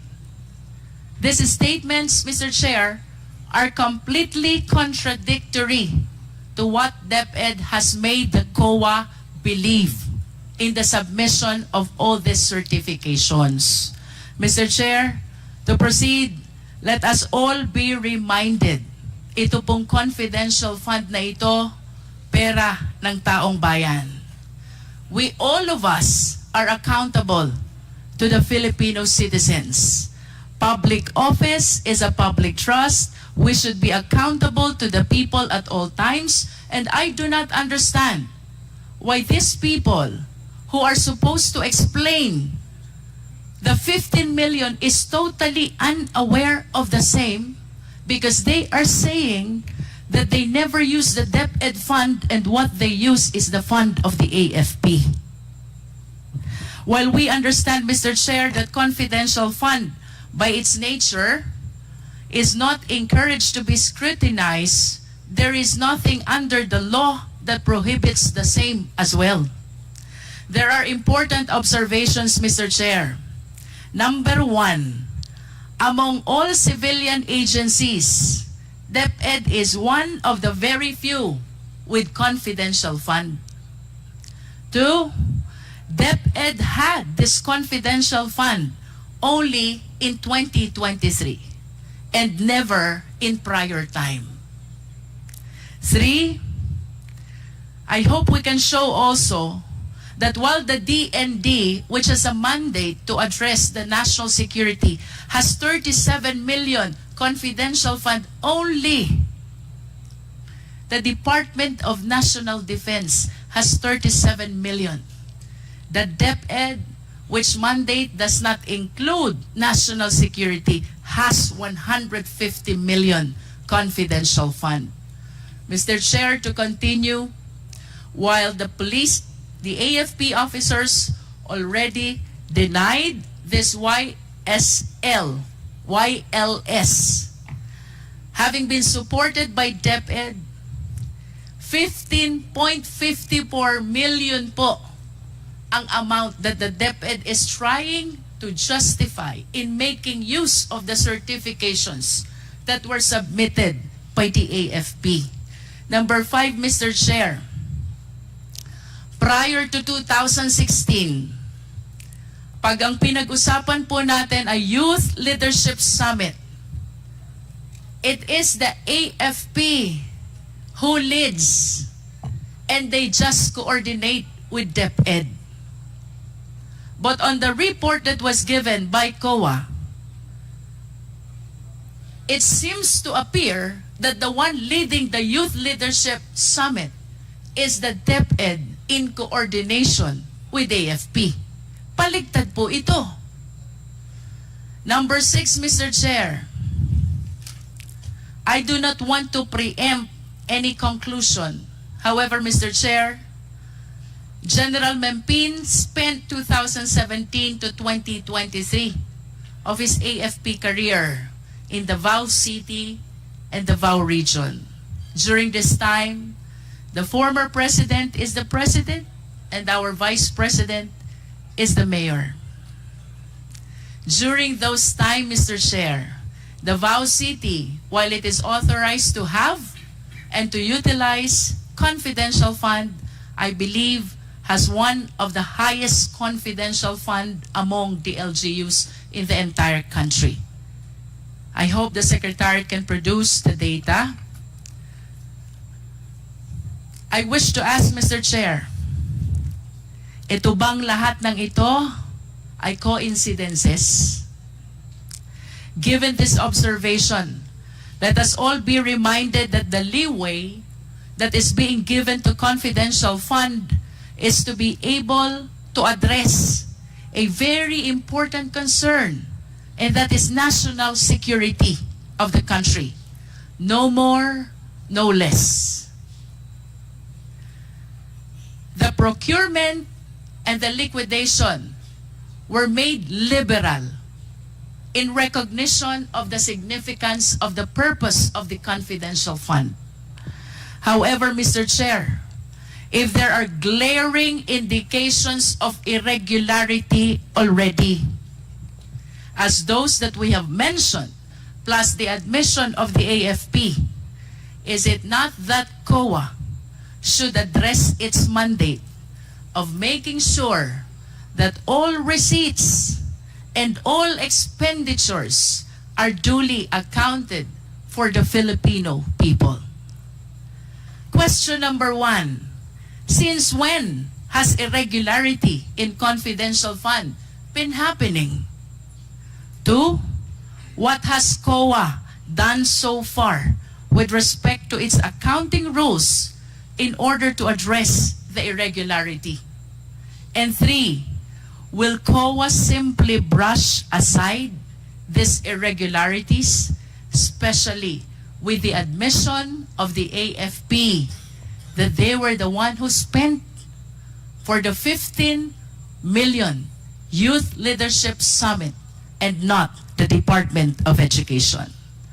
Let us remember, regardless of which office in the government we belong, public trust always carries accountability. To tone down the mood of our investigation at para mas maintindihan po ako ng mga tao, mayroon hong prominent na line sa pelikulang Star Wars. Ang sabi, comes with great power is great responsibility. If you translate this to constitutional language, let us all be reminded, public office is a public trust. The trust that is given to us by the people carries with it due accountability. Thank you, Mr. Chair. Thank you, Congresswoman Luistro. The Chair, Yeah, Mr. Chair. with the indulgence of Congressman Flores, Congressman Acop, the Chair recognizes Congressman Acop. I would just like to ask some clarificatory questions regarding the interpellation of the Honorable Luistro. May I know who can answer me? Sino ang makakasagot? Kanino bang program itong sinasabi natin na Youth Leadership Summit? Is it a program of the Deped, the Armed Forces of the Philippines? Kanino? Sino makapagsasabi sa akin? Major General Bajao. Bahao, sir. Bahao. May I be recognized, Mr. Chair? You are recognized. Your Honor, it's a Philippine Army-wide program, a 3-day activity po. It's an activity included in the budget of the Armed Forces of the Philippines. Tama? Yes, Your Honor. It's one of PPAs insofar as your budget is concerned. Yes, sir. So in other words, when you conduct these events, you do not need the help of other agencies or the funding of other agencies. I would disagree to that, Your Honor, because we can only spend for our own troops, but the need of other participants and the subject matter experts have to be carried by participating agencies po. What is the legal basis why the program of the Armed Forces of the Philippines is participated on by other agencies of government? What is the legal basis? Your Honor, we just operate in the context of the Peace and Order Councils po. Our participation in the POC would also reflect on the participation of other agencies when we conduct this activity, sir. Direct question na lang, General. Did you receive any funds from the confidential funds of the OVP in the conduct of these events? No, sir. No. No, sir. There's no funds coming from. There are no funds coming from the Office of the Vice President. Yes, sir. No funds regarding coming this. from them. Thank you. May I ask Yusek Memphine? Yes, sir. Yusek Mempin, you are recognized. Why would Yes. Why Yes, would Your Honor. certifications be addressed to you? Your Honor, Mr. Chair, as I mentioned to a while ago, I was asked by the Office of the Secretary to By get the- report from the You were asked by the, please Office of the repeat, Secretary. by the, Office of the Secretary. and who in the office of the secretary asked you that? Hindi naman pwedeng magsalita yung office of the secretary, di po ba? So It's a- there must be somebody from the office of the secretary who asked you to do that. It's And may I know who that is? it's our former Chief of Staff. And who might that be? And who might that be? Former USEC Attorney Mike Poe po, sir. Your Honor. Yusek Poa, would you agree to the answer of the USEC of USEC MP? Yes, Mr. Chair, Congressman Acop, yes, I confirm that. That you asked him to ask for the certifications from the different unit commanders of the Philippine Army? If I may explain, Your Honor, the Hindi, answer is sagutin yes. mo muna yung tanong ko bago ka mag-explain. Yes Diba? po. Yes po. So, tama yung sagot sa akin ni Yusek Memphis. Yes po. Na kayo po ang humingi sa kanya na humingi siya ng certification doon sa mga units ng Philippine Army na nag-conduct ng YLS. Your Honor, if I may qualify, hindi po specifically on YLS. What I asked for was for any accomplishment. Kasi po yung ayon doon sa AOM na natanggap namin, pag nagbigay daw po ng rewards, you needed evidence of success of the information you received from the rewards. I mean, you received through the giving out of rewards. So, because of this, I coordinated with USEC Mempin to see, to provide any proof of accomplishment para po doon sa rewards na na-disburse ng confidential funds. Thank you. May I ask, you have been in the Army, Yusek Memphis, di ba? Yes, Your Honor, Mr. Chair. Ano po ang part ng programang YLS na may kasamang rewards? Could you please tell me which part of that program would require the giving or the awarding of rewards? Which part of the program would require the gathering of information? Kasi yun po yung purpose ng confidential fund ng DepEd. 4 po yun. Now, which part of this? Your Honor, Mr. Chair, for the conduct of YLF per se, there's no in that particular any areas of that for the Yes. rewards, giving of rewards, Your Honor, Mr. Chair. Basahin ko man ng ilang beses yung programa na yon, walang nagsasabi doon na pwedeng gamitin yung confidential fund ng isang agency. Would you agree with me? Yes, Your Honor, Mr. Chair. Yes. So, Yusek Pua, mali po yun. Kasi kitang-kita naman na natin that you ask for these documents to support your liquidation in so far as the confidential fund of the Department of Education is concerned.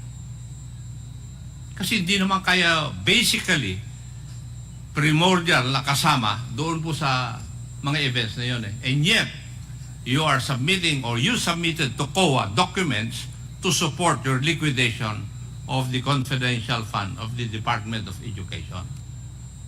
Wala Kahit na anong basa ko. Kasi, for your information, Yusek COA, naging controller ako ng pulis kaya alam ko kung ano ang sinasabi nitong mga membro ng Philippine Army ngayon Alam ko rin na ginagamit nyo lang yun para i-justify yung expenditure nyo ng confidential fund ng Department of Education. Diba? You just use that to justify your liquidation of the fund. Di po ba? Yes, Your Honor. Yes. if I may also just, if Your Honor would allow me, Mr. Chair. Mr. Michael Powa, you're recognized. Basically, just to expound and just so I can inform the committee factually what happened. We received an AOM back in February asking for certain documents. One of which are the DEPs, which are the document evidence of payments. Another one would be for the, pag may rewards daw, kailangan daw po merong evidence of success. Because I am not aware on how the confidential funds are operationalized, I went to Yusek Mimpin, who is our former security consultant, to ask if there would be any document that we would be able to show the COA na meron namang success, on the premise that whatever activity was conducted on the ground by the military was targeted because of information received from DepEd due to those rewards given out. Yun po yung pinanggagalingan ko. And when I received the certifications, I submitted them as such in response lang po to the AOM. Mr. Chair, just a clarification. No? Yes, Congressman Abante, you're I recognized. heard him mention that he is not aware of the nature of the confidential fund. Is that right? Not the nature, if I may clarify, Mr. Chair, not the nature. I understand the nature of confidential funds, but on how it is actually operationalized or used on the ground, under oath, I would like to state for the record that I'm really not aware. Hindi ko po nakita yung fund, hindi ko po alam kung paano siya ino-operationalize on the ground. Ang participation ko po ay naganap nung ako po ay OIC for finance kasi at that time, nung na-receive namin yung AOM. And we had to respond to the AOM.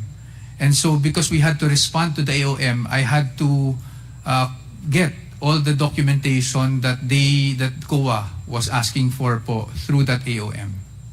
So ibig sabihin po, hinihingi nyo lamang po itong mga documentation na to para lang ma-justify kung paano ginamit. Pero in actual, hindi talaga doon ginamit. Tama po ba? Parang gano'n na pagkakaintindi ko eh. Parang hinihingi nyo lang po yung certification nung nilabasan na kayo ng AOM. Tama po. Tama po? Tama po. Nung lumabas po yung AOM, saka kayo humihingi nito. Kailangan daw po ng evidence of success. Yes. So kahit na hindi doon ginamit, gumawa kayo ng mga documentation na parang doon ginamit.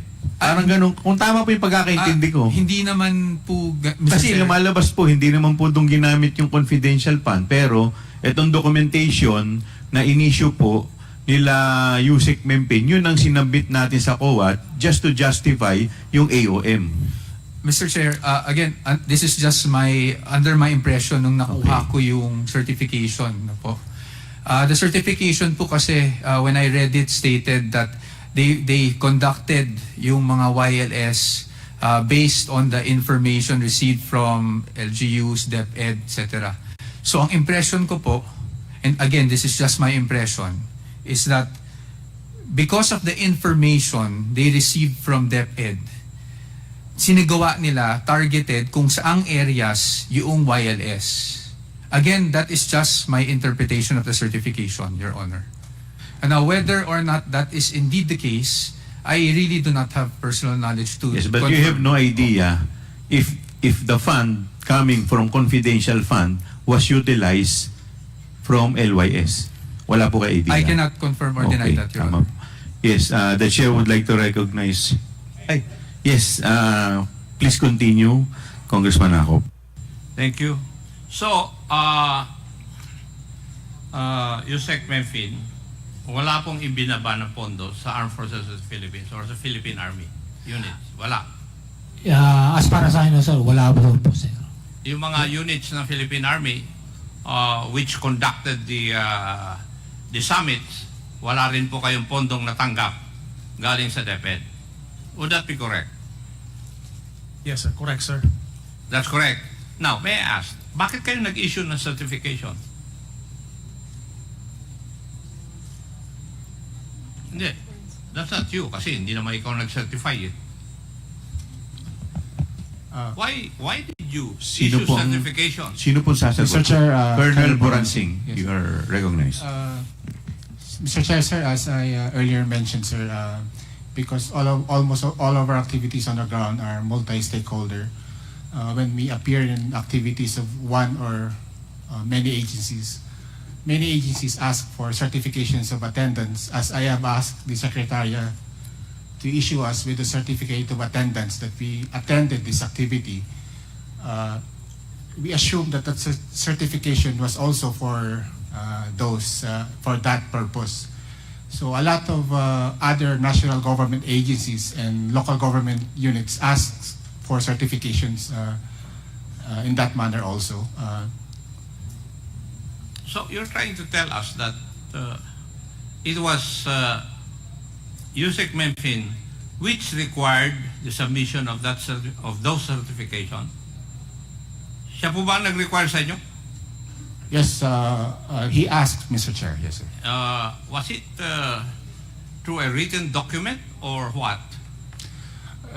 He called our commander, sir. Ganun na po ba ngayon sa our forces of the Philippines? Well, sir, the other agencies also, like for instance, the Department of, the regional offices of the Department of Agriculture, TESDA, they also text me during our activities. So I think it's an accepted mode of unofficial communication, sir. For your information, yun pong purpose ng confidential fund ng DepEd in its accomplishment report ay 4 po. For your information. Number 1, counter-insurgency programs. Number 2 is abuse prevention and control within schools. Number 3, anti-illegal activities operations. And anti-extremism and terrorism programs. Di po ba?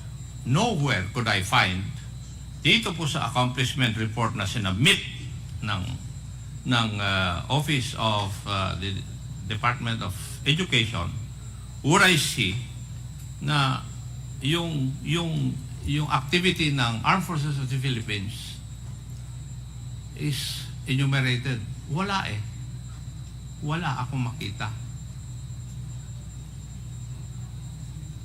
And yet, yung mga ginawa niyong activities eh nandun ngayon dun sa sa liquidation ng contingency fund ng DepEd.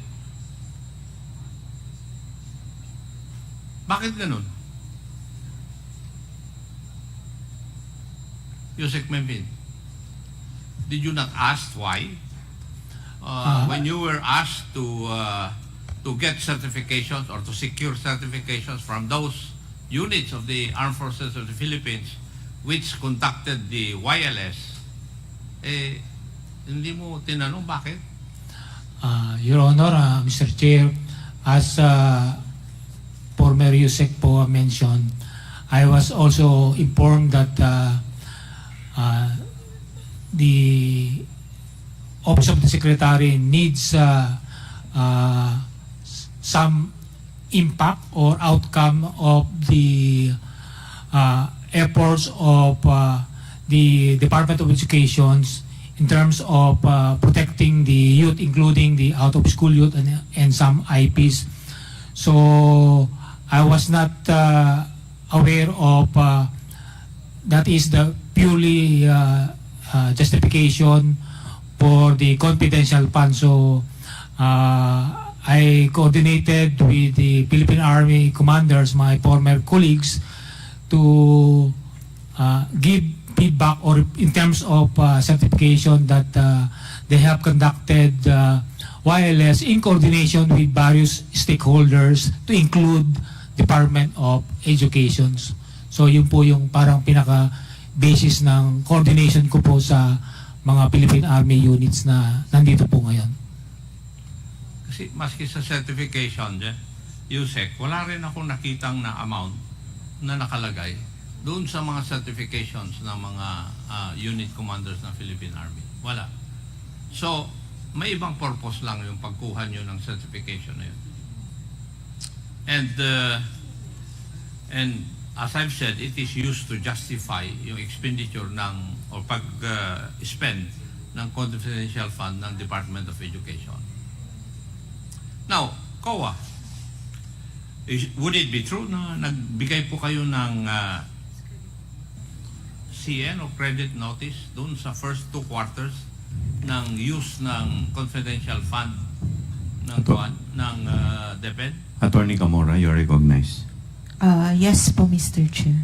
May I know the basis why nagbigay po kayo ng credit notice? Kasi what I know is if you give credit notice, everything is proper. Yes, Mr. Chair. Now, bakit po kayo nagbigay ng credit doon sa first 2 quarters? Since submit po sila ng documents that we required in the AOM, we deem them okay na po for the compliance. Parang sa joint circular din. Yes, Mr. Chair. Di ba? Yes, Mr. Chair. Actually, yun nga po, yung certifications is And one of the requirements po. When I say parang sa joint circular, you do not do anything to find out whether the data or the certifications given you would be reasonable or true. Hindi nyo tinitignan, di ba? Mr. Chair, since dun sa certifications, nilagay po nila na due to the collaboration between the Deped and the Philippine Army, wala pong mga batang recruited. Okay na po yun sa amin. Okay na sa inyo. Pursuant to your, shall we say, circulars. Yes, Mr. Chair. Ganon. Yes, Ganon po Mr. yun. Chair. Well, paano nga natin mababantayan yung kung pag ganyan ang inyong pag-iisip? Di po ba? Now, Mr. Chair, please allow me to come up with my parochial concern. Because I heard a while ago that Yusek Densing was in charge of the allocation of the BEFF or Basic Educational Facilities. Tama po ba? Mr. Chair, if I may. Yusek Densing, you are That's correct, sir. recognized. Correct. Pwede ko bang malaman bakit walang napunta sa Antipolo na school building? Sir, During your term or the term of VP Sara? ang nahawakan ko po actually is 24. Hindi, tinatanong ko. Opo. Sagutin mo muna ako. Pero sir, ang sa Antipolo kasi, Antipolo, Taytay, tinanong ko rin kasi yan dun sa technical working group, wala na pong buildable space. Yung pang binanggit sa akin. Walang buildable space. Opo. There's a fund with the DepEd na pambili ng spaces. Di po ba? Wala po. Yun po ang nilabi namin nung nakaraang That budget. is for GA 2022? 24 po, 24. Hindi, tinatanong ko nga eh. Sa 22 po Congressman wala. ako noong 2022. Opo. My wife was a congresswoman I wasn't there yet, but there since was no fund, sir. 2019. I was not there Pero yet. wala kaming natatanggap. Opo. Your records will bear me out. Opo. I As a matter recognize. of fact, the first time, 2022, nag-usap po tayo. Kasi kinausap po ninyo yung mga yung mga members ng parties. Di po ba? And we talk. Sinabi ko yung concern ko na yun. Opo. We did. In fact, nung ginawa nga nila, may mga districts nga, legislative districts na wala. Now, may I ask you, Yusek Densing, is that following the mandate of the Constitution that you are supposed to equitably distribute government resources? That's the part of the criteria that I mentioned to the National Technical Working Group. Tinatanong nga kita eh. Opo. When you do not allocate school buildings doon sa isang lugar, is that equitable distribution? Again, sir, the problem was there are no buildable spaces in the area. Sino po ang nagsabi? Yung National Technical Working Group po. Itong 2024, humingi ako. Opo. 2024, humingi ako. There are buildable spaces, pero wala pa rin.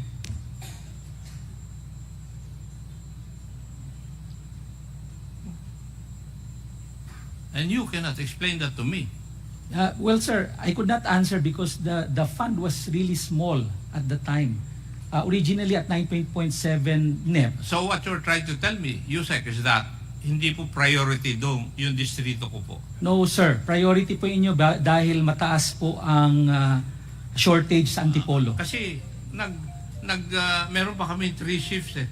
Opo, kaya po priority kayo, Taytay. Pero wala pa rin kami. Kung priority kami sa mata ninyo, bakit hindi kami nabibigyan? Yun baka tama yung sinasabi ni Johnny Pimentel. Ay, hindi po tama yan. Hindi po tama yan. Thank you, Mr. Chair. Thank you. The Chair would like to recognize the Honorable Jonathan Kate Flores. Thank you, Mr. Chair. Yusek Mempin.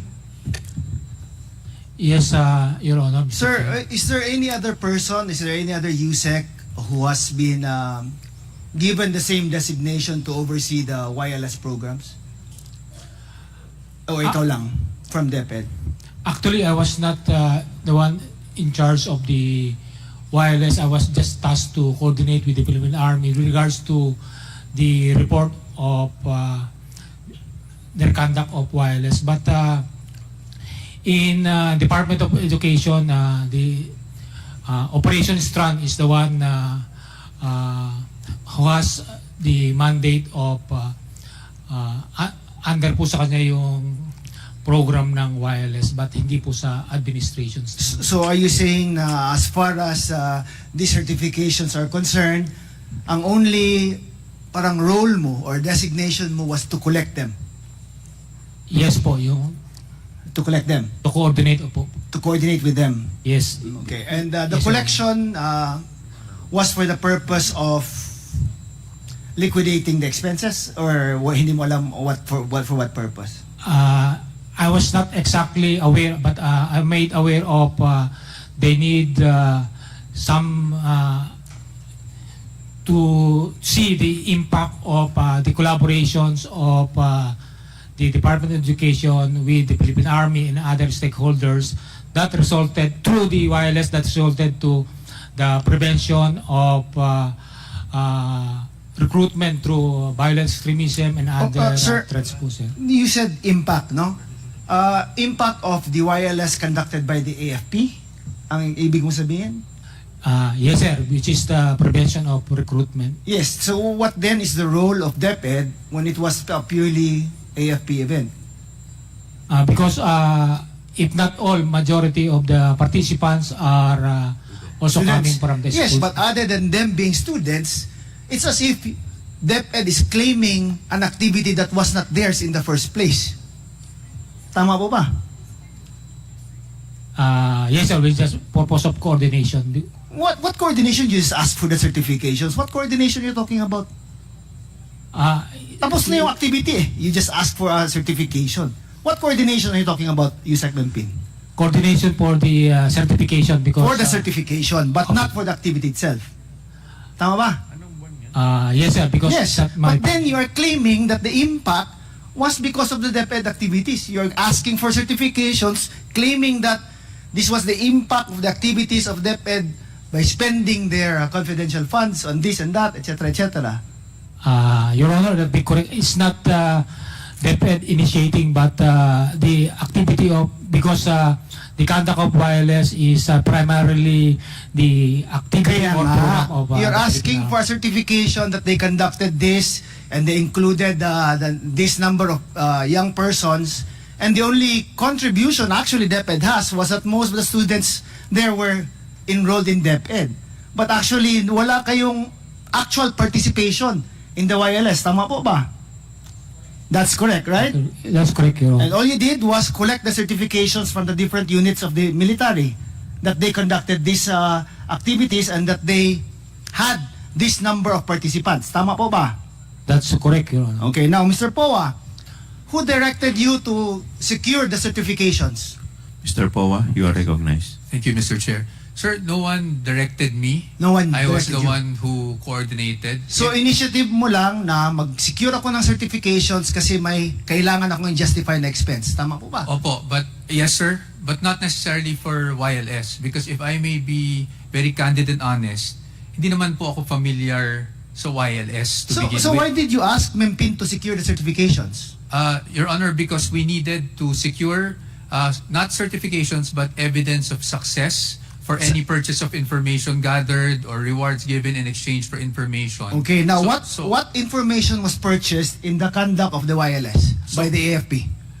Your Tell Honor, me. I honestly wouldn't know exactly. So why would you ask for certification like that? I asked Yusek Mempin, being our former security consultant and the Yes. one that has coordination with AFP, to see if due to the information given by DepEd, they were able to have targeted programs wherein we can respond to the AOM and show that there was in fact success in Now you just heard Yusek Mempin say that his only participation was in securing the certification. Yes, Your Honor. Now, why would you ask him for certifications? Ang sabi mo nga, that this is the impact of the rewards that you've been giving. This is the impact of the information that you have been rewarding. Di ba, what is the impact there? Tell me, Mr. Poa. In my impression, Your Honor, Mr. Chair, is that if the AFP were able to target, kumbaga, hold not just YLS but hold programs, targeted groups because of the information provided by DepEd, then that would show that it was successful. Okay, what information was provided by DepEd? And to whom was this information provided? Your Honor, I really, Yes. I am under oath. Yeah. Hindi ko talaga alam. O kaya nga, kung hindi anong mo alam, operation. hindi niya rin alam, yet you're just using these certifications to justify something. Your Honor, Hindi mo, hindi mo alam ano ang rewards, ano ang i-reward mo. Hindi niya alam ano ang information na binili ninyo, di ba? Yet you ask Yusek Mempin to secure certifications. Si Mempin naman, secured certifications from activities conducted by the Philippine Army using their own funds. So saan dyan ang ano? Tell me, explain to me, Mr. Poa, where is the connection of the justification for this expense with the certifications issued by them and in relation to supposedly the rewards for the information that you gathered by using confidential funds? Yes, Your Honor. Mr. Chair, under my theory, Your Honor, if we were able, because may mga anti-insurgency, yun yung nakita ko sa accomplishment report, no? Anti-insurgency campaigns. Hindi po ba? So, anti-extremist campaigns. So, that's why I approached Yusek Mempin and said, meron ba tayong makukuhaan ng any report or any certification, kasi yun ang nasa JMC, showing that because of the information that DepEd was probably able to give the AFP, na target nila kung sino yung mga susceptible to insurgency and were able to at least prevent them from being recruited. And in this case, ang nabigay po nila would be seminars. And that is why yun po ang sinubmit ko sa AOM, sa response namin sa AOM. Okay, no, parang for me forgive me Yes, po I understand. ang labo kasi na you saying na ito yung information that we gathered using this reward money supposedly, and that in effect the AFP conducted these seminars. Tama po ba? Yes, Your Honor. But from the testimonies that you've heard, walang connection whatsoever ang activities nila sa yung activities na sinasabi mo. Yes, Mr. Chair. Yes, Your Honor. Although at that time, hindi ko naman po alam na ganun yung sinasabi nila, no? Yet you're using the certifications to justify an expense of your office? Parang Your Honor, mali po ata yan, di ba? You just testified now na hindi mo nga alam anong connection nito whatsoever, yet you used these certifications issued by them to justify an expense with COA. Mr. Chair. Please continue. Respectfully, Your Honor. Ang confidential funds, hindi naman talaga sa pagkakaalam ko, no? Theoretically, hindi naman pwede ibigay ng isang ahensya sa kabilang ahensya yan. That is something that you can only use as per the JMC for purchase of information so that you can have... Can I stop you there for sorry, Mr. Poa? Pero yun na, paulit-ulit tayo na it all boils down to the fact that you are using a certification of an activity of a different agency who never spent any single peso coming from your office to justify your expense. Tama po ba? Mr. Chair, again, respectfully, the justification is not that they spent the money of DepEd. the justification that under my You attached it to justify your expenses nga, di ba?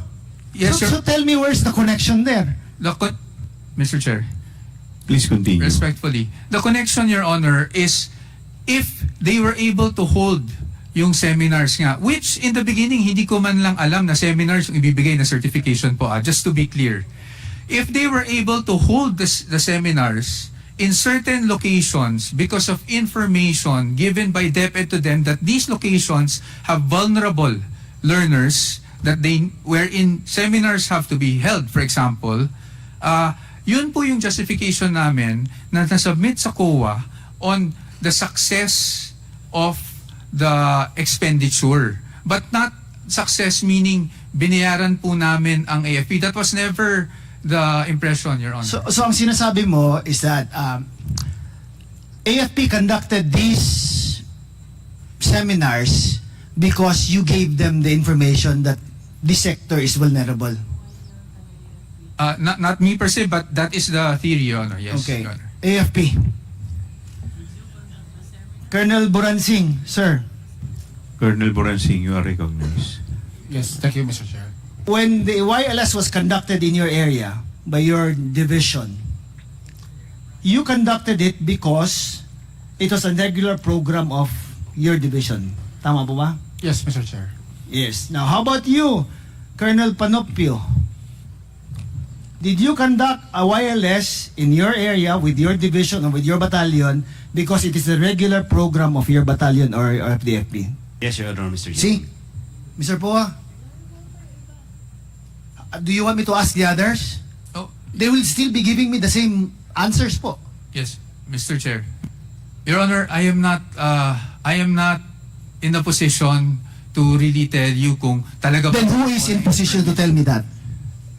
Your Honor, Sino? it would probably be the Secretary, Your Honor, or the ones that are responsible for the confidential funds. Kasi wala naman po talaga, and again, I'm under oath, wala po So talaga kaya, akong... who is responsible for the confidential funds? Your Honor, the Secretary and the SDO are the only ones Well, then that are privy. You know, if only Opo. they would have been here to answer these questions para mas maklaro po. Kasi right now, everyone is really confused, no? Una, why will you be using a certification for an activity of another unit? Tama ba? It's confusing, right? If it's just between us nga, it's confusing eh. Now, if you hear the answers of the AFP, silang lahat had nothing to do with DepEd. When they conducted the YLS, it had nothing to do with DepEd. It was their own programs that they were pursuing. Now, here comes Yusef Mempin collecting the certifications from the activities conducted by AFP, submitting it to you, and you submitting it to COA to justify your expense. Yes, Your Honor. That is. It's wrong, di ba? Yes, but From no matter how you look at it, it's so wrong. Mr. Chair, yes. Please proceed. But yes, factually, that's really what happened, Your Honor. I got the certifications, I got the documents evidencing payment, the DEPs, which are the acknowledgement receipts. I attached them because that's what COA was looking for, and I submitted to COA, Your Honor. Kaya nga. Anyway, I've already asked my questions, Mr. Chair. Thank you, Mr. Chair. Thank you. Mr. Chair. Briefly, you are a lawyer, tama po ba? Yes, sir. Yes. Ang tanong ko lang, hindi po ba ninyo binasa muna yung justification bago ninyo sinubmit sa COA? Kasi po, ang hinahanap po ninyong justification sa AOM is insurgency, tama po ba? Opo. Tapos ang sinasubmit ninyo seminar.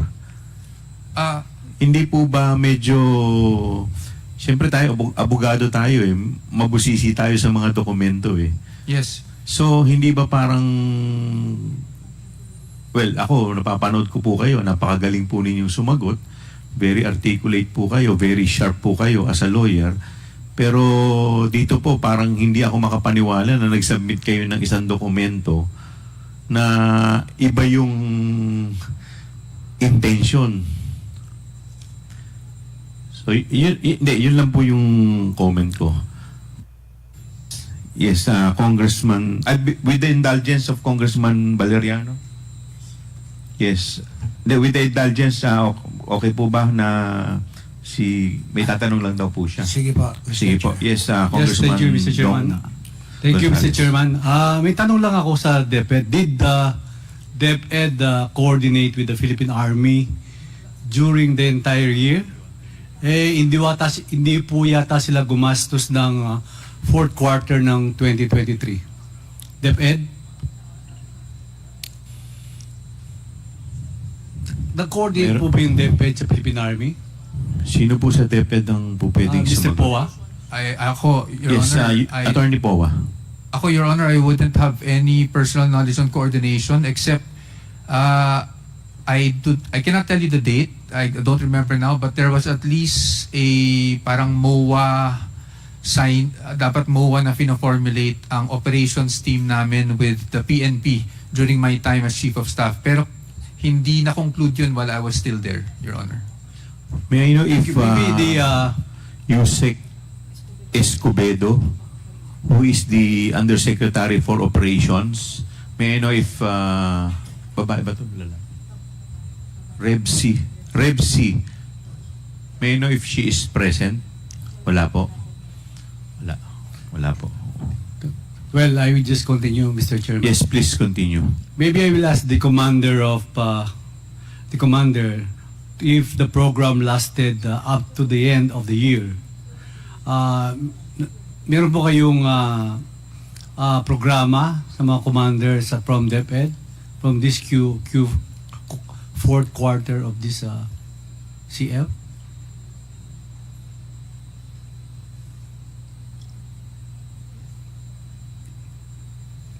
Sino pong sasagot? Sa commander po ng Philippine Army or Colonel Panopio? Sige po. Or Colonel Panopio? May again ask a question, Your Honor.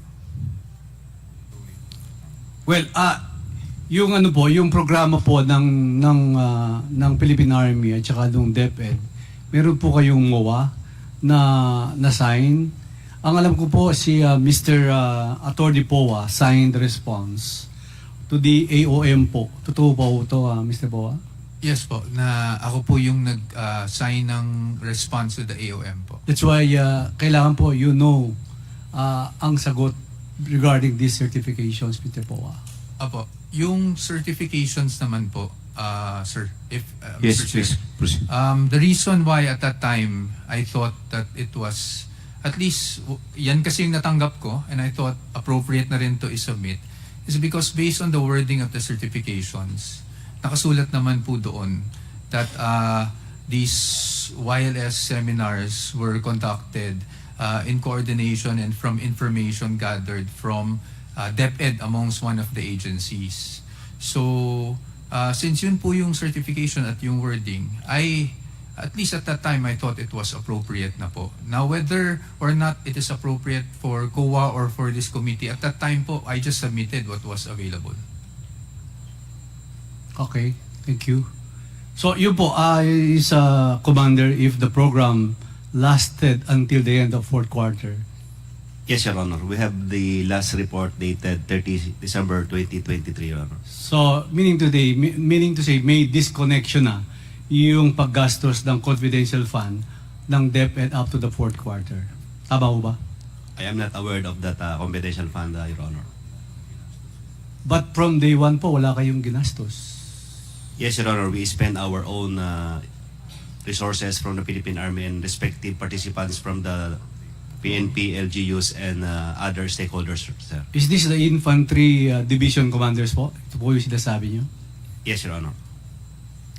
And this is the YLS also, the Youth Leader Yes, Summit? sir. The Youth Leadership Summit is a multi-stakeholder engagements under the EO70, sir. Okay. Thank you, Mr. Chairman. Ang tanong po kanina ni Senior Deputy Speaker, kung meron daw po bang MOA o Memorandum of Agreement between DepEd and the Philippine Army with respect to this program. Yun po yung tinatanong kanina ni Senior Deputy Speaker.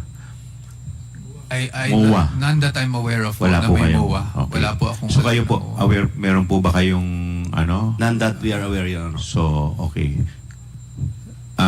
Mr. Chair, Yes, just want to clarify. Congressman Abante.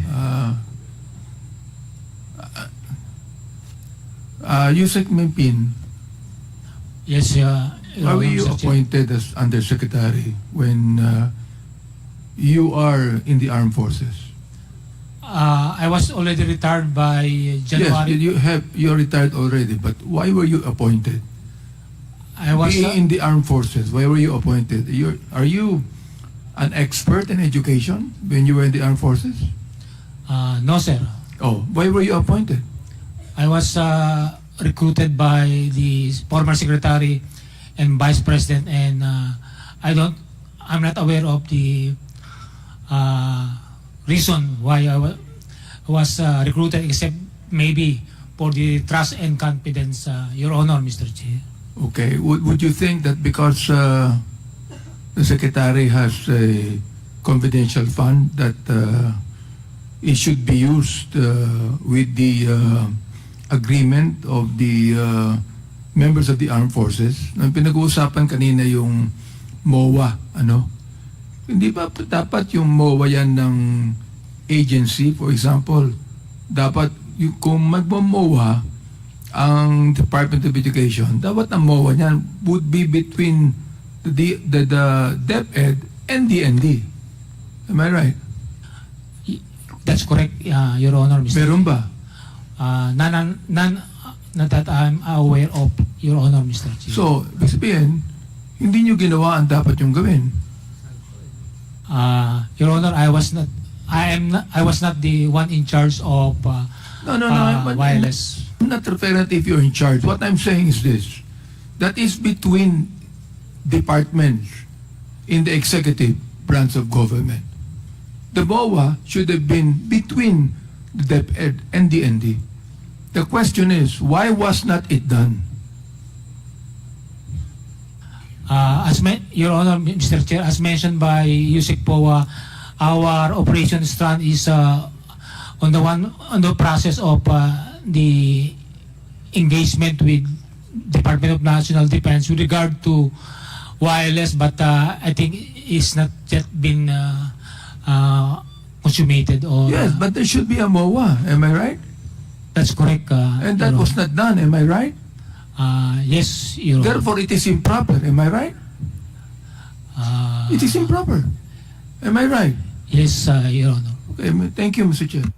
Mr. Chair. Yes, SDS, Dong Well, Gonzales. yes, sir.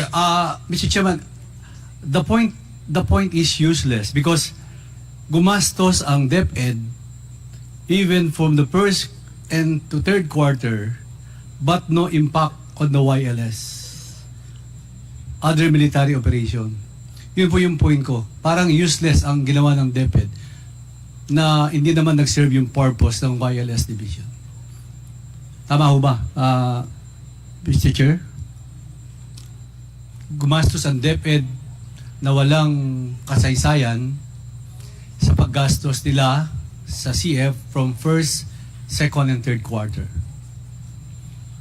Actually, lumalabas, wala pong nilabas, wala pong ginastos dahil as we speak, lahat po ng mga ahensya, yung sa Army, wala po silang natanggap. And they spend their own money. So, meaning to say, justified pala not giving DepEd confidential funds in 2024. The same goes for 2025 then. Diba, Mr. Chairman? Tama po kayo. Thank you, Mr. Chairman. Yes, the Chair would like to recognize the next interpellator, the Honorable Congressman Rolando Valeriano. Thank you, Mr. Chair. Yung tanong ko po kung pwede kay Attorney Resty Osias. Tama po ba, Osias? Yes, sir. Good afternoon po. Osias, you are Mr. recognized. Chair. Thank you po. This is in regards to Yusek Gloria Mercado regarding po do sa statement niya last hearing.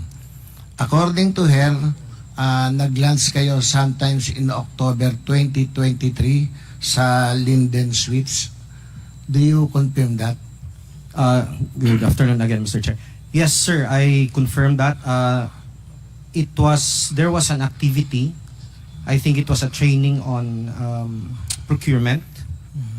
And I'm just not quite sure about the date, but there was such an activity. October. And, Yeah. October, sir. October, yes. 4 yata kayo. The 2 is in Deped consultant, tama po? Initially, sir, we were not just 4. We were a group, including our staff. And then, but we were in one long table. And yes, with 2 others, me, Yusek Law, and some other staff, sir. And during that meeting, according to Yusek Gloria Mercado, nung last hearing po, nilapitan daw siya ni Asek Munsayak at nagsabing mag-usap-usap na lang kayo tungkol sa bidding para sa DepEd Computerization Program for 2022. According to her, that statement was made to her in your presence. Totoo po ba to? I recall in that meeting that then ASEC Reynolds Please Munsaya. answer. Yes, sorry. Please Totoo be po ba? responsive to the question. Yes, yes. Yes, sir. Yes, sir. Yes, sir. So, totoo po. Sa pagkakaalala niyo po, anong sinabi talaga, yung talagang salita ni Asik Musayak? Ano po ang naintindihan niyo ron? ASEC, we were discussing, I think it was about the utilization of the funds for the procurement, sir. And it was a discussion like there was something like there is a need to be able to utilize the funds immediately. And there was some kind of a remark that, you know, something like maybe pwede naman na lang pag-usapan ng kung paano maayos, basta importante ma-utilize yung fund because the fund for the procurement was about to lapse in December of 2023. I understand this fund was 2022, sir. By the way, sir, just for purposes of background, no, I was quite new in the department. I just joined the department sometime in January of this So, year. bago lang po kayo lang. Yes, sir. At that time, you were already familiar with Mr. Munsayak. Kilala niyo na po siya as Assistant Secretary? If I recall it right, I was former HR director, sir. Yeah. So, if I recall it right, Asek Munsayak was the appointment of Asek Munsayak was, I think, October 1st of 2023. So, he was presented as one of the new officers of the DepEd, I think in that flag ceremony of that week. So that was the first time I saw him. And I think the very first interaction with him was on that So, lunch. nung marinig niyo po yung statement niya ni Asek Munsayak, what is your reaction? Well, I was a bit surprised, but at the same time I was also amused, sir, because as a lawyer, if I thought it was just a joke, no? The offhand remark on something like talking about it. I thought it was some kind of a joke. It was just nothing. I didn't really mind it that much. Thank you, thank you. Yes, sir. So, Mr. Chair, mukhang totoo nga na may naging pahayag si Mr. Munsayak kung saan sinabi niya kay Yusek Gloria na noong panahon na yon as head of procuring entity na siyang nagre-review ng dokumento ng mga bidders, pinagsabihan niya nga na ituloy na lang. At kung saan hindi tinanggap ni Yusek Gloria yung mungkahi na yon at dapat masunod yung tamang proseso. Nakakapagtaka lang, Mr. Chair, na si ASEC ay head ng procurement at malapit na kaibigan ni BP Duterte na siya pang nagpahayag o nagpahiwatig sa isang head ng procuring entity at pati na rin sa harap ng isang back chairperson. Mr. Oseas, noong huling hearing, sinabi din po ni Yusek Mercado na kayo'y isang direktor sa DepEd. Totoo po ba ito? Yes, sir. I was the former, at that time, I was the direct report of Yusek Law. I was under her strand as the director of HR. Kailan po kayo na-appoint? I was appointed January 12, I think, and then, but I reported January 17 of 2023, Your Honor. 2023? Yes, sir. Yeah. Ano po yung posisyon niyo talaga? Director 4 ho. Hanggang Sa- ilang director po pa daw? Director 6, 7? Hindi ho. Ang pinaka-highest Guys, po na Director director is Director 4 ho sa Director DepEd. 4. Yes, sir. Ano po yung responsibility ng Director 4? Depende ho sa assignment, Mr. Chair, no, Your Honor. Kayo po, Mr. Osias. Ano po? Yes, sir.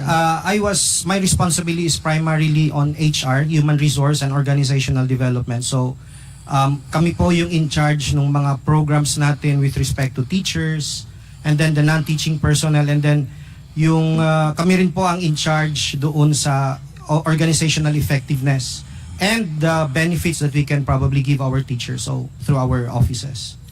Aside from that position, meron pa ho ba kayong ibang hinawakan sa DepEd? Well, sometime November of 2023, sir, I was designated as the chair of the BAC 6. No, BAC 6 is the early procurement activity designated BAC. BAC. Yes, sir. Bids and Awards Committee.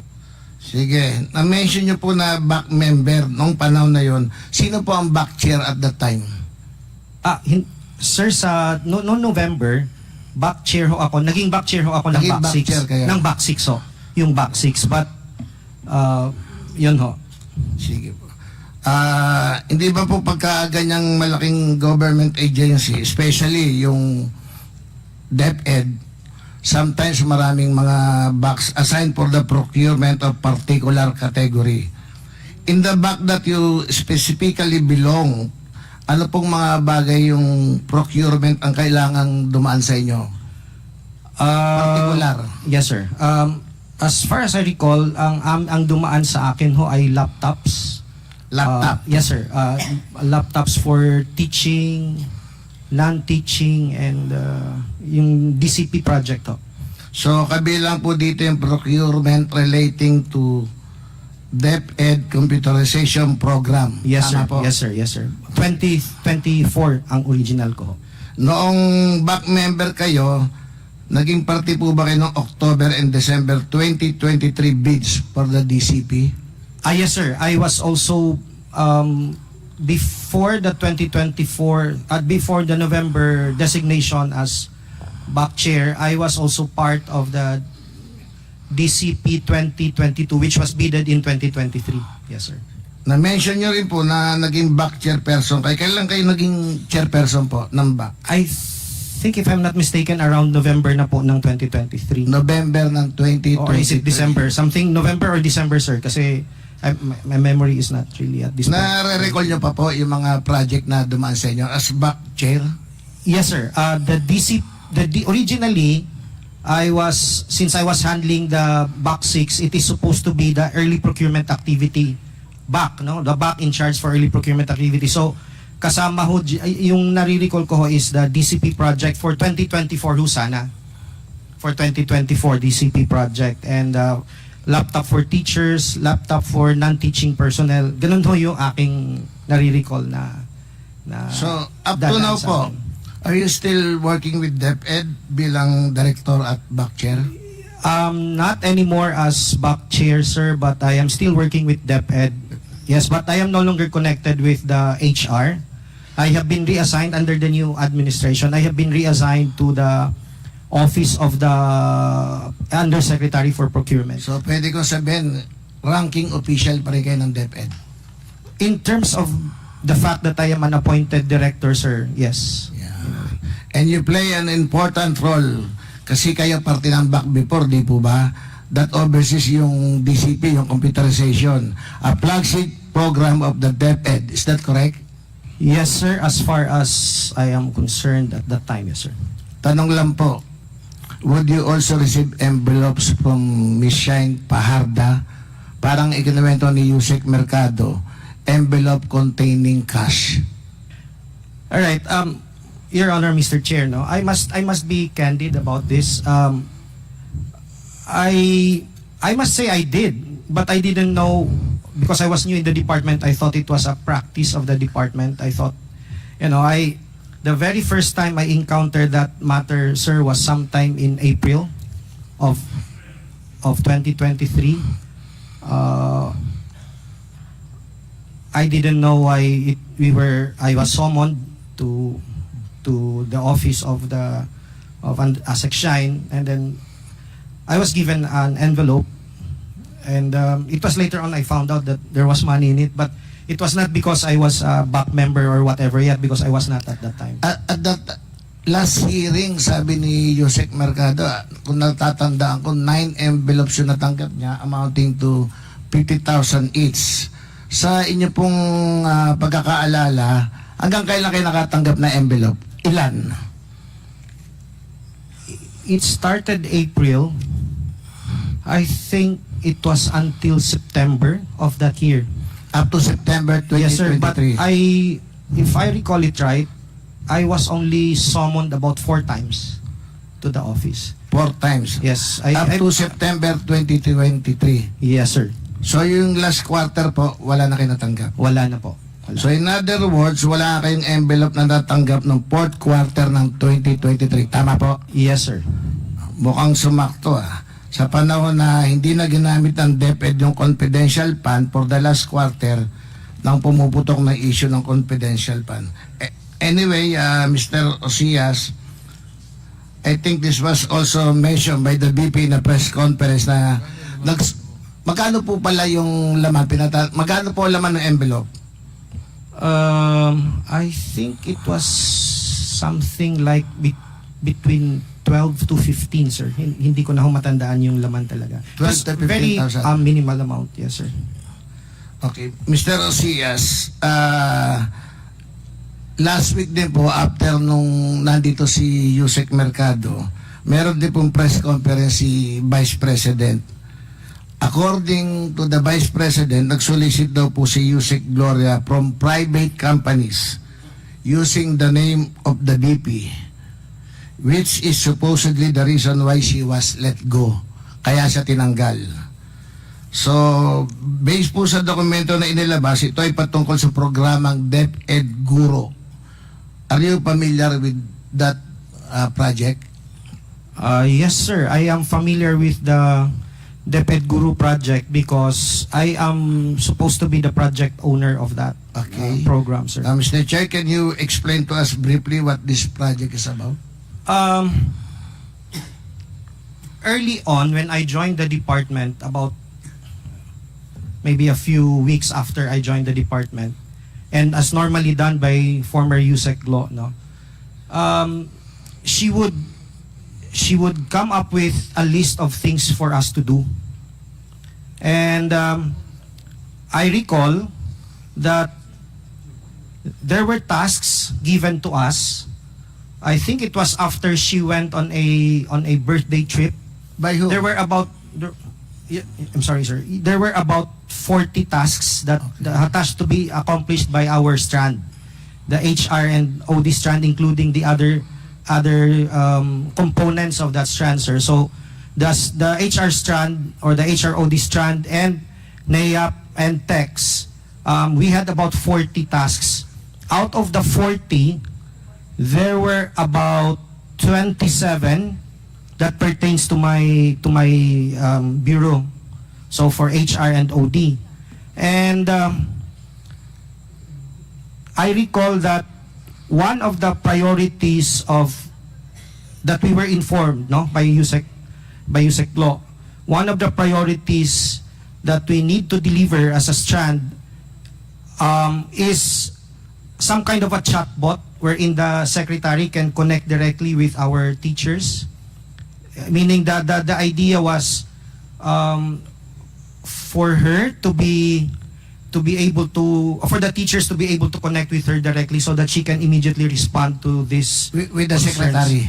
Yes, sir. And there were 3 assigned to me, and the other 2 were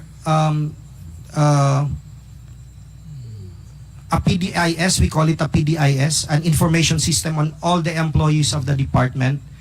And the other one was a hiring process which will minimize the engagement of the human intervention. So the computations were all done by the system, something like that. So there were 3. So Deped Guru was more on the aspect of that parang immediately makakausap ni VP yung mga teacher, so they can immediately raise to her the concern. Kasi the thing there, sir, is if you use the idea there is if you use the current social media processes like Messenger, etc. No, there are about, at that time there were about 888,000 plus teachers.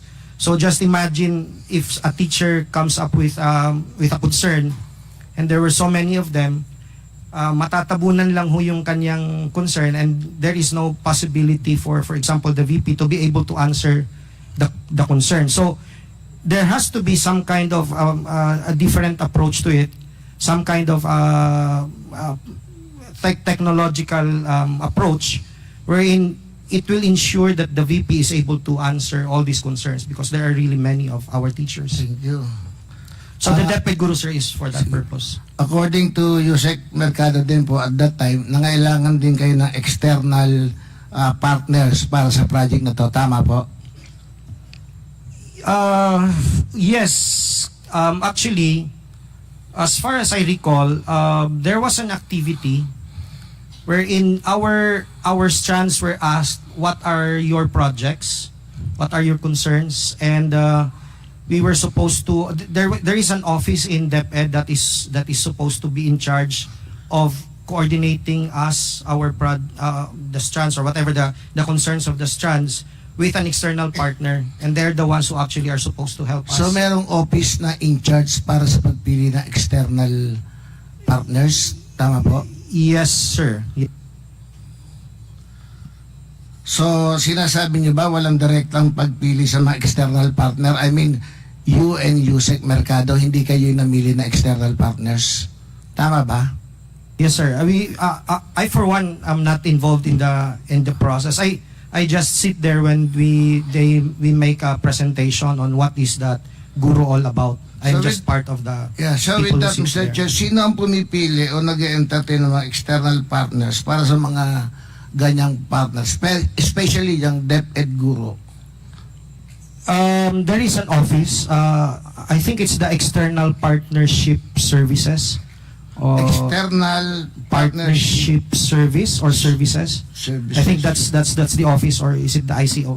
It's either of the two. Sir. So parang isang department sa Deped yun? Yes, sir. Yes, And sir. it is not under Yusek Mercado? No. It's a different office. So malayo. Sa pagkakaalam po ninyo, ano yung mga kailangang programang ito mula sa external partners?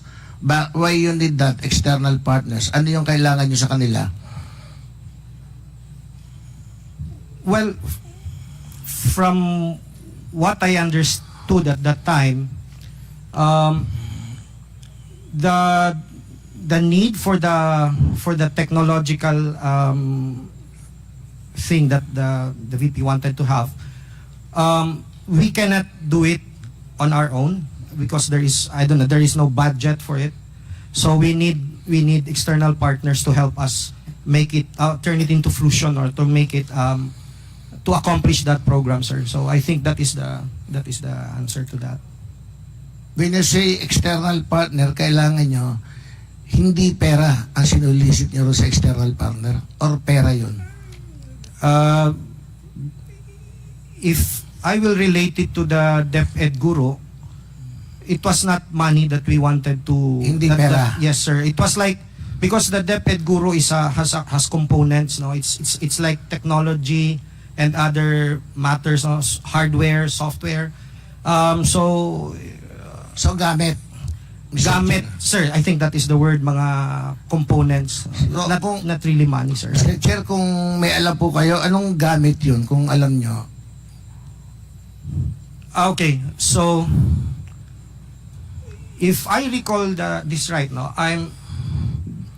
the Deped Guru will involve, for example, sir, some kind of yung ano ho dun sa, for example, sa truck, meron ho sa likod na parang lalagyan ho, parang malaking tapos may wheels, parang ano ba ang tawag dito, yung parang yung sa likod doon ng truck, di ba? For example, mga trucks na mga refrigerated trucks, di ba yung likod doon parang may mga closed na portions sa may gulong. Yeah. For example, yan no is one kasi the design is nandun sa loob nun yung mga gadgets na ilalagay because the intention was to have 3 of these kinds of equipment in Luzon, Visayas, and Mindanao.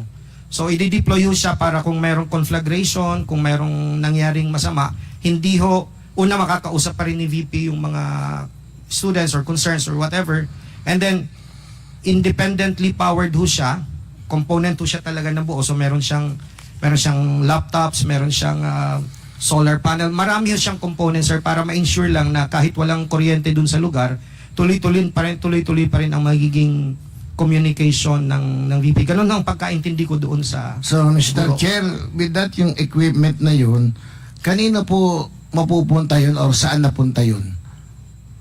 Hindi ho natuloy yung project. So, hindi natuloy? Hindi natuloy ho. So, walang nakuha na personal na pera o gamit, equipment si Yusek Mercado sa paghanap niya ng external partner para sa Deped Guru program? Negative? I can only speak up to the extent that I interact with USEC law, like for example in the office. If that is the basis of that, the premise, I don't think there was any. Kasi hindi naman ho natuloy yung project. Sige. Sa pagkakaalam niyo po, Mr. Chair, palagay niyo ba importante itong project na to na magkaroon ng direktang komunikasyon? Yung halos 900,000, almost 1 million na teacher at CBP sa ilalim ng Guru program? I can only speak, sir, from experience, no. I am a survivor of the Yolanda tragedy. It almost killed me and my family. As far as I'm concerned, there is really a need to have things like this during a conflagration, especially for purposes of our kids continuing with their education despite everything that happens. So to my mind, it is something that we really need to have. But of course, the program did not push through, so it's not something So, in short, ito yung naging priority project ni VP Duterte sana? Sir, that was the information I got or we got from the USEC kasi siya naman ho ang nakakausap sa Exicom, hindi naman ho ako involved. Kung ano lang ho yung binababa sa amin, yun lang ho yung aming extent ng knowledge kung ano ang mga kailangan ho talaga. Ano bang difference ng priority project kumpara sa regular project nyo sa DepEd? The way I understood it, sir, is that ang priority projects, these are immediate ang need. No? While the other projects, these are projects, many of the other projects have been there for the longest time pero hindi ho gumagalaw. That's why, as I was saying earlier, there were about 40 that the Strand, HROD, and NAEAP and TEX had to do. No? These were the 40 identified projects that we need to do, but out of the 40, 27 are for the BHROD, and out of the 27, there were about 3 that were priority projects of the VP, including yung chatbot nga ho, or itong naging guro ang aming pinag-usapan. Thank you po. So in short, talagang alam niya to at priority project to ni Vice President Sara Duterte. Tama po ba? Well, I am not quite sure if the VP directly know about the project, but we present this project every time there is a Strand or Exicom meetings, or I think that is when it is presented.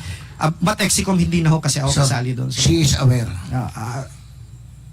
So in short, Mr. Chairman, ang Deped Guru program sa katotohanan ng isang legitimate project ng Deped na isang priority project rin ni VP Duterte, kung saan ang mga external partners ay hindi pinili ni Yusek Mercado kundi ng ibang opisina sa ilalim ng DepEd.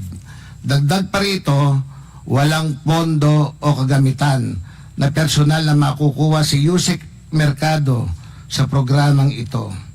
Nakakabahala lang, Mr. Chair, na isang directive ng pinuno ay siya ring gagawing rason na paikot-ikutin upang sa pilitang magtanggal ng isang career government official tulad ni Yusek Gloria Mercado. That's all, Mr. Chair. Thank you. Thank you. Mr. Chairman, Yes, Congressman Abante, you are recognized. Attorney Ucias admitted that he has received envelopes. Now, I'm not saying it's wrong, no? It can be an appreciation thing or a love gift, whatever it might be. I don't think it's wrong. Pero if that is actually the habit of the secretary to give envelopes to her people, I wonder if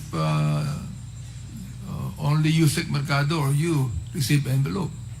Perhaps Yusek Mempin should also say something about that, or anybody here among the Deped family. Because as I've said, no, when you receive an envelope, there was no thinking that there's anything wrong with that. Wala kaming inaiisip na masama yan. Just, you're under oath and just tell us about it, and thank you for telling us that. Yes. Sir, again, I must say that when I was called and received an envelope, I initially I thought that it is how it is in Deped because I did not come from Deped. So, to be honest, I was grateful because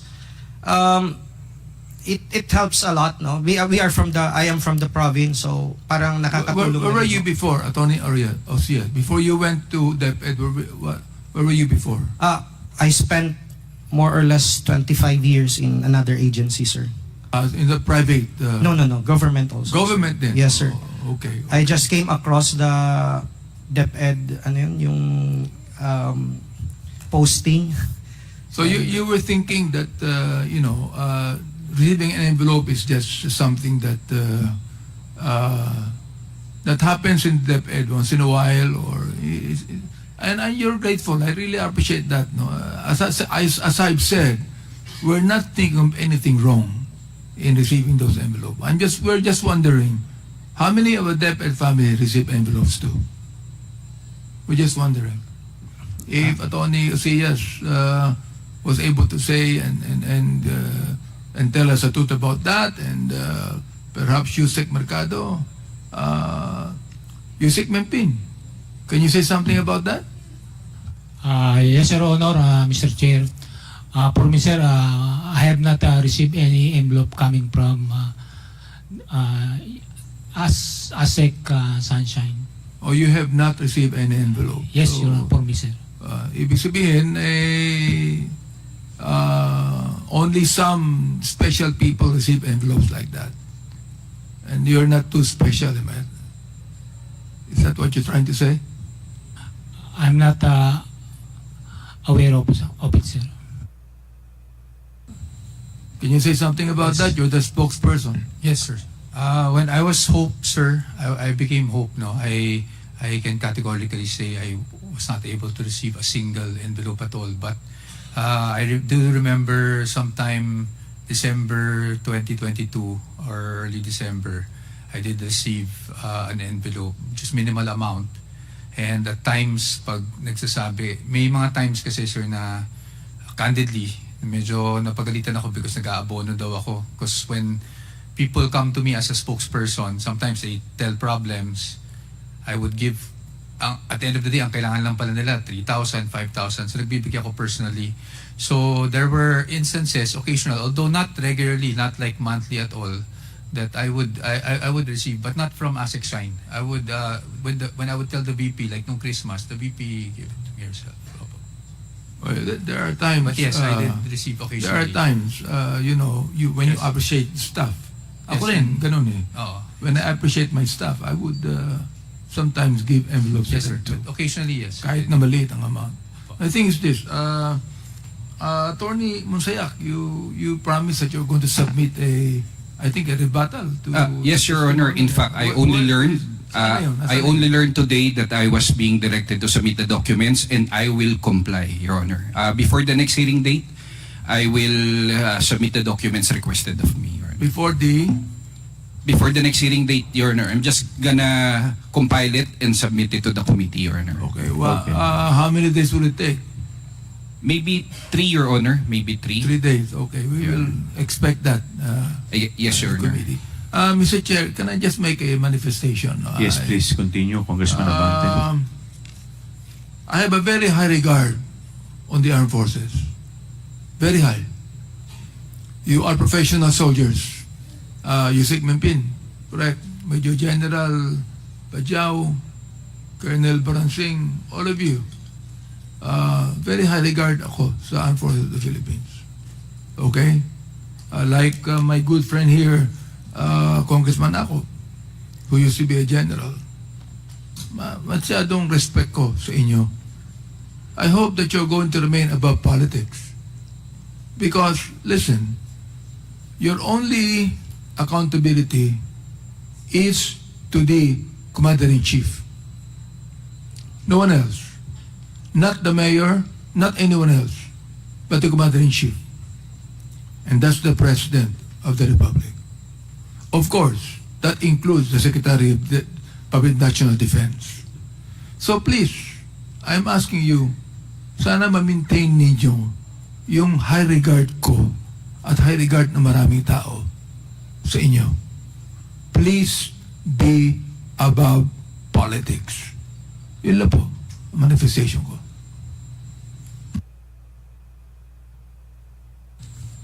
Yes, Senior Deputy Speaker, Don Gonzales. Thank you, Mr. Chairman. Meron lang akong gusto i-clarify. Yung Youth Leadership Summit, that's under DepEd po? That's under college students, di ba po? Hindi po siya under DepEd as far as I know, sir. Bakit narinig ko na YLS, the Youth Leadership Summit, palaging may gastos? That's under the our college students, di ba? Hindi ako yung makasagot. Attorney, sino po ang sasagot? Kasi kanina pa natin pinag-usapan. Major General Bahao, sir. Bahao. Thank you, Mr. Chair, Your Honor. Well, kadalasan po, Your Honor, ang mga partisipante ito ay mga youth, high school students, and college students po. Kasama na rin po ang mga out-of-school youths and even yung mga IP youths natin. In the case of Mindanao, kasama dito yung mga Muslim youth po, Your Honor.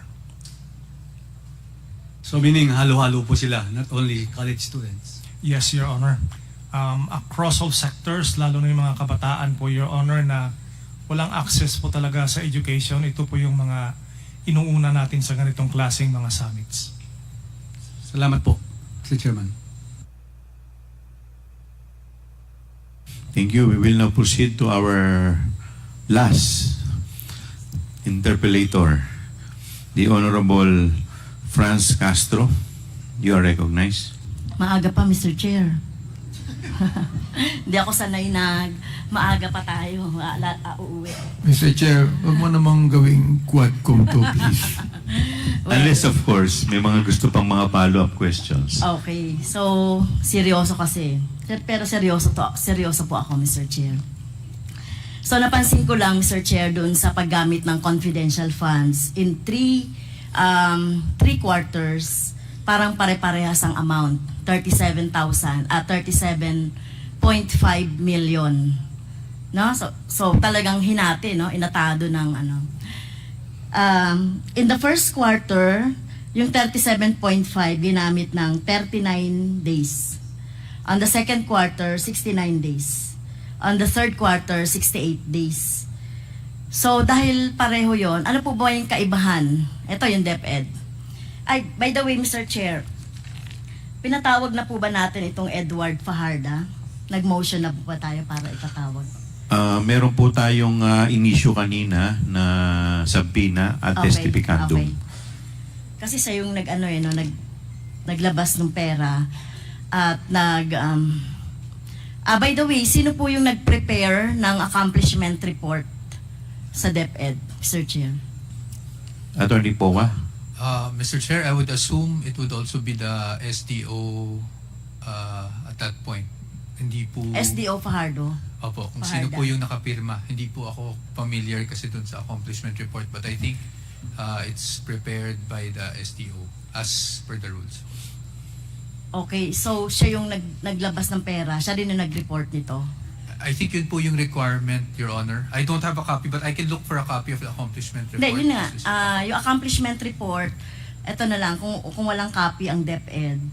So, ang tanong ko lang po, eto ba, tatanungin ko ba kay Fajarda, bakit 39 days with the same amount? Yung other quarter, 37 million din, 37.5 in 69 and 68 days.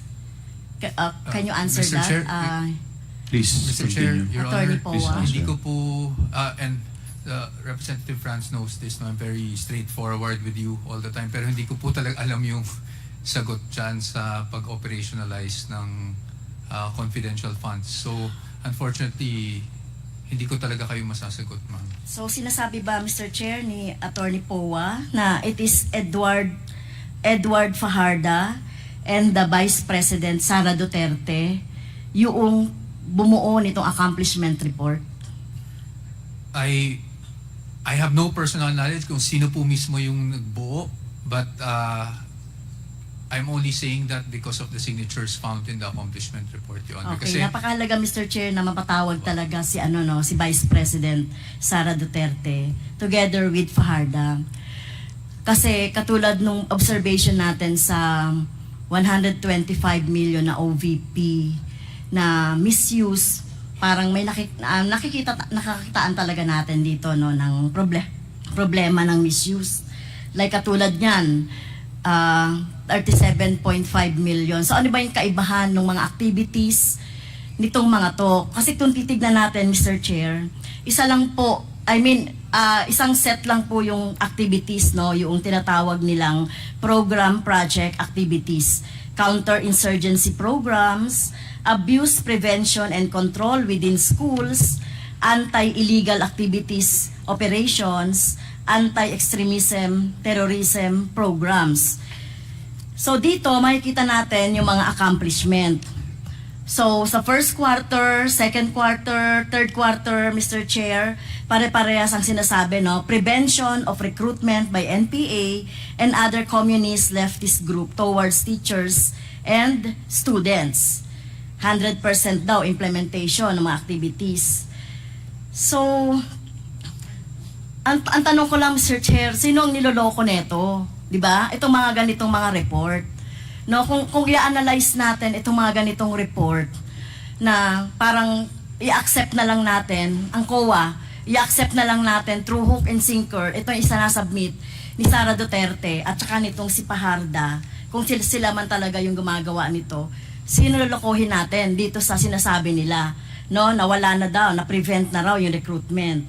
Number 2, ito pong counter-insurgency programs na ito, Mr. Chair, itong abuse prevention and control within schools, anti-illegal activities, anti-extremism, ito po ba yung talagang pinaka-problema ng mga eskwelahan natin?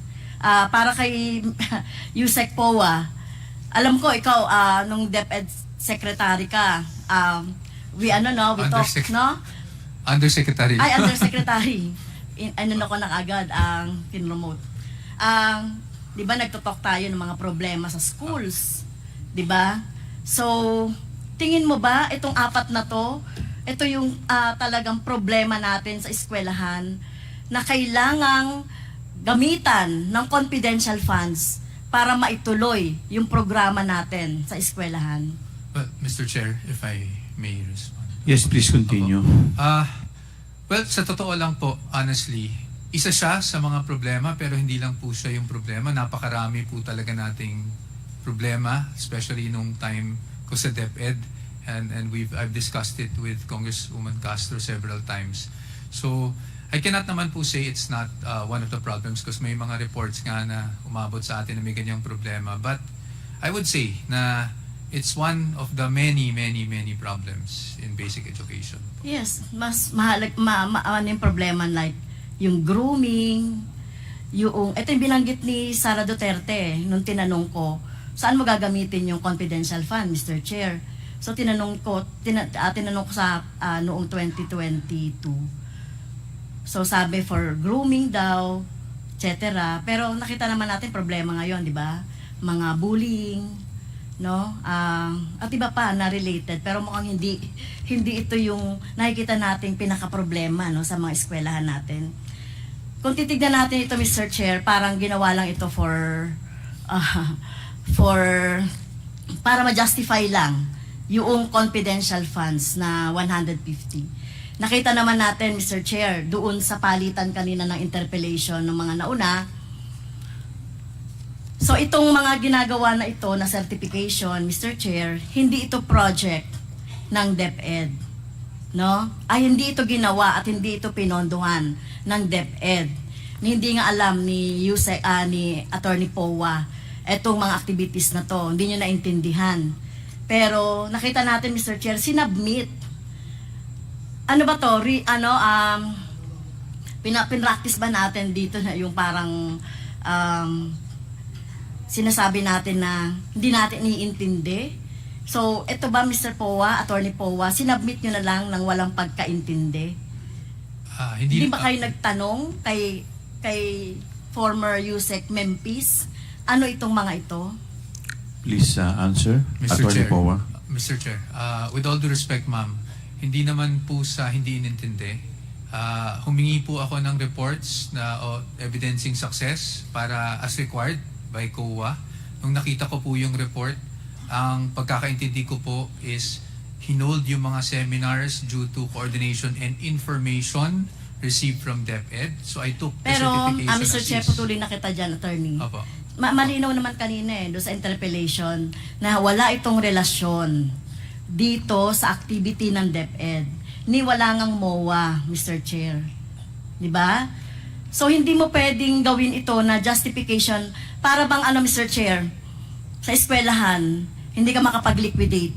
Ngayon kulang ka ng ilang thousands. So ang gagawin mo ba? Maghahanap ka ng resibo sa kung saan na pwede mo ipamasak doon sa liquidation ng confidential funds. So parang ito kasi, yung certification na ito, Mr. Chair, this justifies yung sa hinahanap ng COA na kulang na 15 million. Pero syempre may question nga ako, no? Paano ba ina-analyze ng COA itong mga ginagastos na ito sa confidential funds? Parang tanggap na lang ito. So okay na po yung kay Attorney Powa, no? Narinig ko na yung justification kanina. So sabi natin na kanina, Mr. Chair, na sige, nagtanong para saan ito? Bakit ganito yung sinubmit ni USEC Powa sa inyo? USEC Mempin sa inyo po, Attorney Powa. Mr. Chair. Yes, please answer. To be perfectly candid, Mr. Chair and Your Honor, ang dami ko pong trabaho noon sa DepEd. One of them was to comply with AOM. I'm not using that as an excuse. One of them was to comply with AOM. So kung ano pong documentation na available at that time na nasa OSEC or binigay sa amin, binigay sa OSEC, yun na lang po talaga yung sinubmit ko sa COA. Of course, I read the documents, Your Honor. If I respect the opinion of the good Congresswoman, I maintain fact na yun po yung impression ko na because there was already coordination and information from DepEd that I wasn't even sure if it would suffice, but at least that was a documentation that was provided to us, and so I had to submit it in compliance with COA po, Your Honor. So sa tingin ko, Mr. Chair, hindi ito suffice to justify yung paggamit ng confidential funds. Narinig naman natin na walang relasyon ito dun sa confidential funds. So saan napunta? Ang tanong dito, saan ginamit? Saan napunta? At kanino napunta? Etong